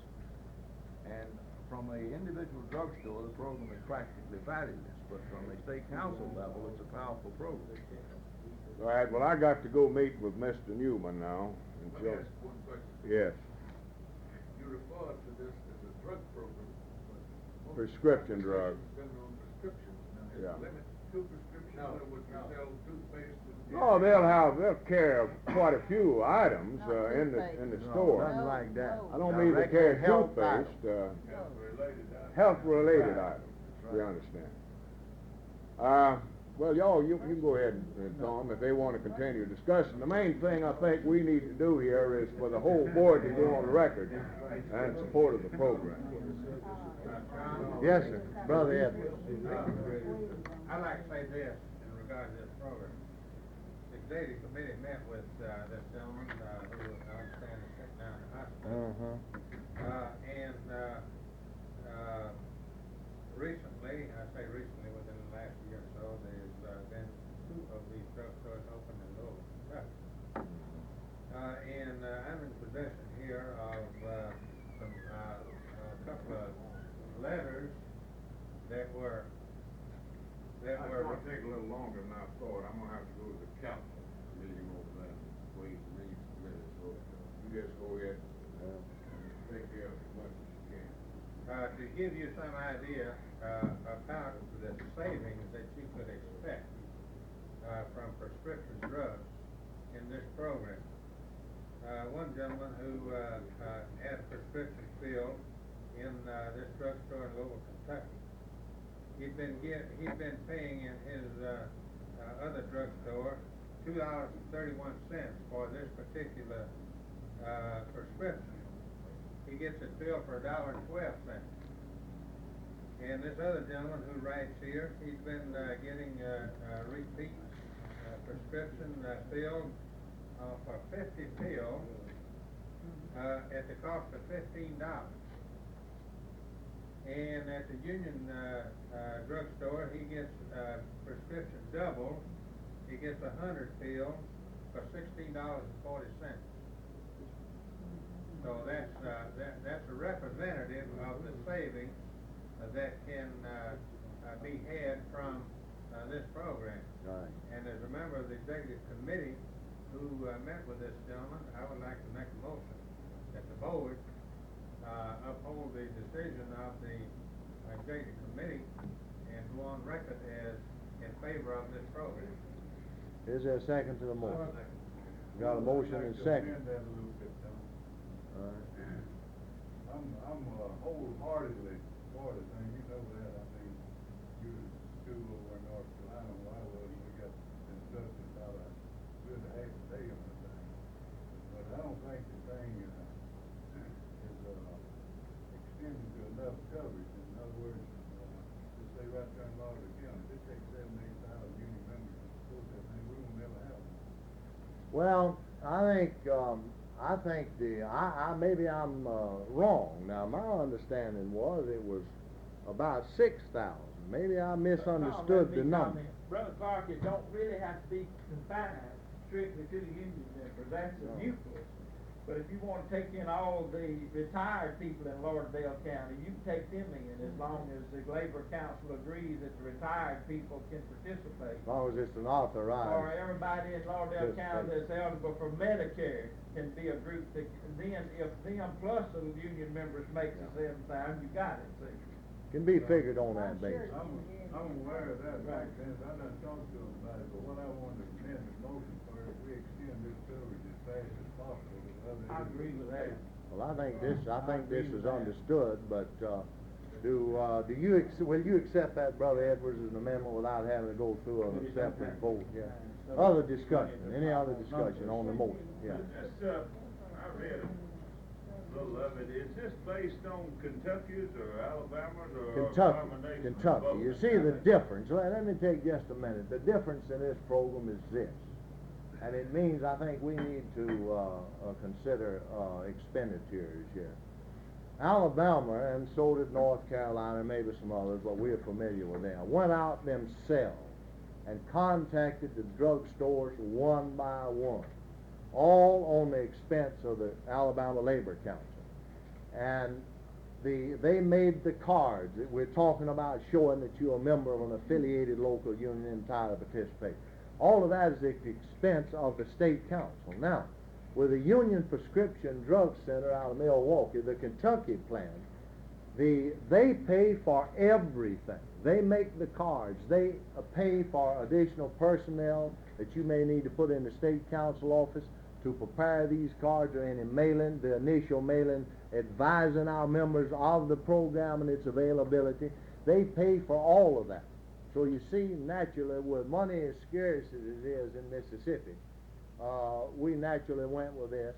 And another reason being that Claude happened to be in Kentucky to address their convention, had lunch with this guy and found out that his LD and the ones that went to school, you was all that, heard Sam Ezel explain the program. Now, they started in Louisville, and they're going to try to spread the thing out just as rapidly as it can. I think everybody understands that in connection with your amendment, and we're going to try to spread it just as fast. And I'm very disappointed that the man's not here today. Maybe he's using some of the good drugs, and he'll be back on his feet in a few days. Are there other questions on the motion? Tommy, just a point I'd like to make, it's not a question, but this wouldn't be a drugstore that may now be in existence. The way the man explained this to us, they come in and franchise a guy, and they open a drugstore just for this purpose, and they control the price of the sales of the drugs. They said they had a problem going into a drugstore that's already in existence. You couldn't sort it out, see. But they said this would be a new place, and if the man didn't have the money, they'd loan him the money. All you'd have to have is a licensed pharmacist, to set it up. In other words, they loan him the money for the building, and they bring in their own fixtures and their own supply of drugs, and then it's dealt strictly on this basis. According to their specifications. Right. This is the way it's all. Are there other comments on the motion? Oh, yes. The gentleman told us that this drugstore would have two prices. It would be the price that the public would pay that would walk in. And the price that you would pay when you presented your authorization card. Right. Any other discussion on the motion? Not all in favor of the motion, say aye. All opposed, no. Ayes have it, so ordered. Okay, we got that. And let me say again that we're going to push it just as fast as we possibly can. tell people be patient. I have one item here that I'd like for us to take up and dispense with at the moment. I've got a letter here from Bakery Workers, Local 149 in Clarksdale, out of Memphis, really. They have made a request which is just a little bit unusual. Most of the time the executive committee makes these decisions, but this is just a little bit unusual, outside of our constitutional provision, so we felt like this should be submitted to the board. This letter dated December 7, 1970. Dear Sir and Brother, Baker's Local Union 149 requests exoneration of per capita tax to the Mississippi AFL-CIO commencing with the month of November 1970 to continue until the local is financially able to resume these payments. The reason for this request is that Local 149 has been engaged in a long lawsuit with the Kroger Company, in which the Kroger Company was recently awarded a judgment of $17,353 in damages against the local. We also owe attorney fees in excess of $5,000.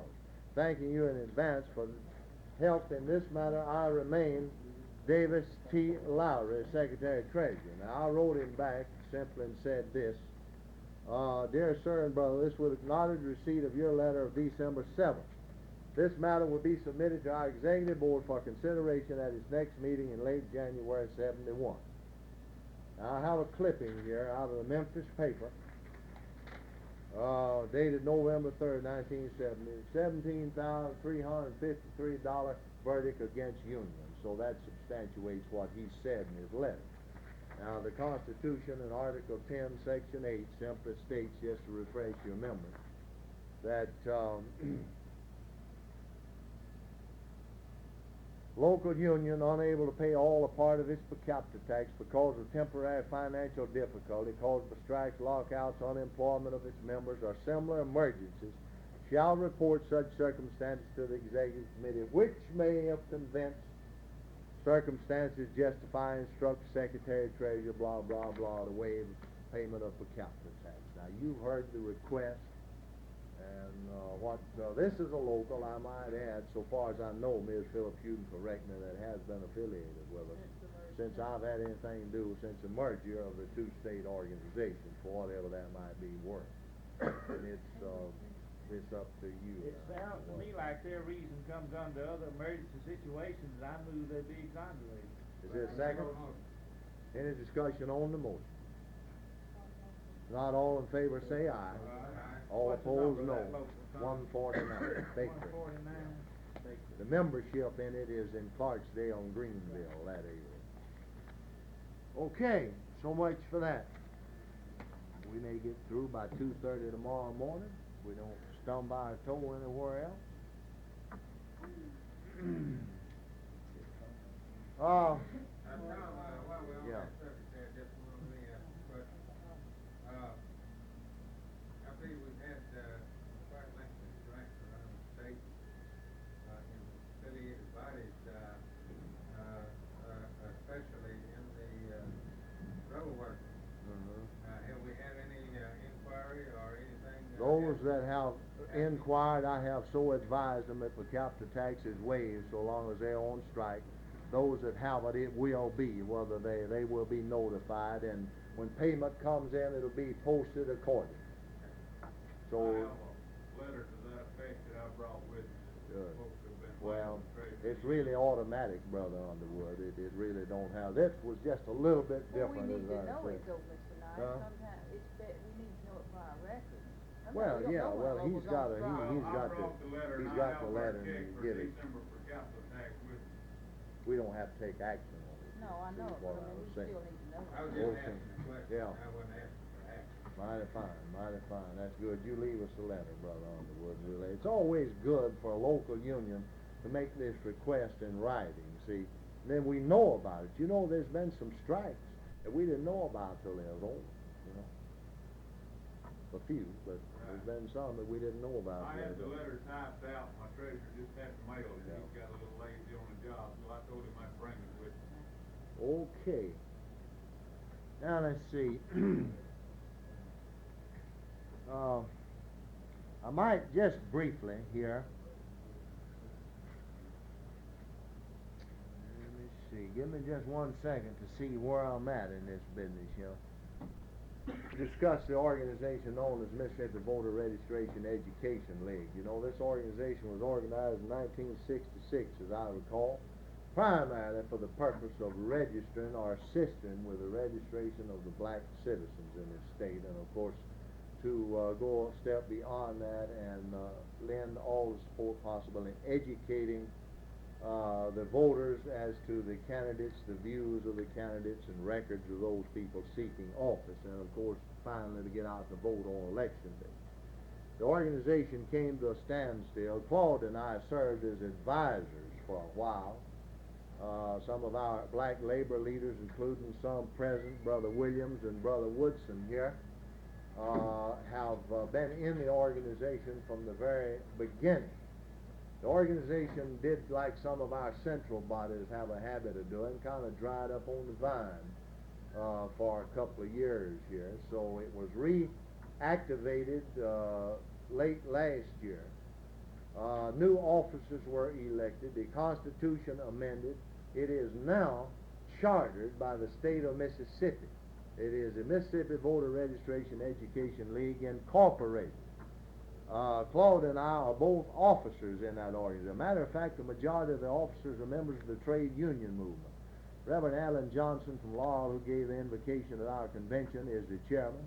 Claude Ramsey is the first vice president. Brother Bob Thomas here is second vice president. You are looking at the secretary, and that is the treasurer right there. And there are 2 additional members of the executive committee. One, the Reverend O.L. Daly of Louisville, chairman of the Winston County Voter League, and the Reverend O.W. Ingram of Quitman, chairman of Marks, chairman of the Quitman County League. So the organization is making progress now. Now, our number 1 objective, I think, is to, and Brother Woodson, Brother Williams, Brother Thomas can say anything they might want to say on this, or any of the others for that matter. But what we want to try to do is to charter new county organizations in as many counties as possible. We've got about 16 counties. We had 30 when it died on the vine and had active county organizations. We've got about 16 counties now, and I get that 16 from the attendance at the meeting a couple of weeks ago where there were 16, 17 counties, and most all of them in attendance do have some sort of a county organization. We want to try to organize as many organizations in as many counties as possible in order to put on a registration program right down to the precinct level, the block level, and this is the only way it can be done. In conjunction with this, we are attempting to set up an A. Philip Randolph Institute in Mississippi, and I'm not going to say any more about that. I'm going to ask Brother Woodson to talk about that for just a minute. But anyway, this organization is very important, and this is a good opportunity here to build a political coalition in Mississippi, because when we talk about the labor movement, we're talking about white and black, and we're talking about the voter league, we're talking about reaching into the communities and registering people and building a coalition here through which, as a result of which, we feel like we can influence the legislative races in many of the counties, and perhaps maybe the governor's race, if there is such a thing. I think we agreed that that office should be abolished some time ago. But anyway, that is just a short report on the Voters League. We also have a youth department in that organization now, a youth membership set up for young people from 12 to 20 years old. Brother Woodson, if you would like, I'd like particularly you, the other fellows that want to make some brief comments about the Voters League. Or the A. Philip Randolph, I think you need to touch on that. Thank you, Brother Knight, board members. I agree with Brother Knight that the Voters League, since it has been reactivated, has made significant progress in its endeavors. We have reactivated in a number of the counties, county chapters of the state organization. What these counties usually do is get a group of people together, and they usually organize a county league kind of somewhat structured after the state organization. We had a meeting of the state organization approximately 2 weeks ago, and I believe some 22 of the 82 counties were represented. And I think this itself is a sign of significant progress by the counties to become active in the state organization, which I'll admit is a little bit labor dominated. I don't know whether that was intentional or not, but it is.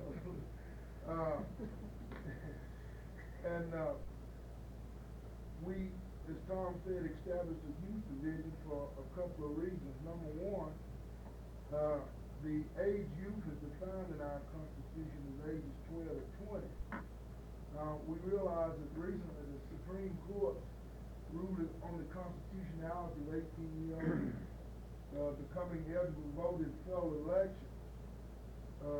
This is one reason we thought it necessary to establish a youth division. Number two is that we find in our past experience that any efforts made in voter registration as far as the legwork that has to be done, we find that young people does the most of the legwork. They're the one who knocks on doors and walks the streets and who actually does the canvassing.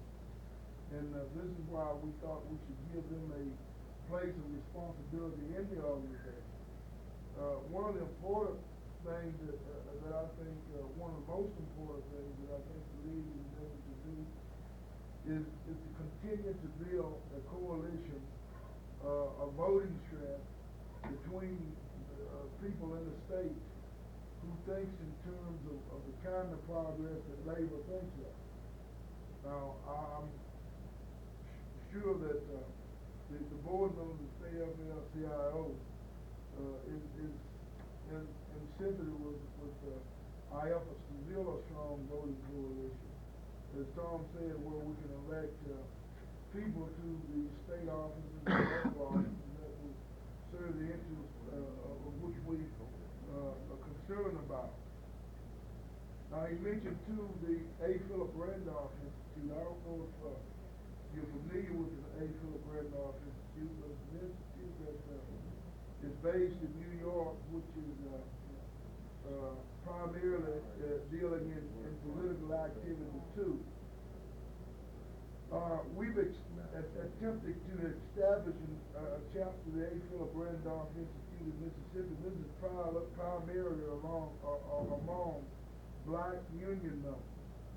Now, when I say black union members, I might have mentioned this in the board meeting immediately after the convention of John in July, that it's not an attempt to create any atmosphere or any kind of separatism, but it's an effort to create and generate participation from members of the black labor movement and black members of the labor movement, and try and get them to become active in what we're trying to do politically, and active in community affairs in their own local communities, which may be of interest. And we think that in general what we're trying to do is really promote some black leadership within the labor movements to cope with the problems that we feel is of mutual interest to both the labor movement and the working community as a whole. And with this, Tom, this is about all I know to say on this. Thank you, Brother Woodson. Bob, Herbert? Let me say just a word. Ladies and gentlemen, as the second vice president of the Voters League, we made it a point to get out in a few counties and see how the people felt. And just last week, I was in LaFleur County, in Humphreys, and in Carroll County, and the first thing they want to know is, where is labor? How does labor feel about this league? I said, well, as a matter of fact, the board is set up primarily by union officials, state AFL-CIO people. They said, well, as long as labor is behind this thing, this is what we're looking for. We want something legitimate and official. They said there are hundreds of little organizations throughout these counties but nothing has a charter or anything, and they build up a big treasure, and the guy goes off to Detroit, or he goes to Chicago, and boom, there goes the organization with it. So I have been equipped by Brother Knight with a certificate, a copy of the charter, and all the other information that I need to show these people just how official this organization is. And I'm sure that we're going to be able to set up leagues very shortly in these areas. And of course, I hope to be running around over the state from time to time, and I believe we can really build something here, form a real coalition that will help both white and black. I don't want to be in nothing all black, and I ain't going to be in nothing all white. We just can't make it that way, you know. And I'm happy to see that there are people that are just people willing to do whatever is necessary to do something that will benefit all people. And I think this is the way we have to do it. I think we're in the right direction. And I'm most happy, and in spite of all the confusion that the school situation is easing. I don't think anybody can get elected now because of either segregation or desegregation. So I think we're making some progress, and I hope that this board will support every effort made to push this board in. Thank you. Thank you, Bob. Anybody else? Herbert? Yeah, Rob. I'd like to say one thing right here, Brother Knight. We are plagued in Jackson County by an organization down there from England. They call it the Biracial Committee, completely dominated by the company. It consists of 5 black members from the one side of the table and 5 of the company officials the other side of the table. But the 5 black members on this committee is 3 out of 5 are managers of the black community. And they have one hell of an influence there with the black community. There's no cooperation whatsoever between them and the local labor movement. I have even have members of my union pull them out just because of this damn organization down there. And I would invite the Board of League here that we sponsor to come down there and help break up that organization. We'll do it. We'll do it. We're aware, Brother Robbins, that is, some of us, I'm not sure that all the board. Claude's got this on the agenda. When he gets back, he's going to talk about some of the problems that are going on down at Ingalls Shipyard and what he's been doing, representative of the state organization and what they've got planned. It's a mess down there, and I know Robbie could talk about it all night and not get through. But we are aware of it, and we will make an effort to see if we can get a voters league in Jackson County to go in, and I think maybe this at least will take our labor people away from this crowd that they've managed to cipher off. Any other comment on the subject of the voters league? We just wanted you to know what we're doing. Okay, now 1971 is election year, and of course we, as all of you know, we've been talking for months now about what we're going to try to do. As a matter of fact, what we feel like we have to do in 1971. Experience has taught us that we can elect friends to the legislature. We haven't had much luck in electing a governor, none as a matter of fact. We've progressed to the point that the office has absolutely been vacated. And for all practical purposes, that is, as far as the masses of the people in this state. But there may be a chance in 1971, be that as it may.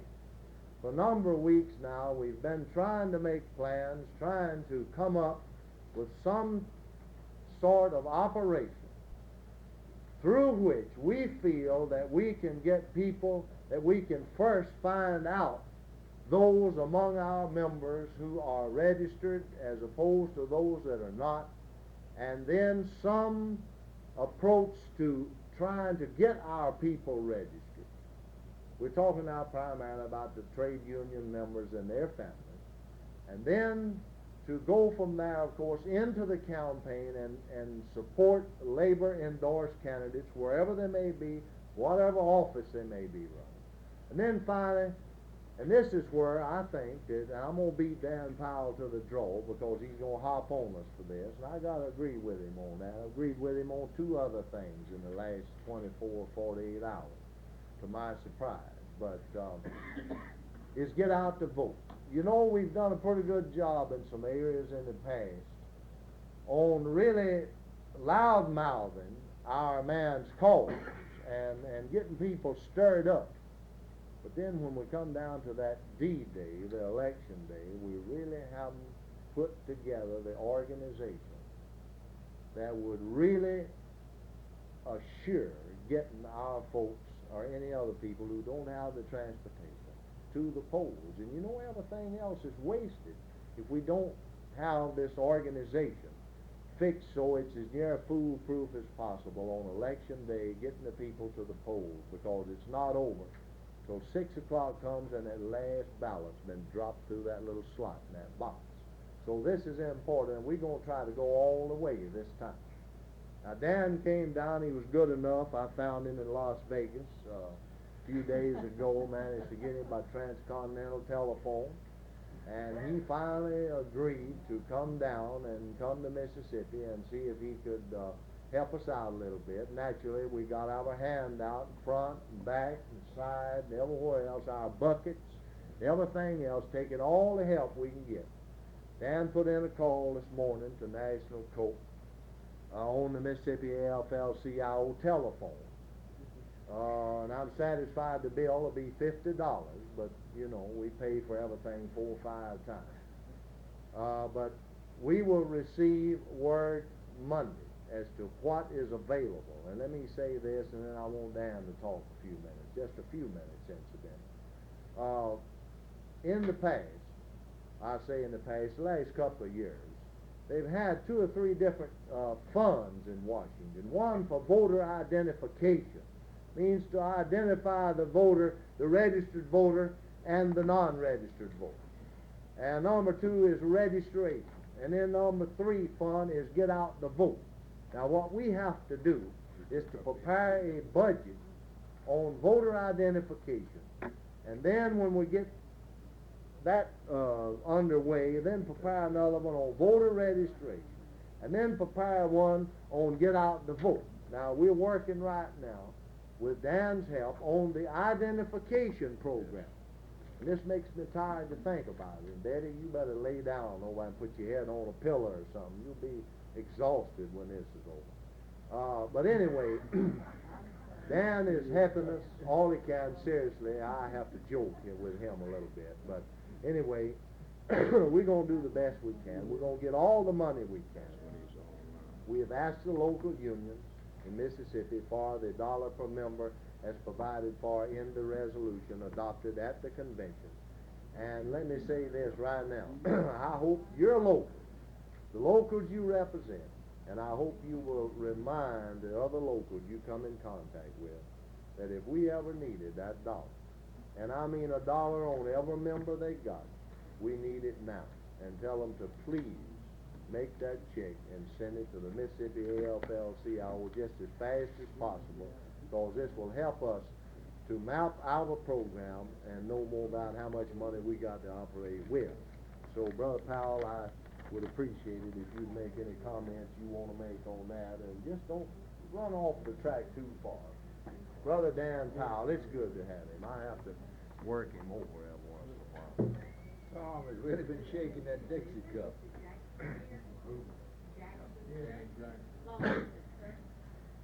I came in yesterday afternoon, he showed me the budget that he worked up. I recall it came to something over $100,000. I'd call too, Tom. It came to something over $100,000. I said, Tom, you don't want to present this to National Cope, and I certainly don't want to present it to National Cope, because they both think we supported our census. We do have 3 programs now. One is a statewide voter identification program. And in conjunction with this program, we send to the state. We have an agreement with most of the international unions that they will furnish through our office, the state council, a list of their membership of the local unions in the state, whether they're affiliated with a central body or not. Now that will mean in this state, if we get the names of the international unions in the state, about 60 to 70,000 numbers will be sent in here. Now you have in your files today about 40,000 numbers. So of the 60 to 65,000, there will be a duplication of approximately 40,000, but you will pick up about 25,000 more members for your coke file, and you've now got. And the first step in this voter identification program is to reconcile the names that we send in with the names that you have in your own file. And the end result of this reconciliation is an expanded file where you will have approximately 60 to 70,000 names. Now the next step in this program is to get people, and you're going to have to employ them, women, to go into the courthouses in the various counties and check these names against the registration book. When you completed this, you will have by name those in the state who are registered to vote and those union members who are not registered to vote. And this is where we get into the problem. Now in your better central bodies in the past, when we've checked the names and we've come up with the names of those who are not registered, they've generally done one of three things, sometimes all three things. First, they prepare a list of the unregistered, the local unions, and send it back to the local union and urge the local to get their people registered. Well, now in about 90% of the cases, that list lies on the desk of whatever official of that local union got it, and nothing is done. The other step, the second step that is sometimes taken, is to write a letter to all the unregistered people, urging them to register. Now, the most tangible result we see from a letter like that is phone calls to the office, a few letters back saying, by God, your check is crazy, we're registered to vote. I'm not hopeful that letter gets many people who are not registered to register. The third thing that we do in some of these central bodies is to put on a telephone team, generally of ward volunteers, and to call the unregistered members and urge them to register, tell them what time they can register, and all of that. Well, this produces some results, but not much. My guess is that if you check the list here in Jackson, for example, where you've got, I'll take a rough figure, 5,000 union members. If you check this list at the Hinds County Courthouse, you would come up with about 2,500 to 3,000 who are not registered. Now, if you took those unregistered names and sent them back to the locals, if you then sent a letter to them, and then if you took the third step and called them on the telephone, by the deadline for the registration, you might, out of the 2,500 to 3,000, have succeeded in registering somewhere between 100 and 300, which is very small return for your efforts. Now, we try to go in the statewide identification program a step further in helping you get your membership registered. After you check the local the membership list, we ask that you furnish National Coke, the State Council furnish National Coke, a list, international unions by local unions of the unregistered voters in that international union. When that list reaches Coke, we send it up to Meany's office, and Mr. Meany writes a letter to the president of the international union saying, I am sending you a list of the names in your local unions in Mississippi who are not registered to vote. I will greatly appreciate it if you will bring this to the attention of your staff in Mississippi and do everything in your power to get your membership registered to vote. Now, we get better results where the International Union will move and the staff man gets in there and pushes the local to get the members registered than we do with any of the methods we've used before. The big problem in getting people registered to vote, of course, is the physical distance between where the member lives or where he works and the courthouse. And you've got to overcome that distance by taking him down to the courthouse or getting the book where he registers to him. And this is the hard job. In your state right now, I don't believe you have any provision in your registration law that you clause for appointing deputy registrars to go into plants and neighborhoods to register. But it seems to me that this should be one of the number one objectives of this council, to change our registration laws in Mississippi to make it easier for people to register to vote. Because my guess today in the state, less than half of your members are registered to vote. I know in other states where it is far, far easier to register than it is in Mississippi, that we only have 50–55% registered. And in this state where it's really tough to register, my guess is you're well below 40%. I'm hoping that we can get a budget that's acceptable to national folk to work on a statewide voter identification plan down here that I've outlined to you. After that, then there comes the get out the vote, get out the vote drive. And if we help you on the other, we will help you on that too. How much money, I don't know at this time is available. Are there any questions, Tom? Anybody want to ask him any questions? Yeah, we come to get some money, how long do you think it'd be for the How close to the campaign we gotta wait till? I don't know, you we're pushing pretty tight now. I'm going to try, Monday I will know whether whether we're interested in the vote, whether the national vote's interested in the voter identification campaign in Mississippi. If we are, and we get this budget in within the next few days and get it approved and get these membership lists down so we get some money down so you should be able to get it down, part of it, at least down to you in the next 30 to 45 days from the time it goes into our office. But again, we're not going to put up all the money. You're going to have to put up part of it.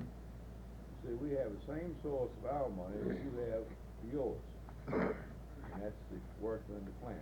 The only source of money in the labor movement is that worker in the plant, through his dues or through his voluntary contributions. Let me say one other thing to you. I haven't even talked to Tom and thought about this. It may give him a shock as well as some of the board members. I think that you're going to have to think down here in the very near future in terms of increase the capital tax. Every other council in the country, all over the country, they're increasing the capital tax. At one time, you were one of the tops in the country. But today, there's only 2 states in my area that have got a lower per capita tax than you've got. Arkansas now has got 23 cents. Louisiana's got 40 cents. And all over they're raising the capital tax because what was a suitable capital tax 4 or 5 years ago to operate a council on is no longer valid today because if you can't raise salaries, people are going to live at work for you. The cost of supplies and materials have gone up. Everything has gone up. And on top of that, most of the international unions in the past 5 years and most of the local unions have increased their per capita. And the AFL-CIO cannot subsidize the complete effort down here. We'll help you where we can. But you're going to have to make some efforts yourself in terms of more money locally. Thank you, Brother Tom. This not being a national election year, is our chances of getting some money this year better than it'll be next year? Well, your chances of getting money is on the basis of your elections. You've got a governor and state legislature coming up now. Next year, unless the situation considerably improves, it's my guess, as of today, that there's not going to be any election in the state in '72 that you're going to make any significant improvement. I mean, we've been trying down here to beat the Oklahoma for 20 years. And more than that, 25. I've been on the job 26. And I think one of the first things we did was try to beat Oklahoma and Rankin. Well, Rankin finally got beat by redistricting. We ain't beat Oklahoma yet. I don't think we're going to. Now, we got to depend on the Lord in case we fall.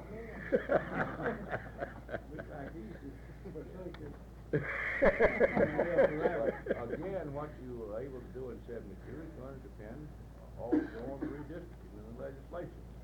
There are some districts in this state, there's some possibility one or two of the districts, if the proper redistricting were made, that you might have a chance to get rid of a bad congressman.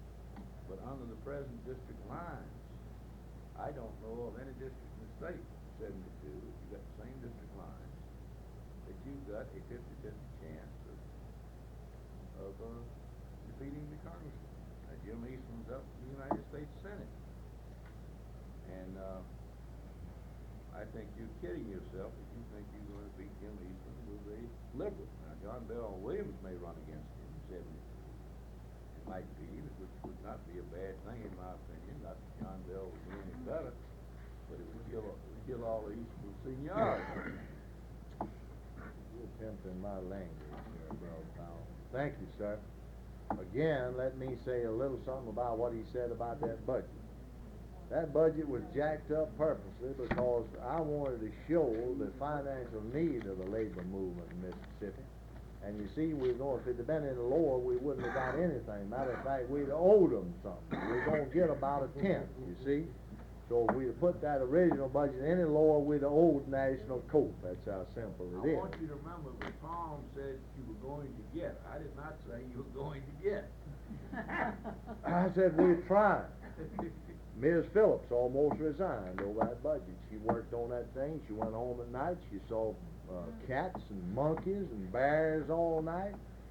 Come in with her eyes red, said she couldn't stand that many more But days. you see, Mrs. Phillips has more difficulty rising above principle than Tom. Now, if you want to discuss principle, we can adjourn this meeting. I think I can really accommodate you, friend, if you want to do that. Okay, so much for that. We're going to do the best we can. LD, I asked him that same question 19 times since he got here yesterday, and I'm going to ask him that every hour until he leaves tomorrow. When are we going to get the money? Okay, we're going to do the best we can. In that connection, we are planning, and we'd like to have your approval. I don't think, incidentally, the chairman wanted me to continue with this for a minute. I don't think we need a motion, but in connection with our overall program, we are contemplating a meeting of all central body officers. Now, some of you here are central body officers. If there's ever been a time when we need perfect attendance at this meeting, it will be this year, because after all, whatever we do, whether we get $10 or 10,000, whether or not we use it effectively will depend on the function of the local central labor councils. When we're talking about centering our attention on the legislative races, these are the people that are going to do the work at the central body level. So those of you that are central body officers, and if you know some that are, tell them to be on the lookout. I wrote a letter the other day and asked them to please keep their schedule where they could be ready on a short notice. We're hopeful this maybe will be in the month of March. We're not sure. We will probably also invite representatives of international unions. We're going to be asking them to make any staff that they might be able to spare, Brother Jackson, for this campaign, beginning at the front and going all the way to that last ballot put in the box on November 2. So bear that in mind. Give them that co-beer. There'll be a yes, sir. Let me ask a question there just a moment. In our particular, some labor union, I don't know how many other, bodies fall in this category, but we'll be, in February and March, our bylaws call for nomination of officers in February and election in March. Now, Lord, I think you're in violation of AFL-CIO rules, Brother Edwards, there on that. Incidentally, I mean, really, I think you are really letting that drag over into the other year too much, you see. Incidentally, let me say this, pardon me. Brother Burleson, the other day, wrote a letter. He wrote it to Claude. Claude was out, and I had taken on myself to answer. Mentioned a couple of changes, and based on what he said, I think your Constitution is not any longer in compliance with the rules of AFL-CIO governing central body. So I sent him 2 or 3 copies of the proposed Constitution, which has the approval of AFL-CIO, and told him that I felt probably that it would save a lot of time to adopt that Constitution. Now, of course, it's too late now, but anyway, we're going to try to wait until, in any event, until all officers are installed. So we'll bear this in mind. So much for that. You take care of your Constitution. But I think probably, and I think most of our central bodies have adopted these constitutions that are in compliance.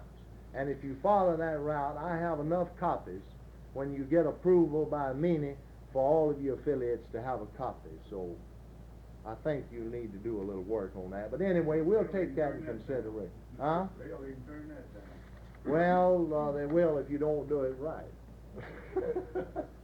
That Clark had a time with them, but it didn't take him but 2 or 3 years to get it okay, but he finally got it. Anyway, so much for that. We will be advising you giving you as much notice as possible, because we're going to have everybody's help.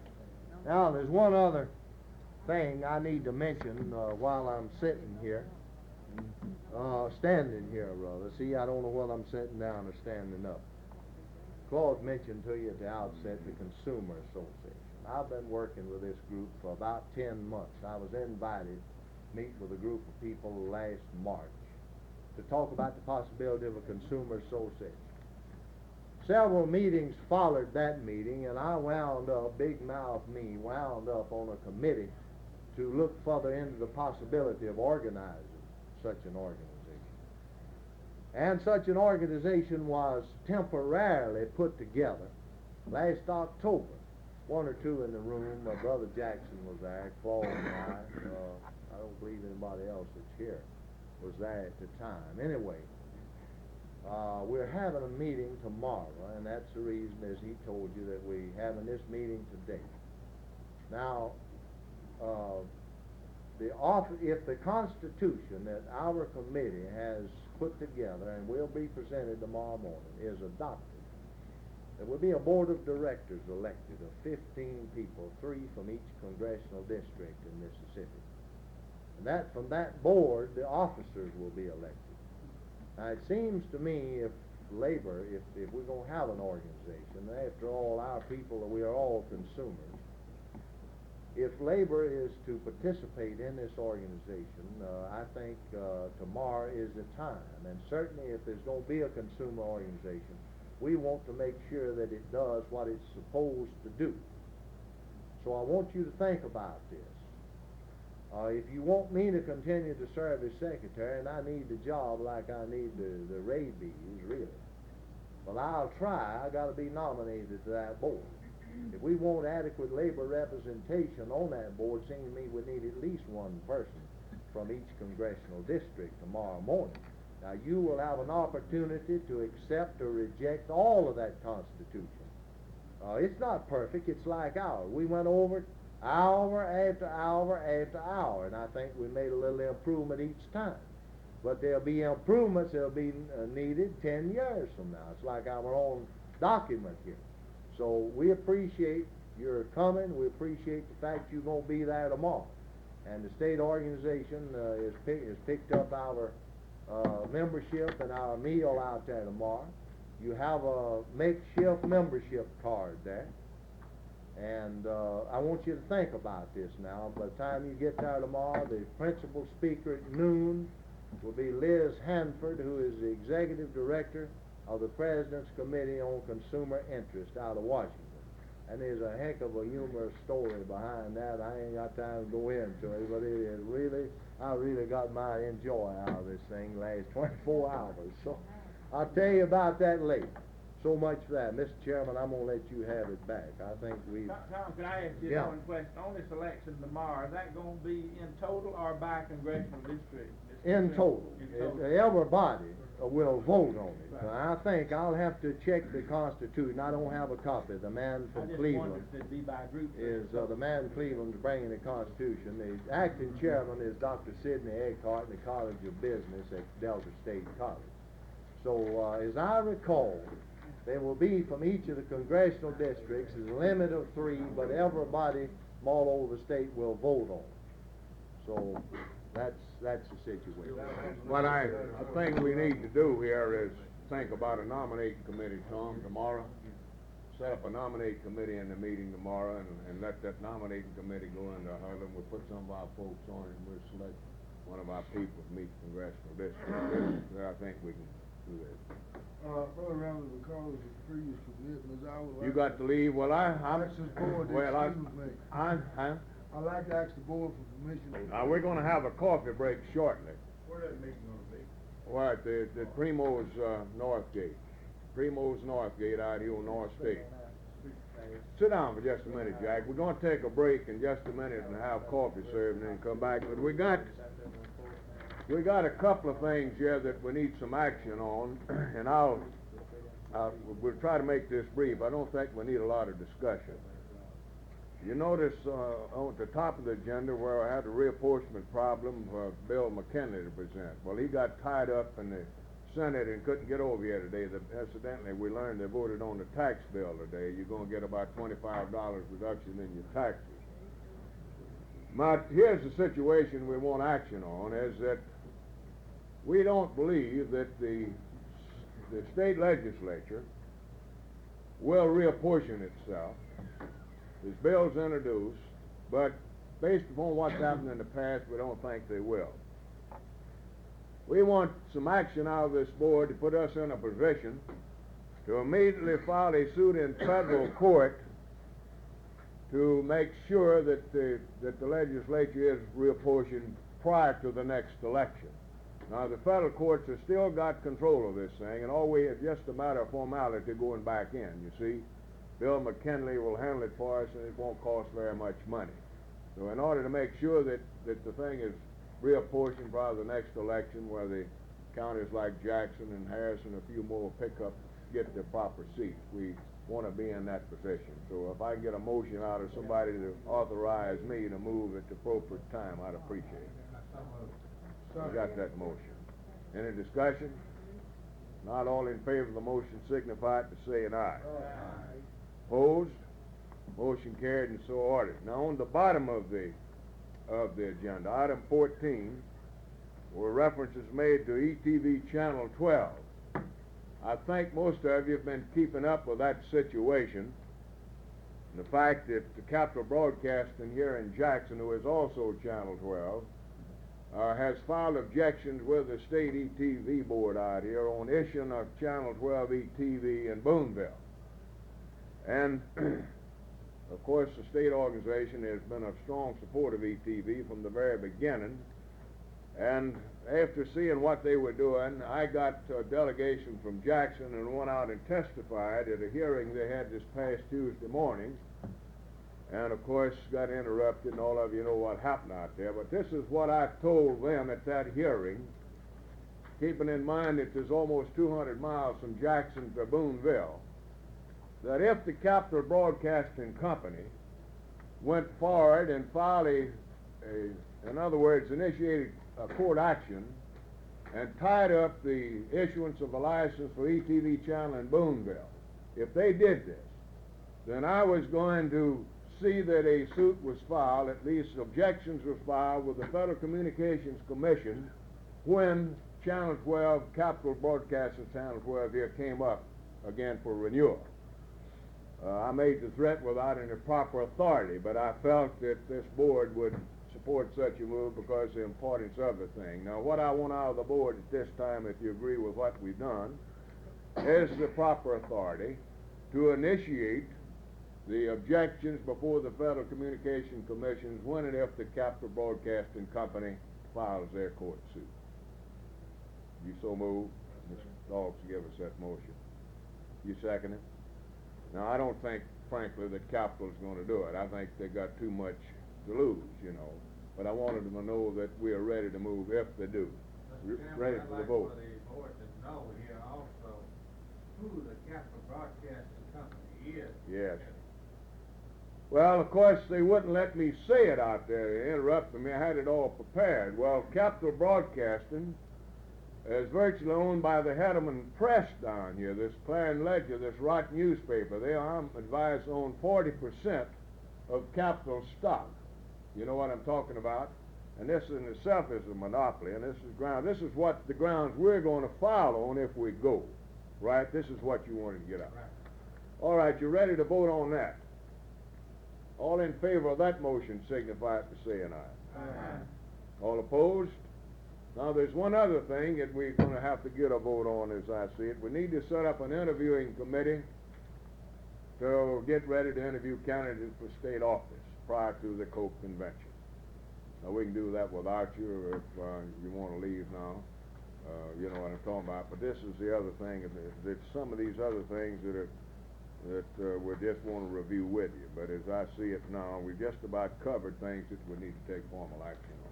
Thank you. Before Okay. Rosie leaves, I'd Yeah. like to make this motion since he's involved. Yeah. That the executive committee of the state body be the interviewing committee. Well, why don't you just make the motion that to leave it up to the executive committee to determine who's on the interviewing committee. That this would suffice. Right? Okay? Right. And we get a second to that? Okay. All right, any discussion? All in favor of the motion signify it by saying aye. Aye. Opposed? Motion carried and so ordered. All right, it's time for the coffee break. If y'all want to stand up and stretch a while. Feel free for lunch if I- no, I'd like at this time, Make it much sense. I'd like at this time to get into this item report on legislative session now. Brother Grant and myself just went over and had a chat with Buddy Newman, the chairman of the Ways and Means Committee. Did all of you get a copy of this little item here? There's the Senate Labor Committee passed out. Well, I'll take that matter up first. We've got several bills over there, of course, that we're concerned about. And, of course, I know all of you are interested in something on taxes. And I just told you that the Senate voted on the income tax bill today. I'm not too sure what they did. All I know is that they told me they voted on the bill. And as I understand it, most of it centered around increasing I think the deductions, $1,000 for the married person and $500 for single or something like that, and some other little changes, but it don't amount to a whole lot. Of course, we are in favor of that as the convention acted on it, something in this direction. I don't think they're going to go as far as we think they ought to. That's one item, of course. But the two items that I want to take a few minutes with you and talk about are two that I think that we need to put most emphasis on this year. And one of them is increasing unemployment insurance, and the other one, of course, is improvements on workmen's compensation. Now, this thing that I passed out to you was given to you for one reason. The bill that we finally got introduced after one heck of a scuffle over there, got it introduced late yesterday, is a bill that was recommended by the Advisory Council to the Employment Security Commission. And that bill, of course, includes a number of mandatory provisions brought about as a result of congressional action. One of them is increasing the taxable wage from $3,000 to $4,200. But the thing that the council recommended in the bill does not involve a federal change, which is the most important feature of the bill. And that's the fact that the bill that was introduced in the Senate yesterday, the number of the bill on the piece of paper you have, it includes the mandatory changes plus the provision that removes a $40 maximum limitation on weekly benefits. This is what the fight's all about. Under our existing law, as I think most of you know, we have a formula in the law that's based on 50% of the average weekly wage, provided the amount does not exceed $40. Now, what we've been trying to do, you see, for years is to get that provided out of the law and let the formula take over. As the average weekly wage increases, it automatically goes up. And of course, as Buddy said a while ago, if it goes down, it goes down. That's true. Now, if we get that out of the bill this time, the average will be $51, because the average, the maximum would be $50. $51. It's $102 now. I think I'll mail out to all of you that information. We're getting an awful lot of opposition to this bill from the Manufacturers Association. The Chamber of Commerce, believe it or not, are with us on this one, the MEC, because we're losing an awful lot of money in the state because of this low weekly benefit amount. The veteran benefits, the manpower training programs, we got buckoos of them all over the state, federal funded manpower training programs. The weekly amount in these programs are based upon that $40 we got. And unless we get it up, you see, we're losing a lot of money in these other programs. That's the reason the state chamber is with us. But the reason the manufacturers are fighting us on this thing is simply this: that they know if we get that limitation off and get the weekly benefits of unemployment insurance up to $51, that we're going to come back and say that we've got to get workman's compensation insurance up to equal or above that amount. That's what the fight's all about. And I want to make sure all of y'all understood this. Now, I talked to Charlie Sullivan this morning about what committee he was going to put the bill in. And he says that we had quite a chat about it. I thought it would be best to put it in judiciary aid, where we got a bunch of lawyers, because this is a complicated bill. He says, no, if I do that, I'm breaking precedent. This thing affects laboring people, working people. I need to put it in the Labor Committee.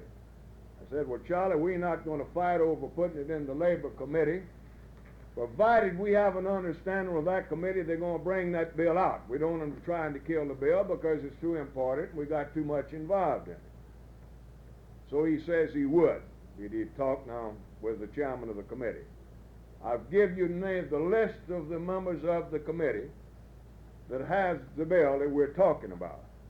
I'd like for each one of you to talk to the members of that committee that might be from your section of the state. It'll have more bearing than me talking to them. You've got Foster from your section over there.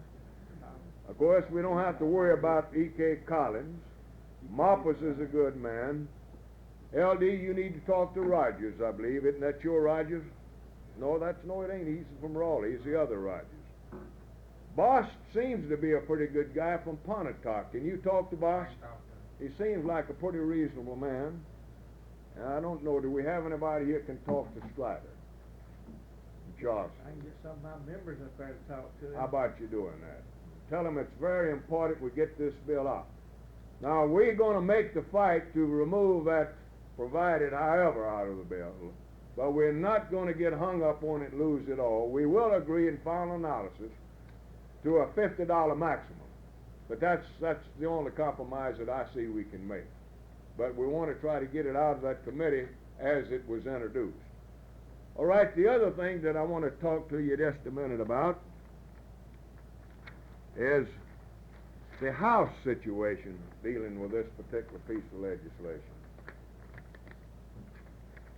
Buddy Newman, as the chairman of the Ways and Means Committee, who's given us some problems in the past, and it looks like he's going to give us some problems now. Now, I didn't know this, but Buddy introduced a bill late yesterday that entail all of the mandatory provisions or changes brought about by congressional action, but left the $40 maximum in the bill. And we had a discussion with the gentleman, and he's pretty well agreed that he'll vote to increase it, but he wants to hear from the rest of his committee before he decides what amount. Now here's the committee that his bill's in. I don't have a copy of this. Maybe I can make copies and give it tomorrow, but I want to read out the names of a subcommittee. This is Division A, a subcommittee of the House Ways and Means Committee. The chairman, All right, I'll call them out. You can write them down. The chairman of the subcommittee is J.A. Thigpen from Cleveland. Now, Jack Schaefer's the only person I know that's got the members up there that might get the Thigpen. CWA might have one or two.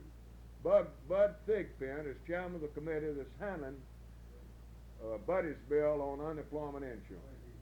Cleveland. John Neal from Laurel, the vice chairman.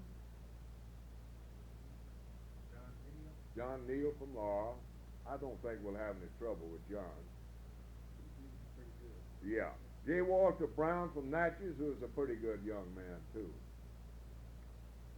Now, here's one. Wendell Carty from your man. You can talk to him. He hasn't been too bad. I'll tell you, he's a big improvement on that bird you had over there prior to him. Who was that, Brian? Wendell Carty from West Point. C-A-R-T-Y. Milton Case from Canton. Milton's a good man. He'll help us get this one out. Hadn't got to worry about Milton. Nay M. Gore from up at Whitman County.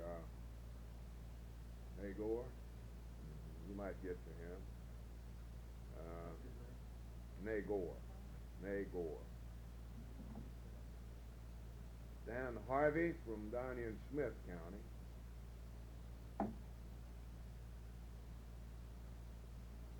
H.L. Meredith is on that committee.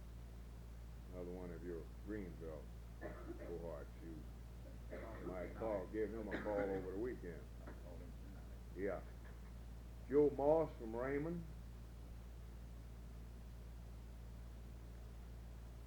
And Gladys Slayton from Holly Springs.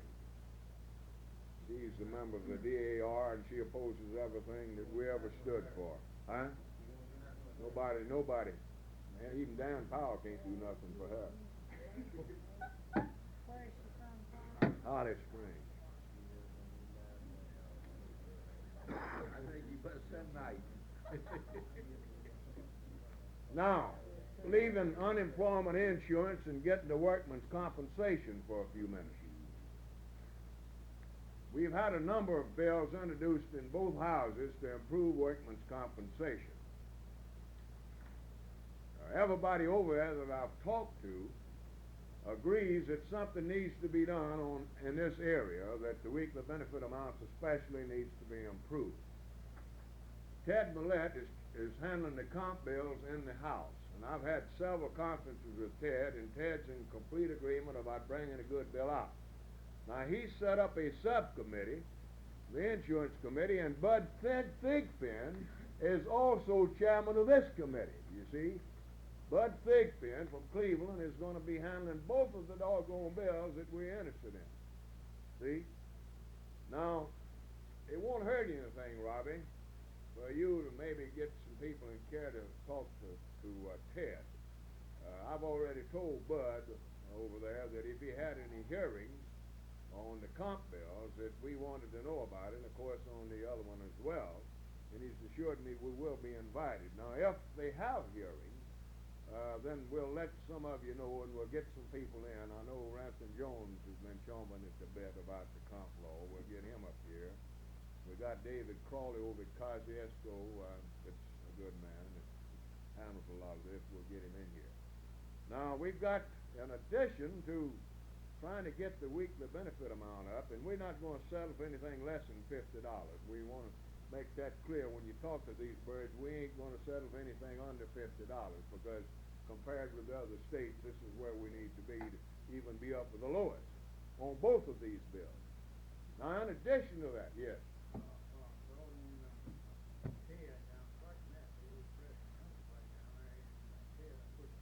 Are they? Get in touch with him. I'll talk to Clark tomorrow. I'll go on Monday. I've got to be down there. When does the CLU meet again? This Monday night? He will? That's right. Is he coming to the consumer thing? Or to the electrical thing? Well, I'll talk to Clark. You're right about that. I'll talk to Clark, and matter of fact, I'll try to shape my affairs up and try to make the CLU meet Monday night if I can. This is the key to this thing. Now, there's one other thing that we're trying to do in addition to get the benefits up. Of course, we're trying to get this law in better shape to cover the nuclear situation also. That's involved because of the hot stuff in that shipyard, you know. The other thing that we're trying to do, we've got a bill introduced over there that would make these insurance companies, whoever is responsible forcing a claimant to go into the courts, you know, to get a settlement, that they pay that attorney fee and it not come out of that guy's settlement. We got a bill that does this. We're pushing that also. Anybody got any questions on this? Everybody understand where we are? Well, a call from you to your representative will do much more than me talking to him. This is what I'm trying to get across to you. Now, to those of you that have representatives that are not on the committees that I mentioned, it would help tremendously, I think, that if you took time out, maybe take some of your people and go over and talk to them about you would appreciate them voting to increase the benefits under both of these laws that we're talking about. It would help me tremendously. We got any questions? All right, we'll move on from that. Well, actually, we might as well take that up. Get that out of your bill, this kindergarten thing. You got a little folder in there dealing. Have all of you got a chance to read that? This is being sponsored by your senator from up there. He's one of the prime movers behind this, Senator Perry. And I don't know if you've had time to read that brochure or not. But frankly, what it amounts to is a lot of prominent people have been meeting. I don't know why they didn't invite us in on this discussion. They have been meeting and discussing the need of establishing a kindergarten grade in public education in the public schools. In other words, a kindergarten class and then the first grade and so forth. And they've been in touch with me about pushing it, and I told them about our board meeting here today. They sent me over a bunch of the brochures, and I thought we ought to take it up and see what you thought about it. So there's a bill been introduced, that has been introduced by Senator Perry from DeSoto County. I believe so. I'm sure he's for it. He's a strong supporter of public education. He might be a co-author. He might well be. Yeah. But anyhow, I would like to present that matter to you for consideration. Get your attitude on it. Yeah. If this come into being, would it tend to completely do away with the federal Head Start program that's now being operated in the state? I really don't know. It could and it could not. I really don't know. Now you kindergarten, of course, would let me see, what is the sixth grade education? I mean, they have to be 6 years old to get into first, ain't it? Which means they drop down to 5-year-olds. And the Head Start starts with them sooner than that, don't it? Well, 5-year-olds is one of their age groups. 3 to 5 is the range. 3 to 5. 5-year-olds is.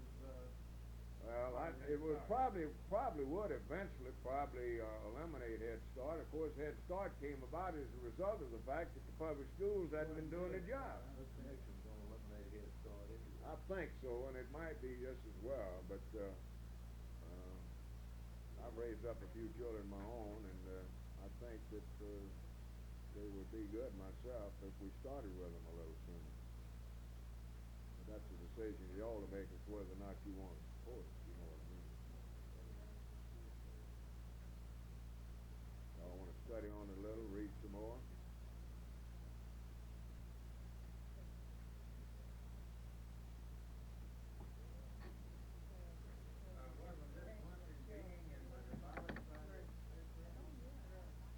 I don't think we've ever really had public public, no, not as public, not as part of the system itself. As I understand it now, the teachers have to separate the children in first grade from the ones who take kindergarten, the ones who have not had kindergarten, Well, this and is this what would you're saying. prevent. That's the reason for that is some parents, you see what she's Ones saying, that can afford it send send theirs. theirs, and that means that they are further advanced when they get to the first grade, and they have to separate.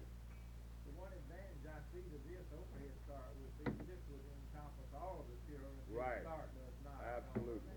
Right. What's your pleasure?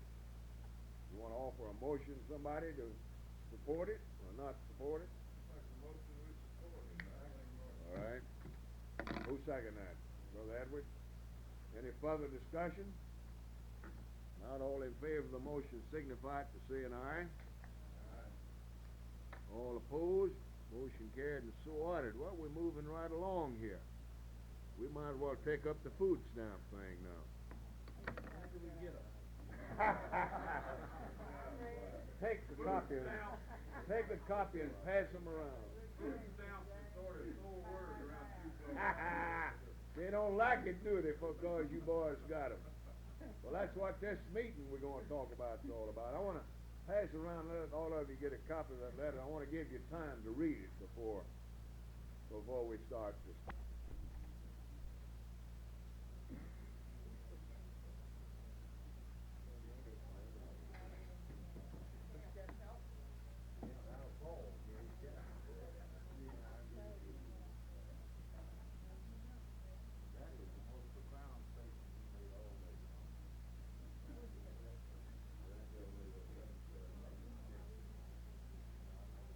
They probably got a controller somewhere else.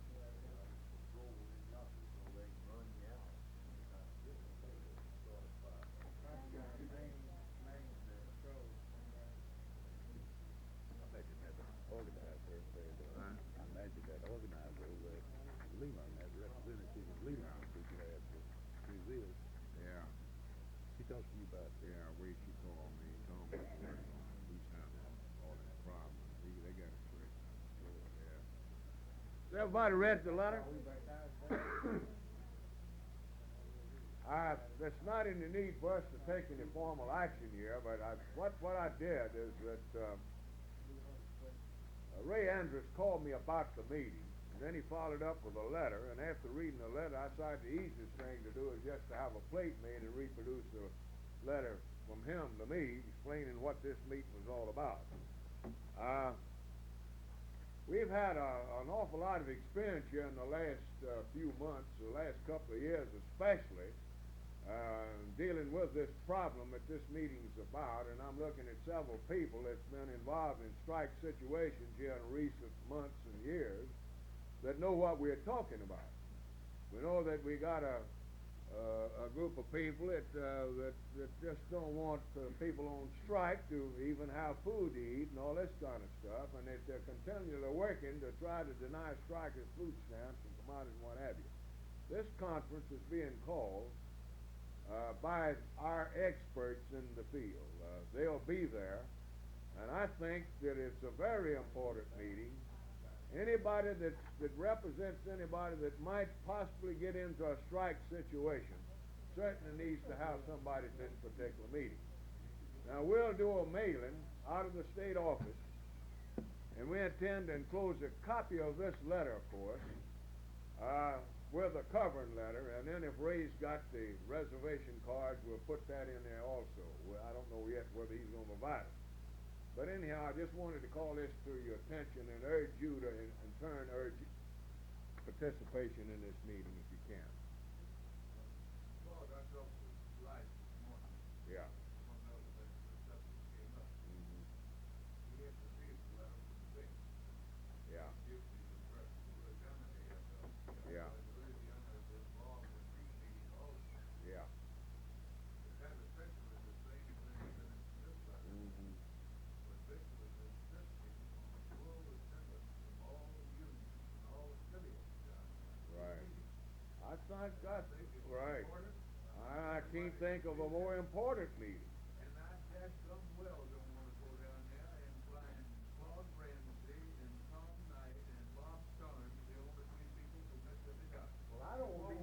you eat. Well, anyhow, I think everybody present here understands the importance of this meeting, and you gals with Southern Belle, I understand, might possibly be on the breaks before long. Now, we've had quite a bit of experience here in the state, and Tom has turned out to be our expert in the field. If any of you have any problems with food stamps, he's the man to call. He's got something going on with a woman down here in the welfare office. There's about three of them. I don't know who they are. I don't know what it is, but I know one thing. He's been getting action down there, because every time somebody has a problem, he's calling up down there to get it straightened out, you know. You bought him a pair of shoes. That's what it was. Okay. Tell him what she said the other day. Okay, we just want to urge you to do what you can to help get good attendance out. She said to me the other day, she said, you hadn't called me in a good while. I said, I hoped I never would have to call. Let's get on to the Speakers Bureau now. I mail out to you, all of you, some material concerning the Speakers Bureau, the proposed Speakers Bureau, and it's simply this: the national office is asked us to assist them in establishing a Speakers Bureau made up of representatives of organized labor here in the state. And I simply sent you a copy of the stuff, each board member. I thought that some of you at least, maybe not all of you, would be willing to serve on that bureau. And what it amounts to is, if we get a call from a high school or a college or some fraternal group who would like to have a labor representative address them, we'd like to have somebody in that vicinity somewhere that we can call on to do the job. This is really what it amounts to. Yeah. Can somebody fill an engagement for me on Wednesday morning? Well, what the hell's the matter with you, fellas? Where is it at? Jackson State. Jackson State. What morning?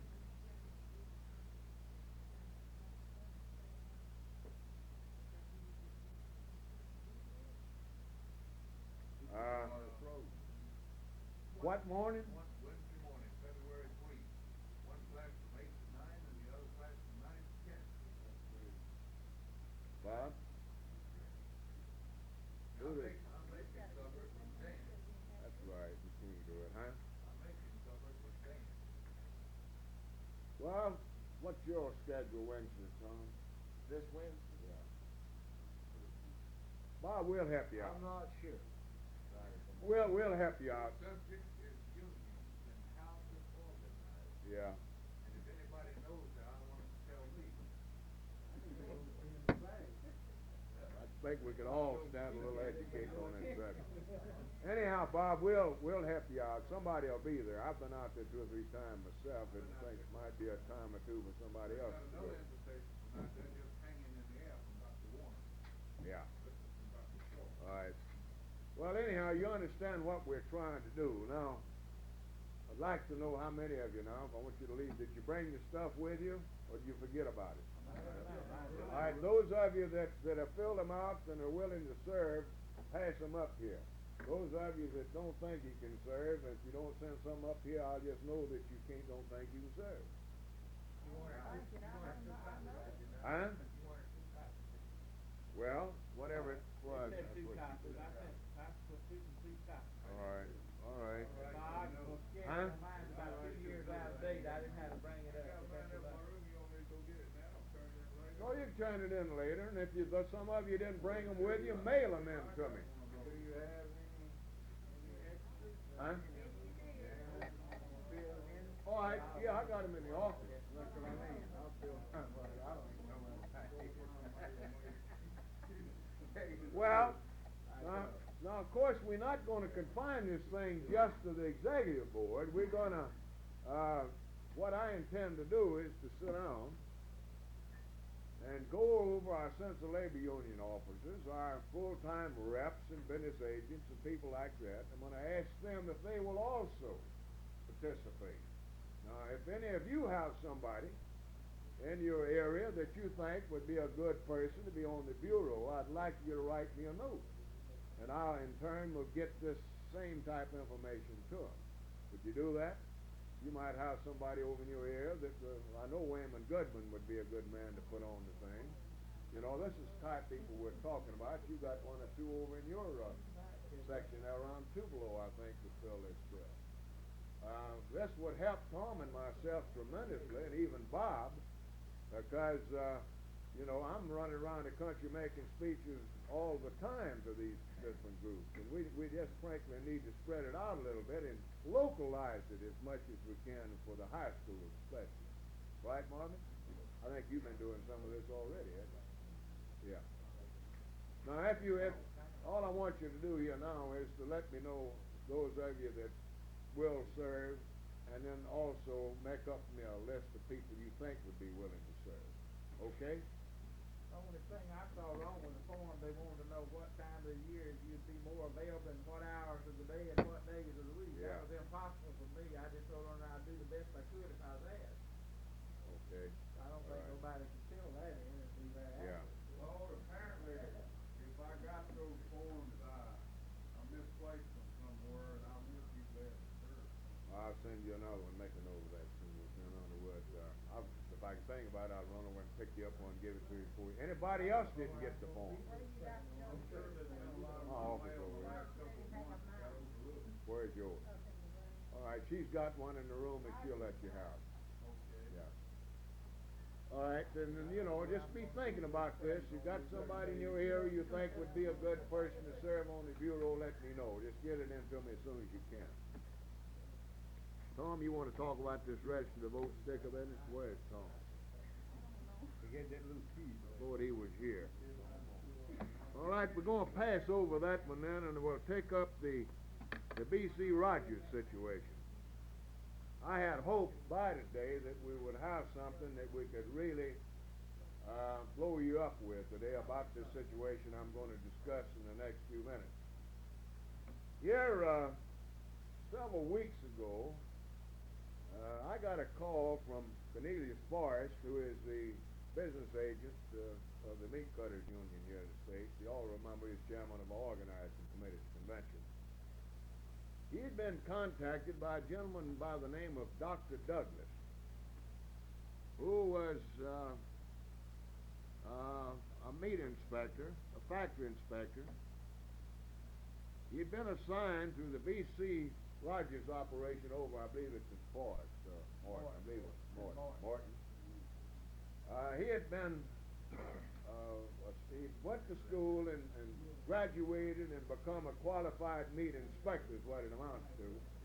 He started off, his first assignment was in Canton at one of the plants up there. Then something happened, they moved him over to B.C. Rogers' operation. And the gentleman began to insist that B.C. Rogers abide by the law, the federal meat inspection law, applying to poultry.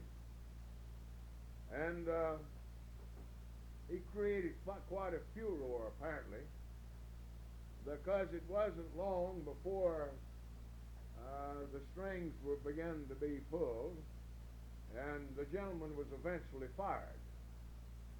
And there's all kinds of stuff went on in the middle of all of this. He had got him a lawyer, and he wasn't getting very far, and somebody suggested he come and talk to a union representative. So he started off with Cornelius, and Cornelius in turn referred him to me.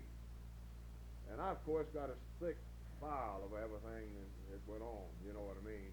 It involves trying to get him reinstated in his job and all this stuff, but the main thing we're interested in making him clean up that damn poultry plant. You wouldn't eat no more chicken, I'll tell you now. Not from Rogers Plant after he tells you some of the things that went on. Well, the thing that I did was to call Pat Gorman about the situation, and Pat in turn got the legal department on it. We set up a meeting down here with Dr. Douglas and with one of their lawyers and reviewed this thing. And he goes back and gets in touch with their Washington representative that had been largely responsible for getting the act passed in the first place. So I was in Washington last Monday, I believe it was. Monday was a week ago. And I had lunch with the meat cutters representative about this situation. And he had some definite ideas about how we ought to handle it. And we're going to blow the lid off of this one, ladies and gentlemen, if there's any way possible to do it. Because here we got a situation with V.C. Rogers, who has exploited the people in that county for years and years and years. He's filthy rich as a result of it all. You know, he's the character that put the money up to put Ross Monette in the governor's office and all the rest. But we hope before we get through with this one that we enforce the Federal Meat Inspection Act. We're going to do what we can on making him comply with the federal wage and hour law. We got all kinds of information there's violation here. The meat cutters are going to start an organizing campaign also with the people in the plant. This is all in the making. Now, we're asking you, of course, to give what support you can to this particular end of it. The shots are going to have to, matter of necessity, have to be called by the meat cutters union, involving their own internal part of this thing. But the role that we want to play in it is one of support in trying to enforce the law and things of that kind. So I'd like to get a motion from you here this afternoon that would authorize me and the other officers of the organization to do what we can to clean up the B.C. Rogers operation. Yeah. Let's, yeah.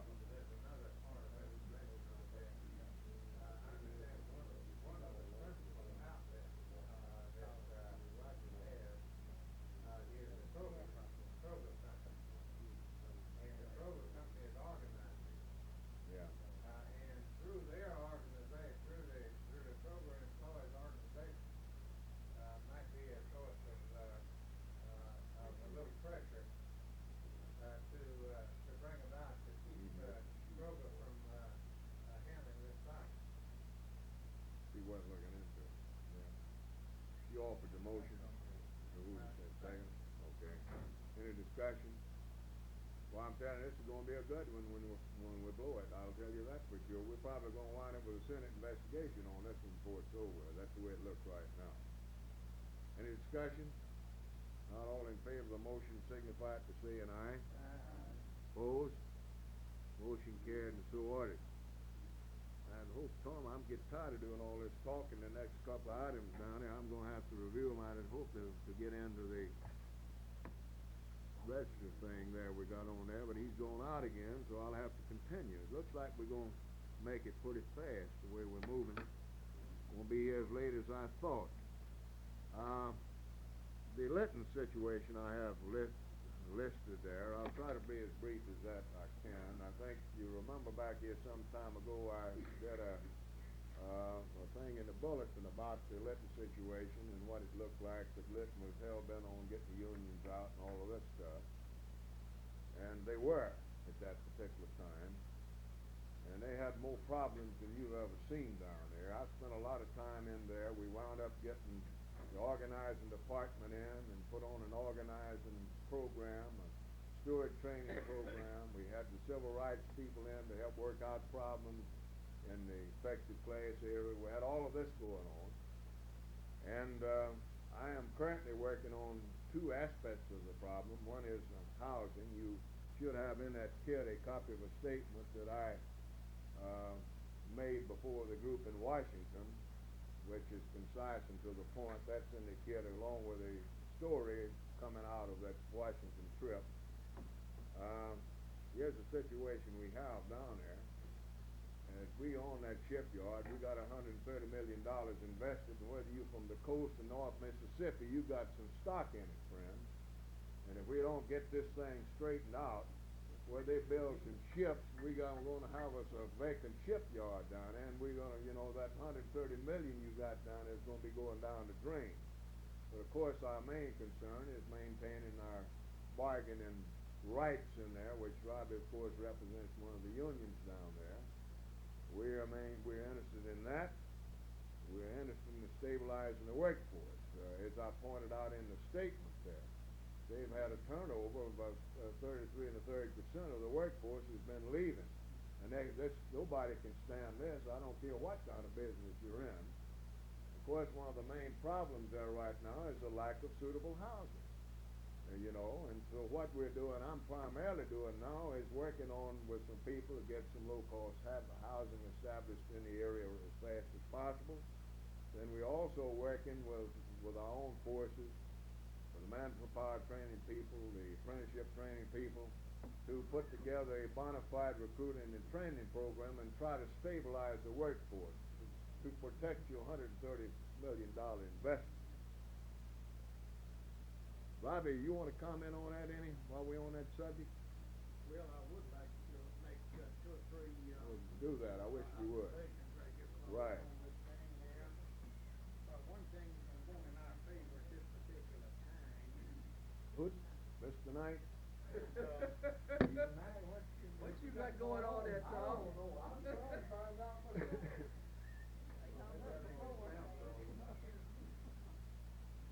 Is the fact that we are facing a layoff situation down there in the overhead. Both management and therapy people, whom I represent, our organization represents as therapy people from our management. And what's taking place there is that on the west bank, actually they're overstaffed in the therapy field. What they found was they were hoping to get the production force up into full production before this time. But right now they are practically 2 years behind in their production schedule. So the economy moves by the whole different industry over nationwide. They're cutting at least 10% or more. And another thing is got the community up in arms down there right now. Club mentioned one. Yeah. Washington shut now. Well, when that group got back from Washington, that went down the coast. Eddie Kaya is right in the middle of the damn thing. Right. It's one of them $42 million assistance in the area down there. Got back down, he was flooding the telephone calls and the local people there in the community being laid off from this plant and being replaced from elements from California, East Coast, and elsewhere. Letting people there that own the property paying down taxes out on the street. Now that's going on. Your governor right here in Jackson came on that. I was in on that deal. Through connection with the governor and Bill Palmer's on it, John Stinnett, Jim Eastman, all of them called here on this attack. And they are in the process of supposed to be investigating the situation. Now what the company claims down there is they had a force on the west coast who was a design group working for living in Pascagoula, but they were located in California. They're in the process of moving them over and to Pascagoula to work on this site. But hell, they're letting Pascagoula people out there. They qualified people off and bring those people in, and they're up in arms down there. So I had a call last night, one fact last week, we up there, reported the situation to labor relations there.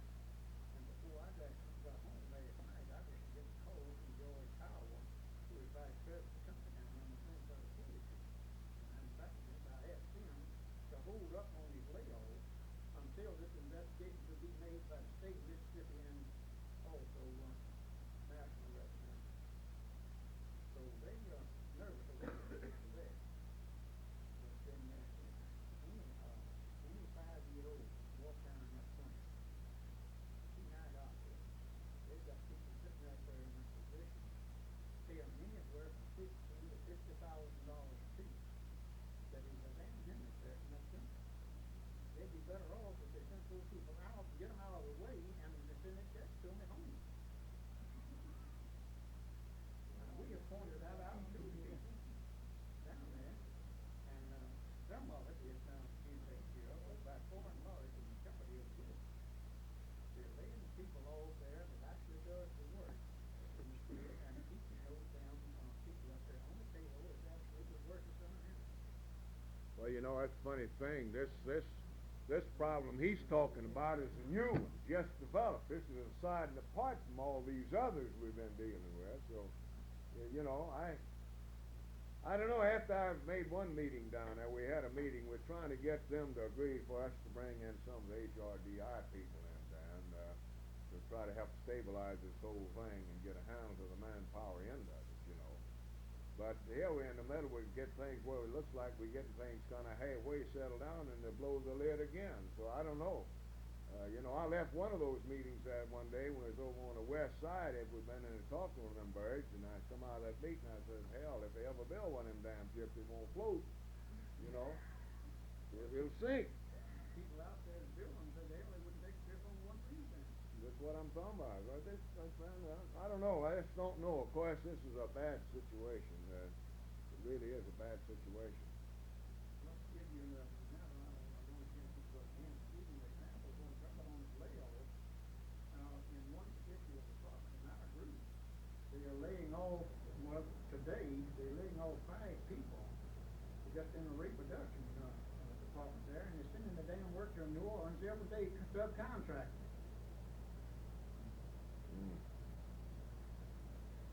Boy, so I see that we ain't about to reach the end, or we ain't about to solve the problems down there, Mr. Starnes. We got brand new ones. Not by a damn sight. No, sir, not by a damn sight. I can see where you've been working overtime with some grievances, too. You, of course, your group's hit with it more than anybody else, because they're building up the production force and cutting back on the white collar end of it, what it amounts to. Kind of the morning paper, that story saying that they have lost 4 out of 9 of the, what is it, LHS, buses they were supposed to build. Right in this paper. It is? Yeah. Well, that's how'd you lose them? Because they ain't meeting the deadline? Don't know, they said they had knowledge they'd lose them, but headline, this time 15 now. I hadn't got a chance to look at the paper Well, much it said today. they knew they were gonna lose them. Well, they lost, somebody got the nuclear subs here the other day.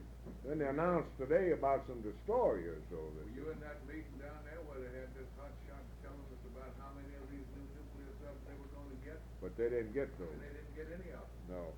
It says / planned at Litton Pack. Uh-huh.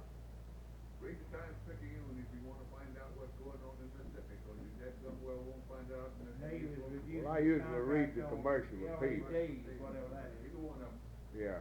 Could I mean- agree with you on could it. mean a loss of about 500 million in contracts. Well, anyway, we got problems, and all I know is that we're gonna give it all we got to do what we can from our end of it. We're gonna, one thing that I've told them in that meeting, the last one I was in, we have everybody and his brothers trying to get in on the act. We had that meeting down there, and there's all these federal agencies there, everybody and his brother, and they got some bird in this EDA thing down here. What's his name? Les Newcomb. And he's making a big pitch that his agency ought to be the coordinating agency, you know. Well, I got up in the last meeting in Pascagoula and proceeded to tell them this in no uncertain terms. I said, gentlemen, and I said, now when I talk about coordinating, I'm talking about the manpower recruiting and training programs only. I'm not talking about your water problems, your street problems, and all your housing problems. I'm talking about the manpower phase. This EDA is a federal agency with about Well, 75% federal funds running it. Yeah, I know. But you see, this is what I told them in that meeting last Monday. I said, we have a collective bargaining agreement, the Metal Trades does with Ingalls, and we intend to keep it. Now, I want that clearly understood. I said, the first thing we have to do is to get the union representatives and the company representatives together and reach an agreement as to what kind of a program the two parties can agree on as far as manpower training and recruiting is concerned. And after we've reached that agreement, then we will propose that we get all of the federal agencies together, the vocational training people, anybody that's having anything to do with manpower recruiting and training, and we'll sit down with them and tell them what we want in the form of a long-range, type coordinated manpower recruiting training program, apprenticeship people and all of them. And I just let them know in no uncertain fashion that EDA or whatever the hell else agency you want to call it, are not going to come in and interfere with our programs, with our collective bargaining agreement. We don't intend to let it happen, do we, Robbie? You better check Right. the board of directors of EDA before you let them do anything. Well, they ain't getting in, they not getting in this act. The manpower training people, the apprenticeship training people, these are the people that's going to be working in these You got board of supervisors sitting on the board of directors, people like that. Right.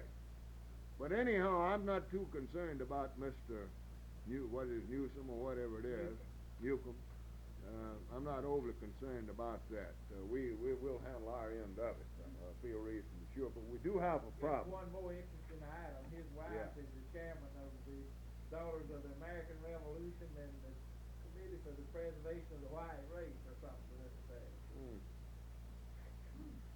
Well, that's even more reason we don't need him, ain't it? He's one of them kind. She is, I don't know about him. All right, let's move. Can we move to the next item now, or you want some more discussion on that?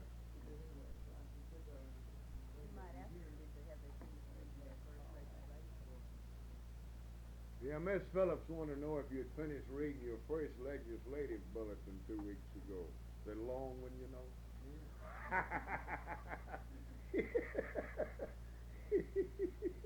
The next one's going to be long, too, because we had umpteen bills introduced, closing date. Yeah. Man, of course, after we get this introduction behind, you know, then we can start being concise and reporting on what's going on. But we have to report, you know. Here we're caught with all this pre-filing business. All these bills been pre-filed, all these bills been introduced, and here I'm faced with the job of having to report the ones that I think are pertinent. And of course, she's faced with the job of having to type all this up, get it ready. That's what she's talking about. They did read it. I read the bill. Every one, I know you read every bill. I did.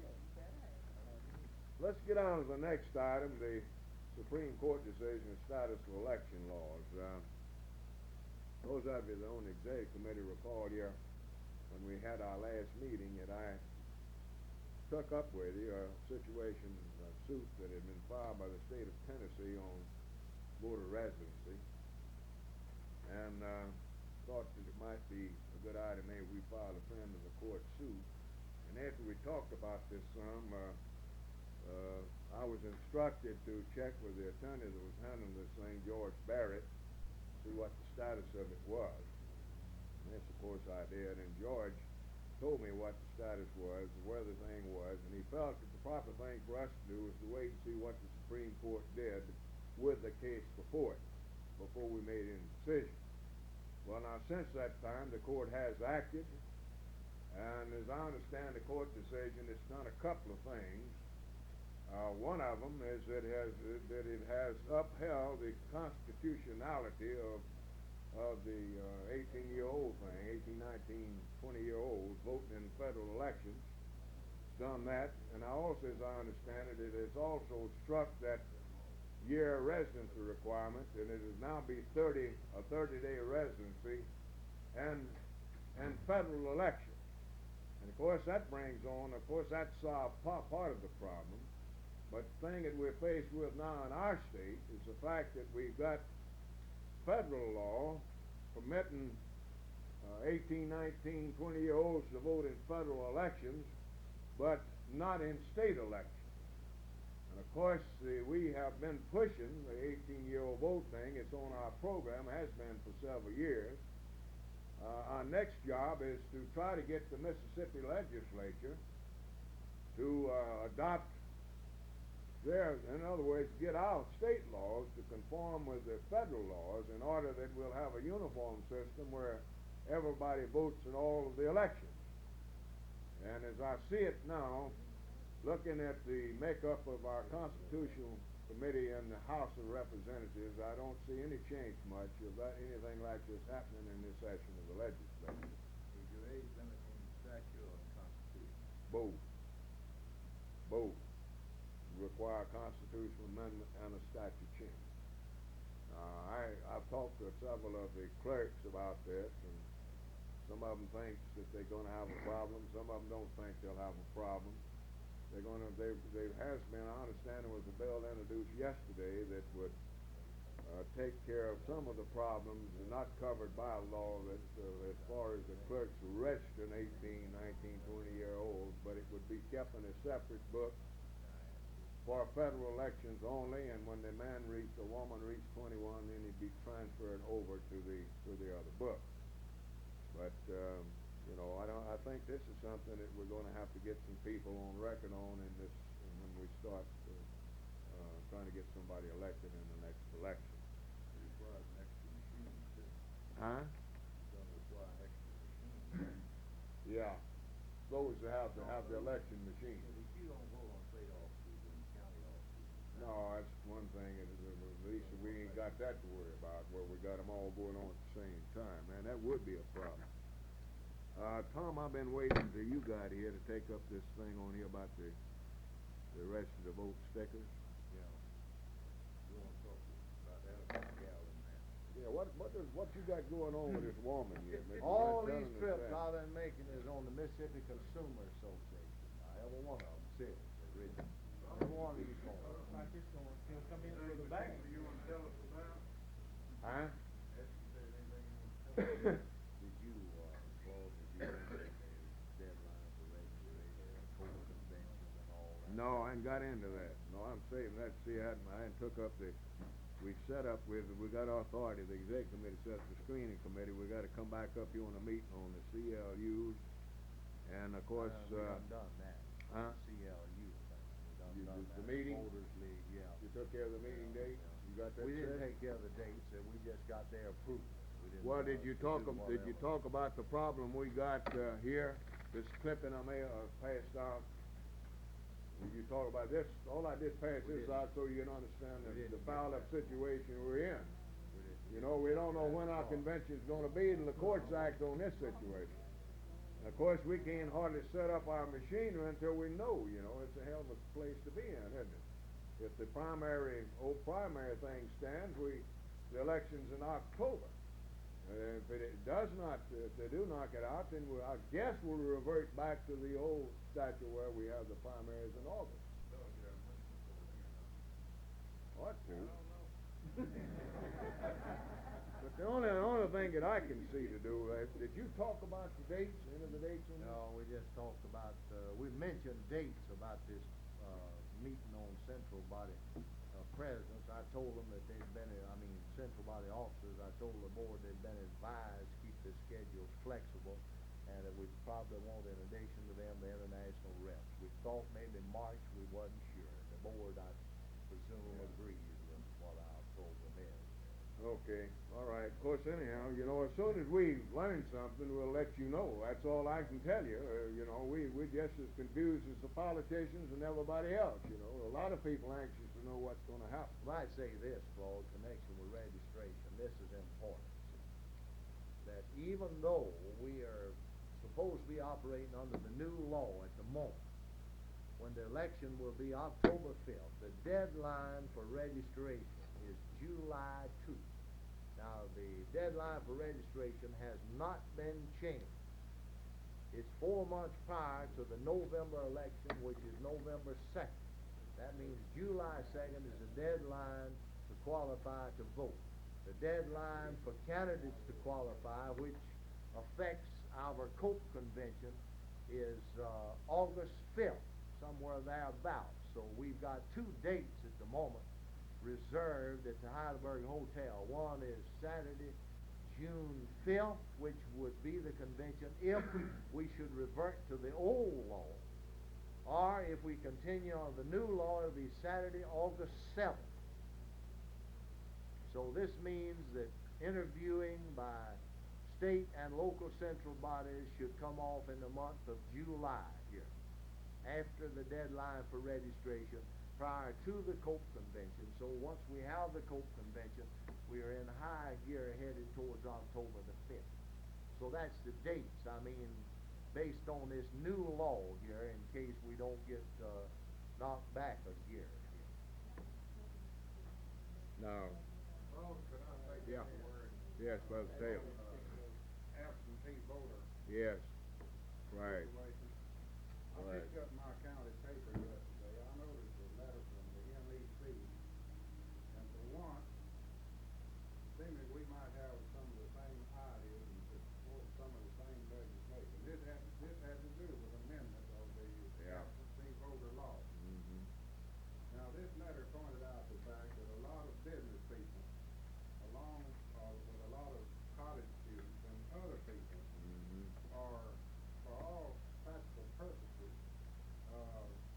franchised, or disenfranchised, whatever the terminology is.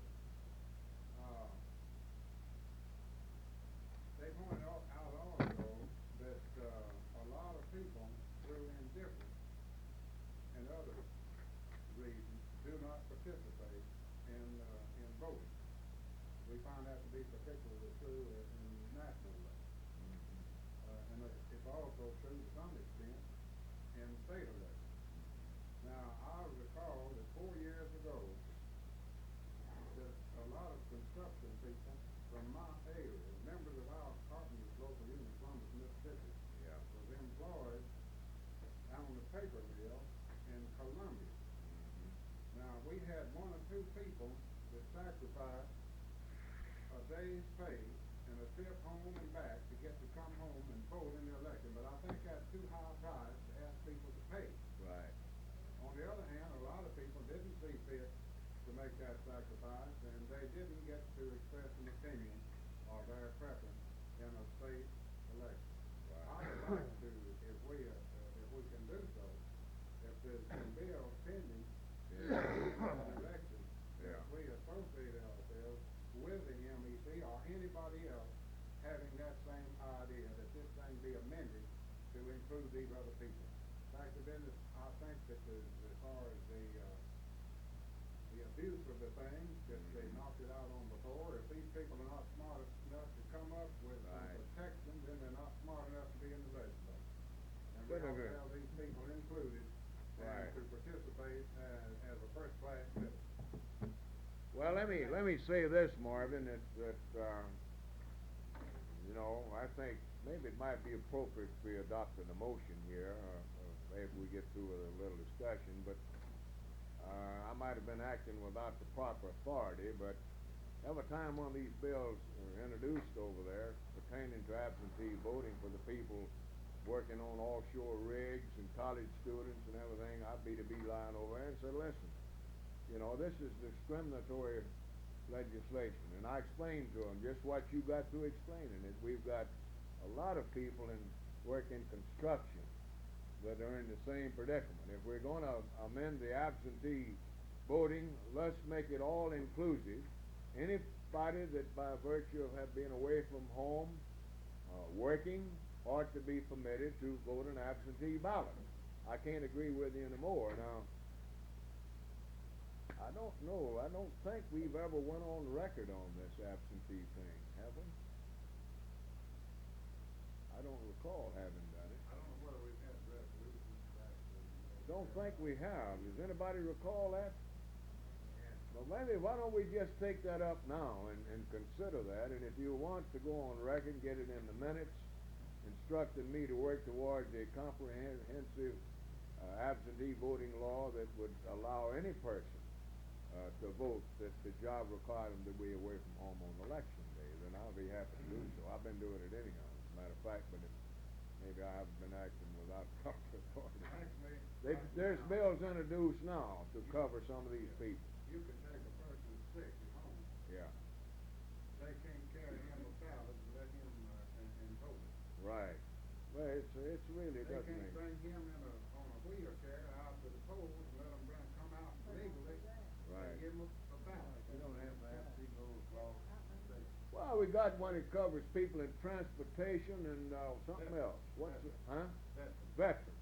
That's all. Well, veterans follow the federal law. Well, may I say something on that? Yeah. We got an absentee law in Tennessee, and I'm not so sure it's a good thing, and here's what I say. The candidate we support, young and loses the absentee box. Because the business people, the conservatives, utilize that absentee law a lot more than working people do. I can't think of any absentee boxes in any of the metropolitan areas in Tennessee in any recent election the candidate supported organized labor didn't lose. Now, we've got a law saying that anybody's going to be out of town on election day can go down to the courthouse and make an affidavit to the fact that they're going to be out of town and vote a ballot right there in the courthouse. Well, voter participation decreases for income silk stocking crowd, they always go down and they vote. They're the ones out of town more than the working people. Now, the other half of the law says that you can vote if you're sick by absentee ballot. But you have to have a doctor's certification that you are unable to go to the polls. And then the ballot is mailed to you, and after you get the ballot, after you mark it, you have to have it notarized and sent back. So most of our people who are sick are not going to be able to go to the polls, won't go through all that rigmarole. And I am not so sure that a state without an absentee ballot law, without an absentee ballot, except where the federal government requires it as a serviceman, is not better off than one with it. From a practical standpoint of getting our candidates elected. I think what Marvin's saying, though, if you're gonna provide absentee ballots for one group, that everybody ought to be allowed the same privilege. Ain't that what you saying, Marvin? Yeah. Well, now, the veterans are covered by federal law. Your transportation may be state law, but there's a federal law that says that veterans who are overseas must be allowed to vote. They have to be valid. Mm-hmm. Mr. Chairman? Yes.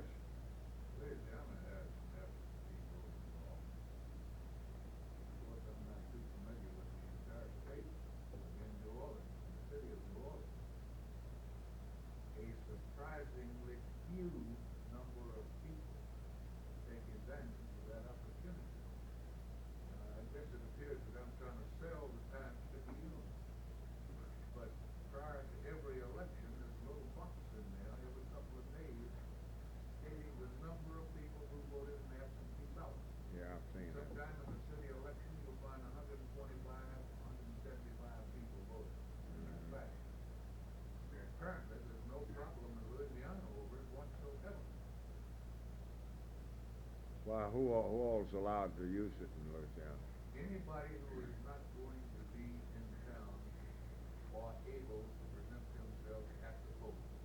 And I have voted an absentee ballot down there countless times. Maybe the thing we need to do, Marvin, is for me to write the various states around us about this matter. Find out what their experience has been. And this absentee ballot business. And also request them to mail me copies of their laws pertaining to this subject. See where we are there. Maybe we ought not jump into it real quick, right? Yes, Sir Brother Orman? Isn't it a fact that where the states that have absentee ballot, I think I read some articles on that, that they have more crooked people voting, people that been dead 10, 12 years. You read a lot about this, and I understood it was coming through the absentee ballot. That's well, you see, at one time we had a rather liberal absentee voting thing, and that's the reason they did what they did. You know, they abolished them and got it down to just the people we mentioned. Some boxes in this state, you still got people being voted, been dead 40 and 50 years. And they ain't used no absentee ballot to do it. I don't believe they use it as much as they're made out. I don't think so either. Let me say this, so many people in the state of Mississippi does have to go elsewhere though to work. Yeah. And it is kind of bad, because I have some friends in Columbia that work, the oil company, and they were complaining here a while back about that. And even wrote a column about it, but they didn't get any help on it. You'll get some votes like that, but for every union person you get to vote on an absentee ballot law, you're going to have 4 or 5 businessmen utilize it.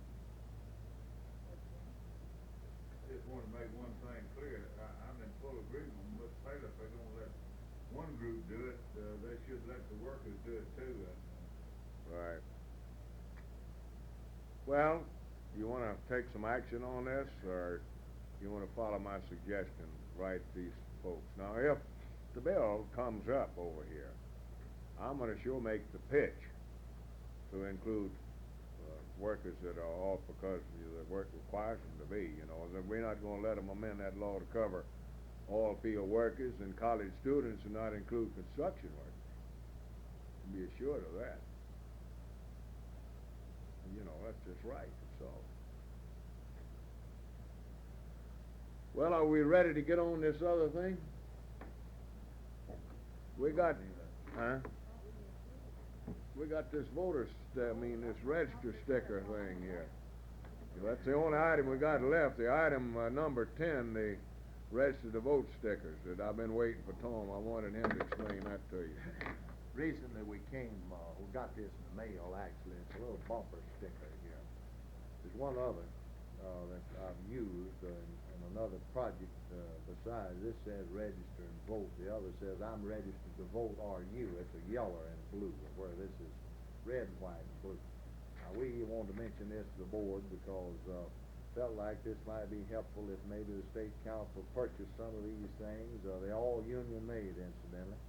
As many as 10,000, 3.5 cents a piece of this or the other kind. Now, of course, if you get all 2,500, they're 4 cents, and 1,000 is 256 cents. We just wanted to ask you if you thought, that is, if we can get the money from National Coke, if we could use any of these stickers in this registration effort. Sometimes this kind of embarrasses somebody else if you or I have got one on our bumper, you know, and some other person sees this, I'm registered or register and vote.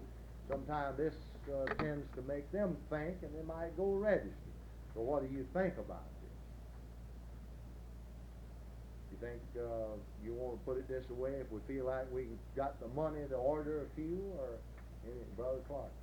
Mr. Chairman, I move that we authorize the executive secretary, treasurer, and president to use their judgment in this matter. If we can get the money, get them, we'll be glad to assist them. Okay, you offer a motion to that effect? You second it. Any discussion? Not all in favor of the motion signify by saying aye. Aye. Opposed, motion carried and so ordered. Mr. Chairman, I got two announcements. All right. One while ago, and Brother Powell won't let me forget this. The Area Coke Conference for this state and a number of others will be held in Atlanta, Georgia on May 21st and 22nd, I think is Friday and Saturday, Brother Powell. Now this is a little different to what National Coke calls the election year conference. People that are really invited and urged to be at this conference are state and local central body officers and maybe international reps, right? Now this is the people that's invited and urged to be at this conference. Atlanta, Georgia at the Biltmore. Atlanta Biltmore. Sheraton Biltmore.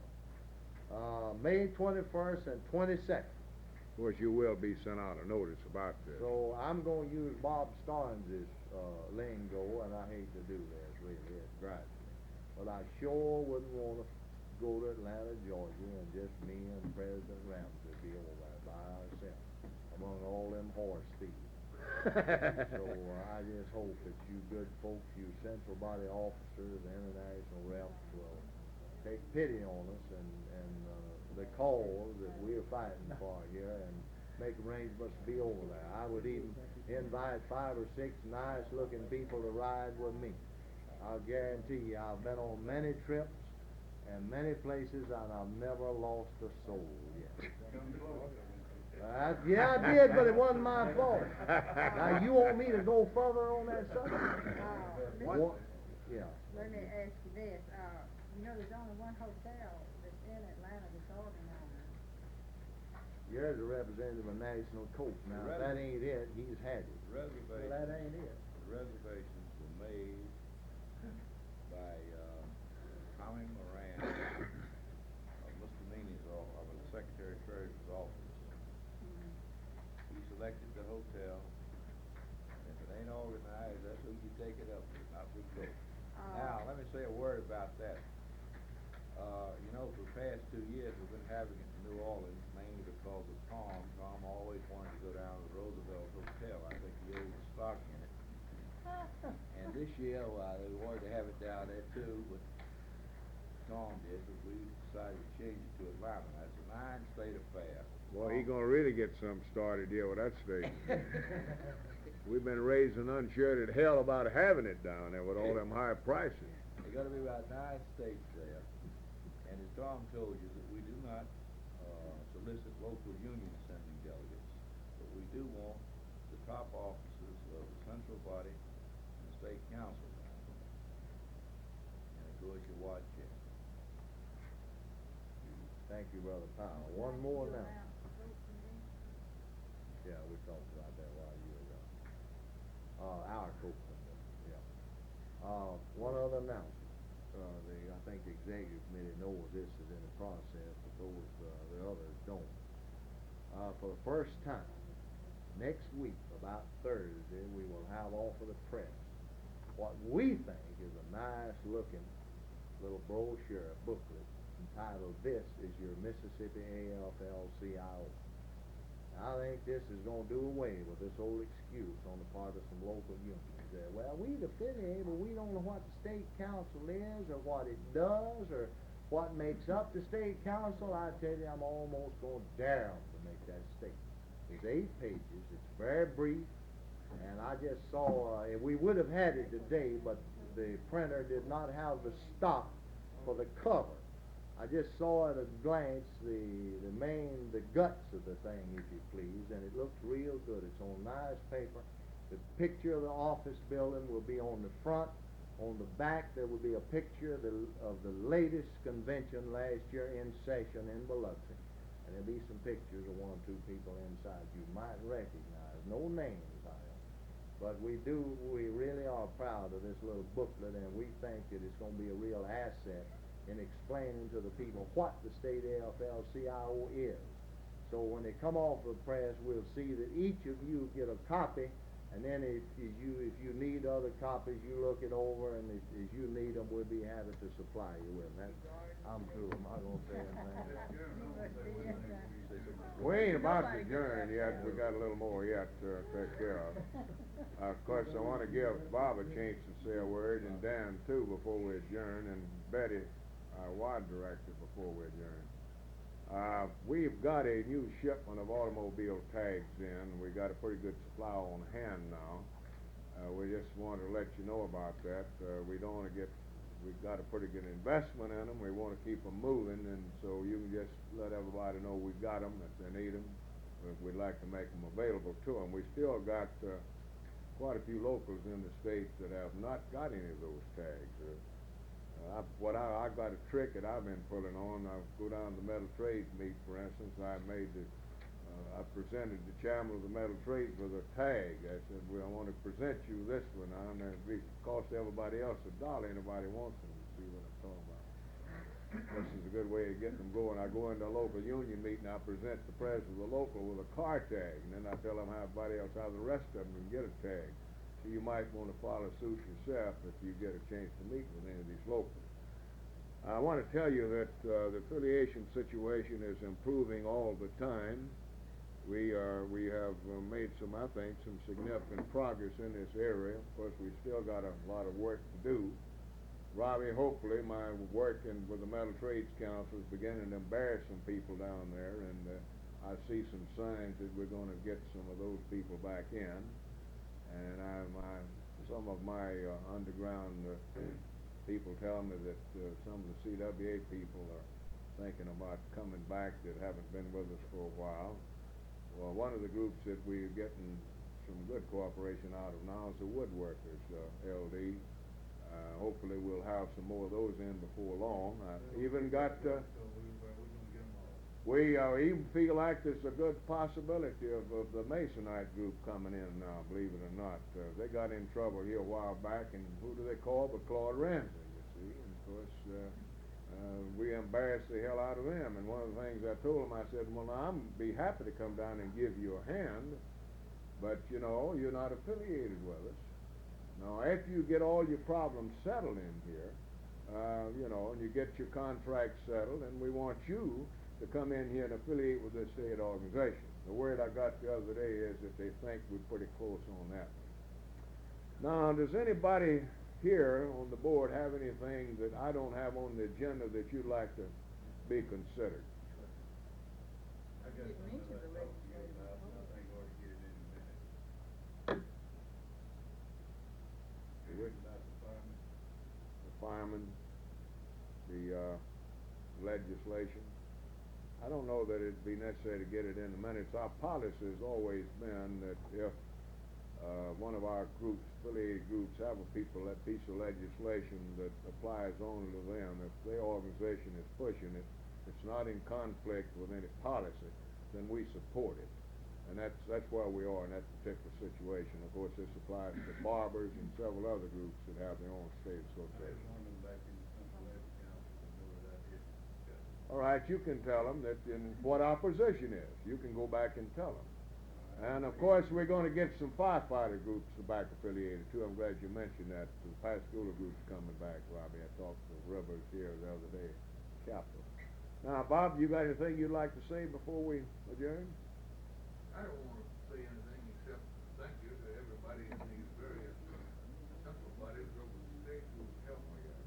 And some of the organizing drives that we've had in the past year, way as a representative, see that all of the central bodies, they unfortunately have some representatives who think they don't need any help sometimes. You might be interested in knowing, and I'll say this in quick, that through our monthly cooperative organizing meetings, which we hold on the fourth Monday of every month, we were involved in 36 elections last year. 17 were won, 17 were lost, 2 are tied, and about 3 of the losses are involved in litigation now, and that outcome could be changed. That's all. All right. Betty, we're going to see what you got on your mind.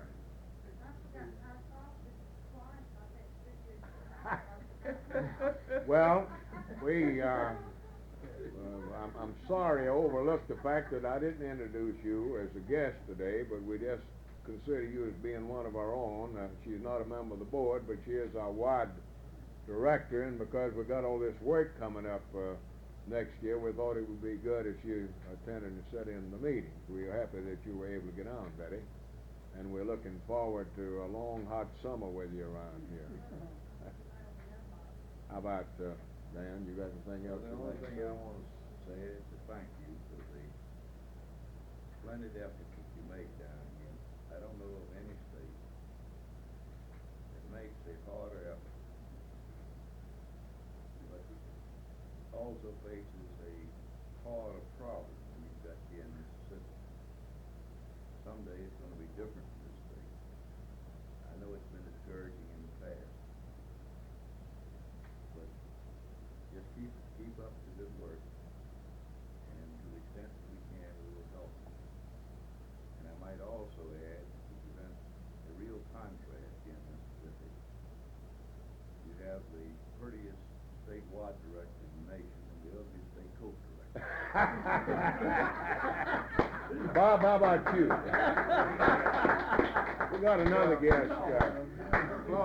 Bob Thomas, another guest. I thought maybe he might have something he'd like to say. All I want to say is that I thank you for allowing me to be here today. I have realized a dream today that I dreamed of maybe 7, 8 years ago. I've seen a lot of you. I've heard of a lot of you. I've read of a lot of you. And until 1968, I didn't know anything period. But I was in a convention in 68.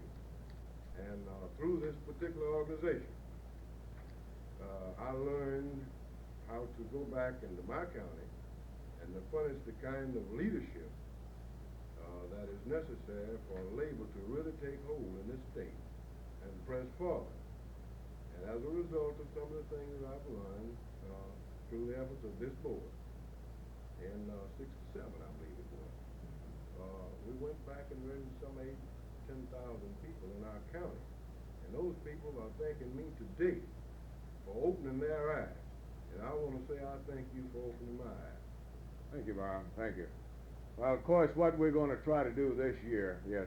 I'd like to say, one thing, to Tom there in this, voter league, thing, up in our, of course, we are Yankees up north Mississippi. We were very active, with the colored organization up there in the '68, presidential campaign. And, we had a lot of support. And I worked very closely with the colored organization up there. In fact, our chairman of the Lee County Democratic Organization was a colored gentleman, and I happen to be his co-chairman. And we invite you as an organization to Chicolo anytime that you can. And we think we have a nucleus that we can get together for a coalition in that area. Very good, very good. Of course, what we're gonna try to do this time around is to put it all together. That's what it amounts to.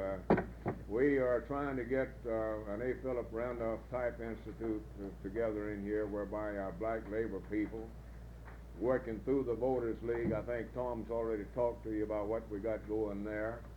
And then, of course, we're working with other groups, the consumer groups, and we hope to get something going with the senior citizens also before long, where we'll all have a common interest. And when we get through, we will change up the makeup of Mississippi. We have dreams, of course, of sending some friendly people to Congress within the next few years, but primarily this year, we're going to concentrate most of our efforts on that legislature and the speaker.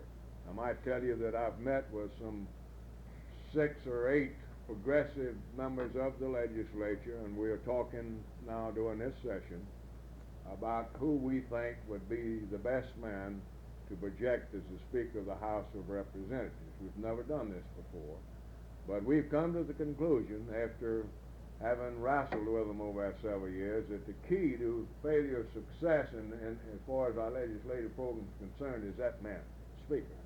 So when we get set, the legislature adjourns, and we get our meetings set up, and we start talking about who needs to be defeated and who needs to be elected, one of the things we're going to be also talking about with our people in these meetings is a man to start projecting as Speaker. Yes, I hope to mention that. So, I mean, this is all in the making, and I'll tell you what we're down to now for your information out of the people in the House. I think it narrows down to 2, and I think I ought to tell you who they are, because somebody might raise a question. Milton Case from Canton, who's been in the legislature for several sessions, who's a very good man, central part of Mississippi, and George Rogers from Vicksburg, who has been here several terms, but who is a very progressive individual. He's a former, I believe, a Rhodes Scholar and things of this kind. He was here during the Barnett administration, and he was one of the few guys along Wiesenberg that tried to buck that tide. But as I see it, after talking with our friends, it looks like they've got it down to these 2. Frankly, I think it'll wind up being Milton Case because of the location, you know, central part of the state and a few other things. Miss Phillips wanted me to remind you that in the kit that you have there is the legislative report that we finally put together. It's something a little different, as you'll notice, from what we've done. We've done 3 sessions and we went into the journal and copied pages out of the journal on the voting records. There's nobody can dispute that, because that's the record itself. That will, of course, be mailed out to the affiliates shortly, and if you need some, the board, we won't mail it to you now that you've got it, you see, but if you read it, if you need any additional copies to put out, you know, when you start interviewing candidates, we'll make them available. All right, do we have anything else before we adjourn? Anybody got anything they want to bring up? Let me ask them again, does everybody know how to get to Primos Northgate? Yeah, that's a good question. Primos Northgate. This is State Street over here. One street, no, right out here. No, right State front. Street, right Front, front, out right. front.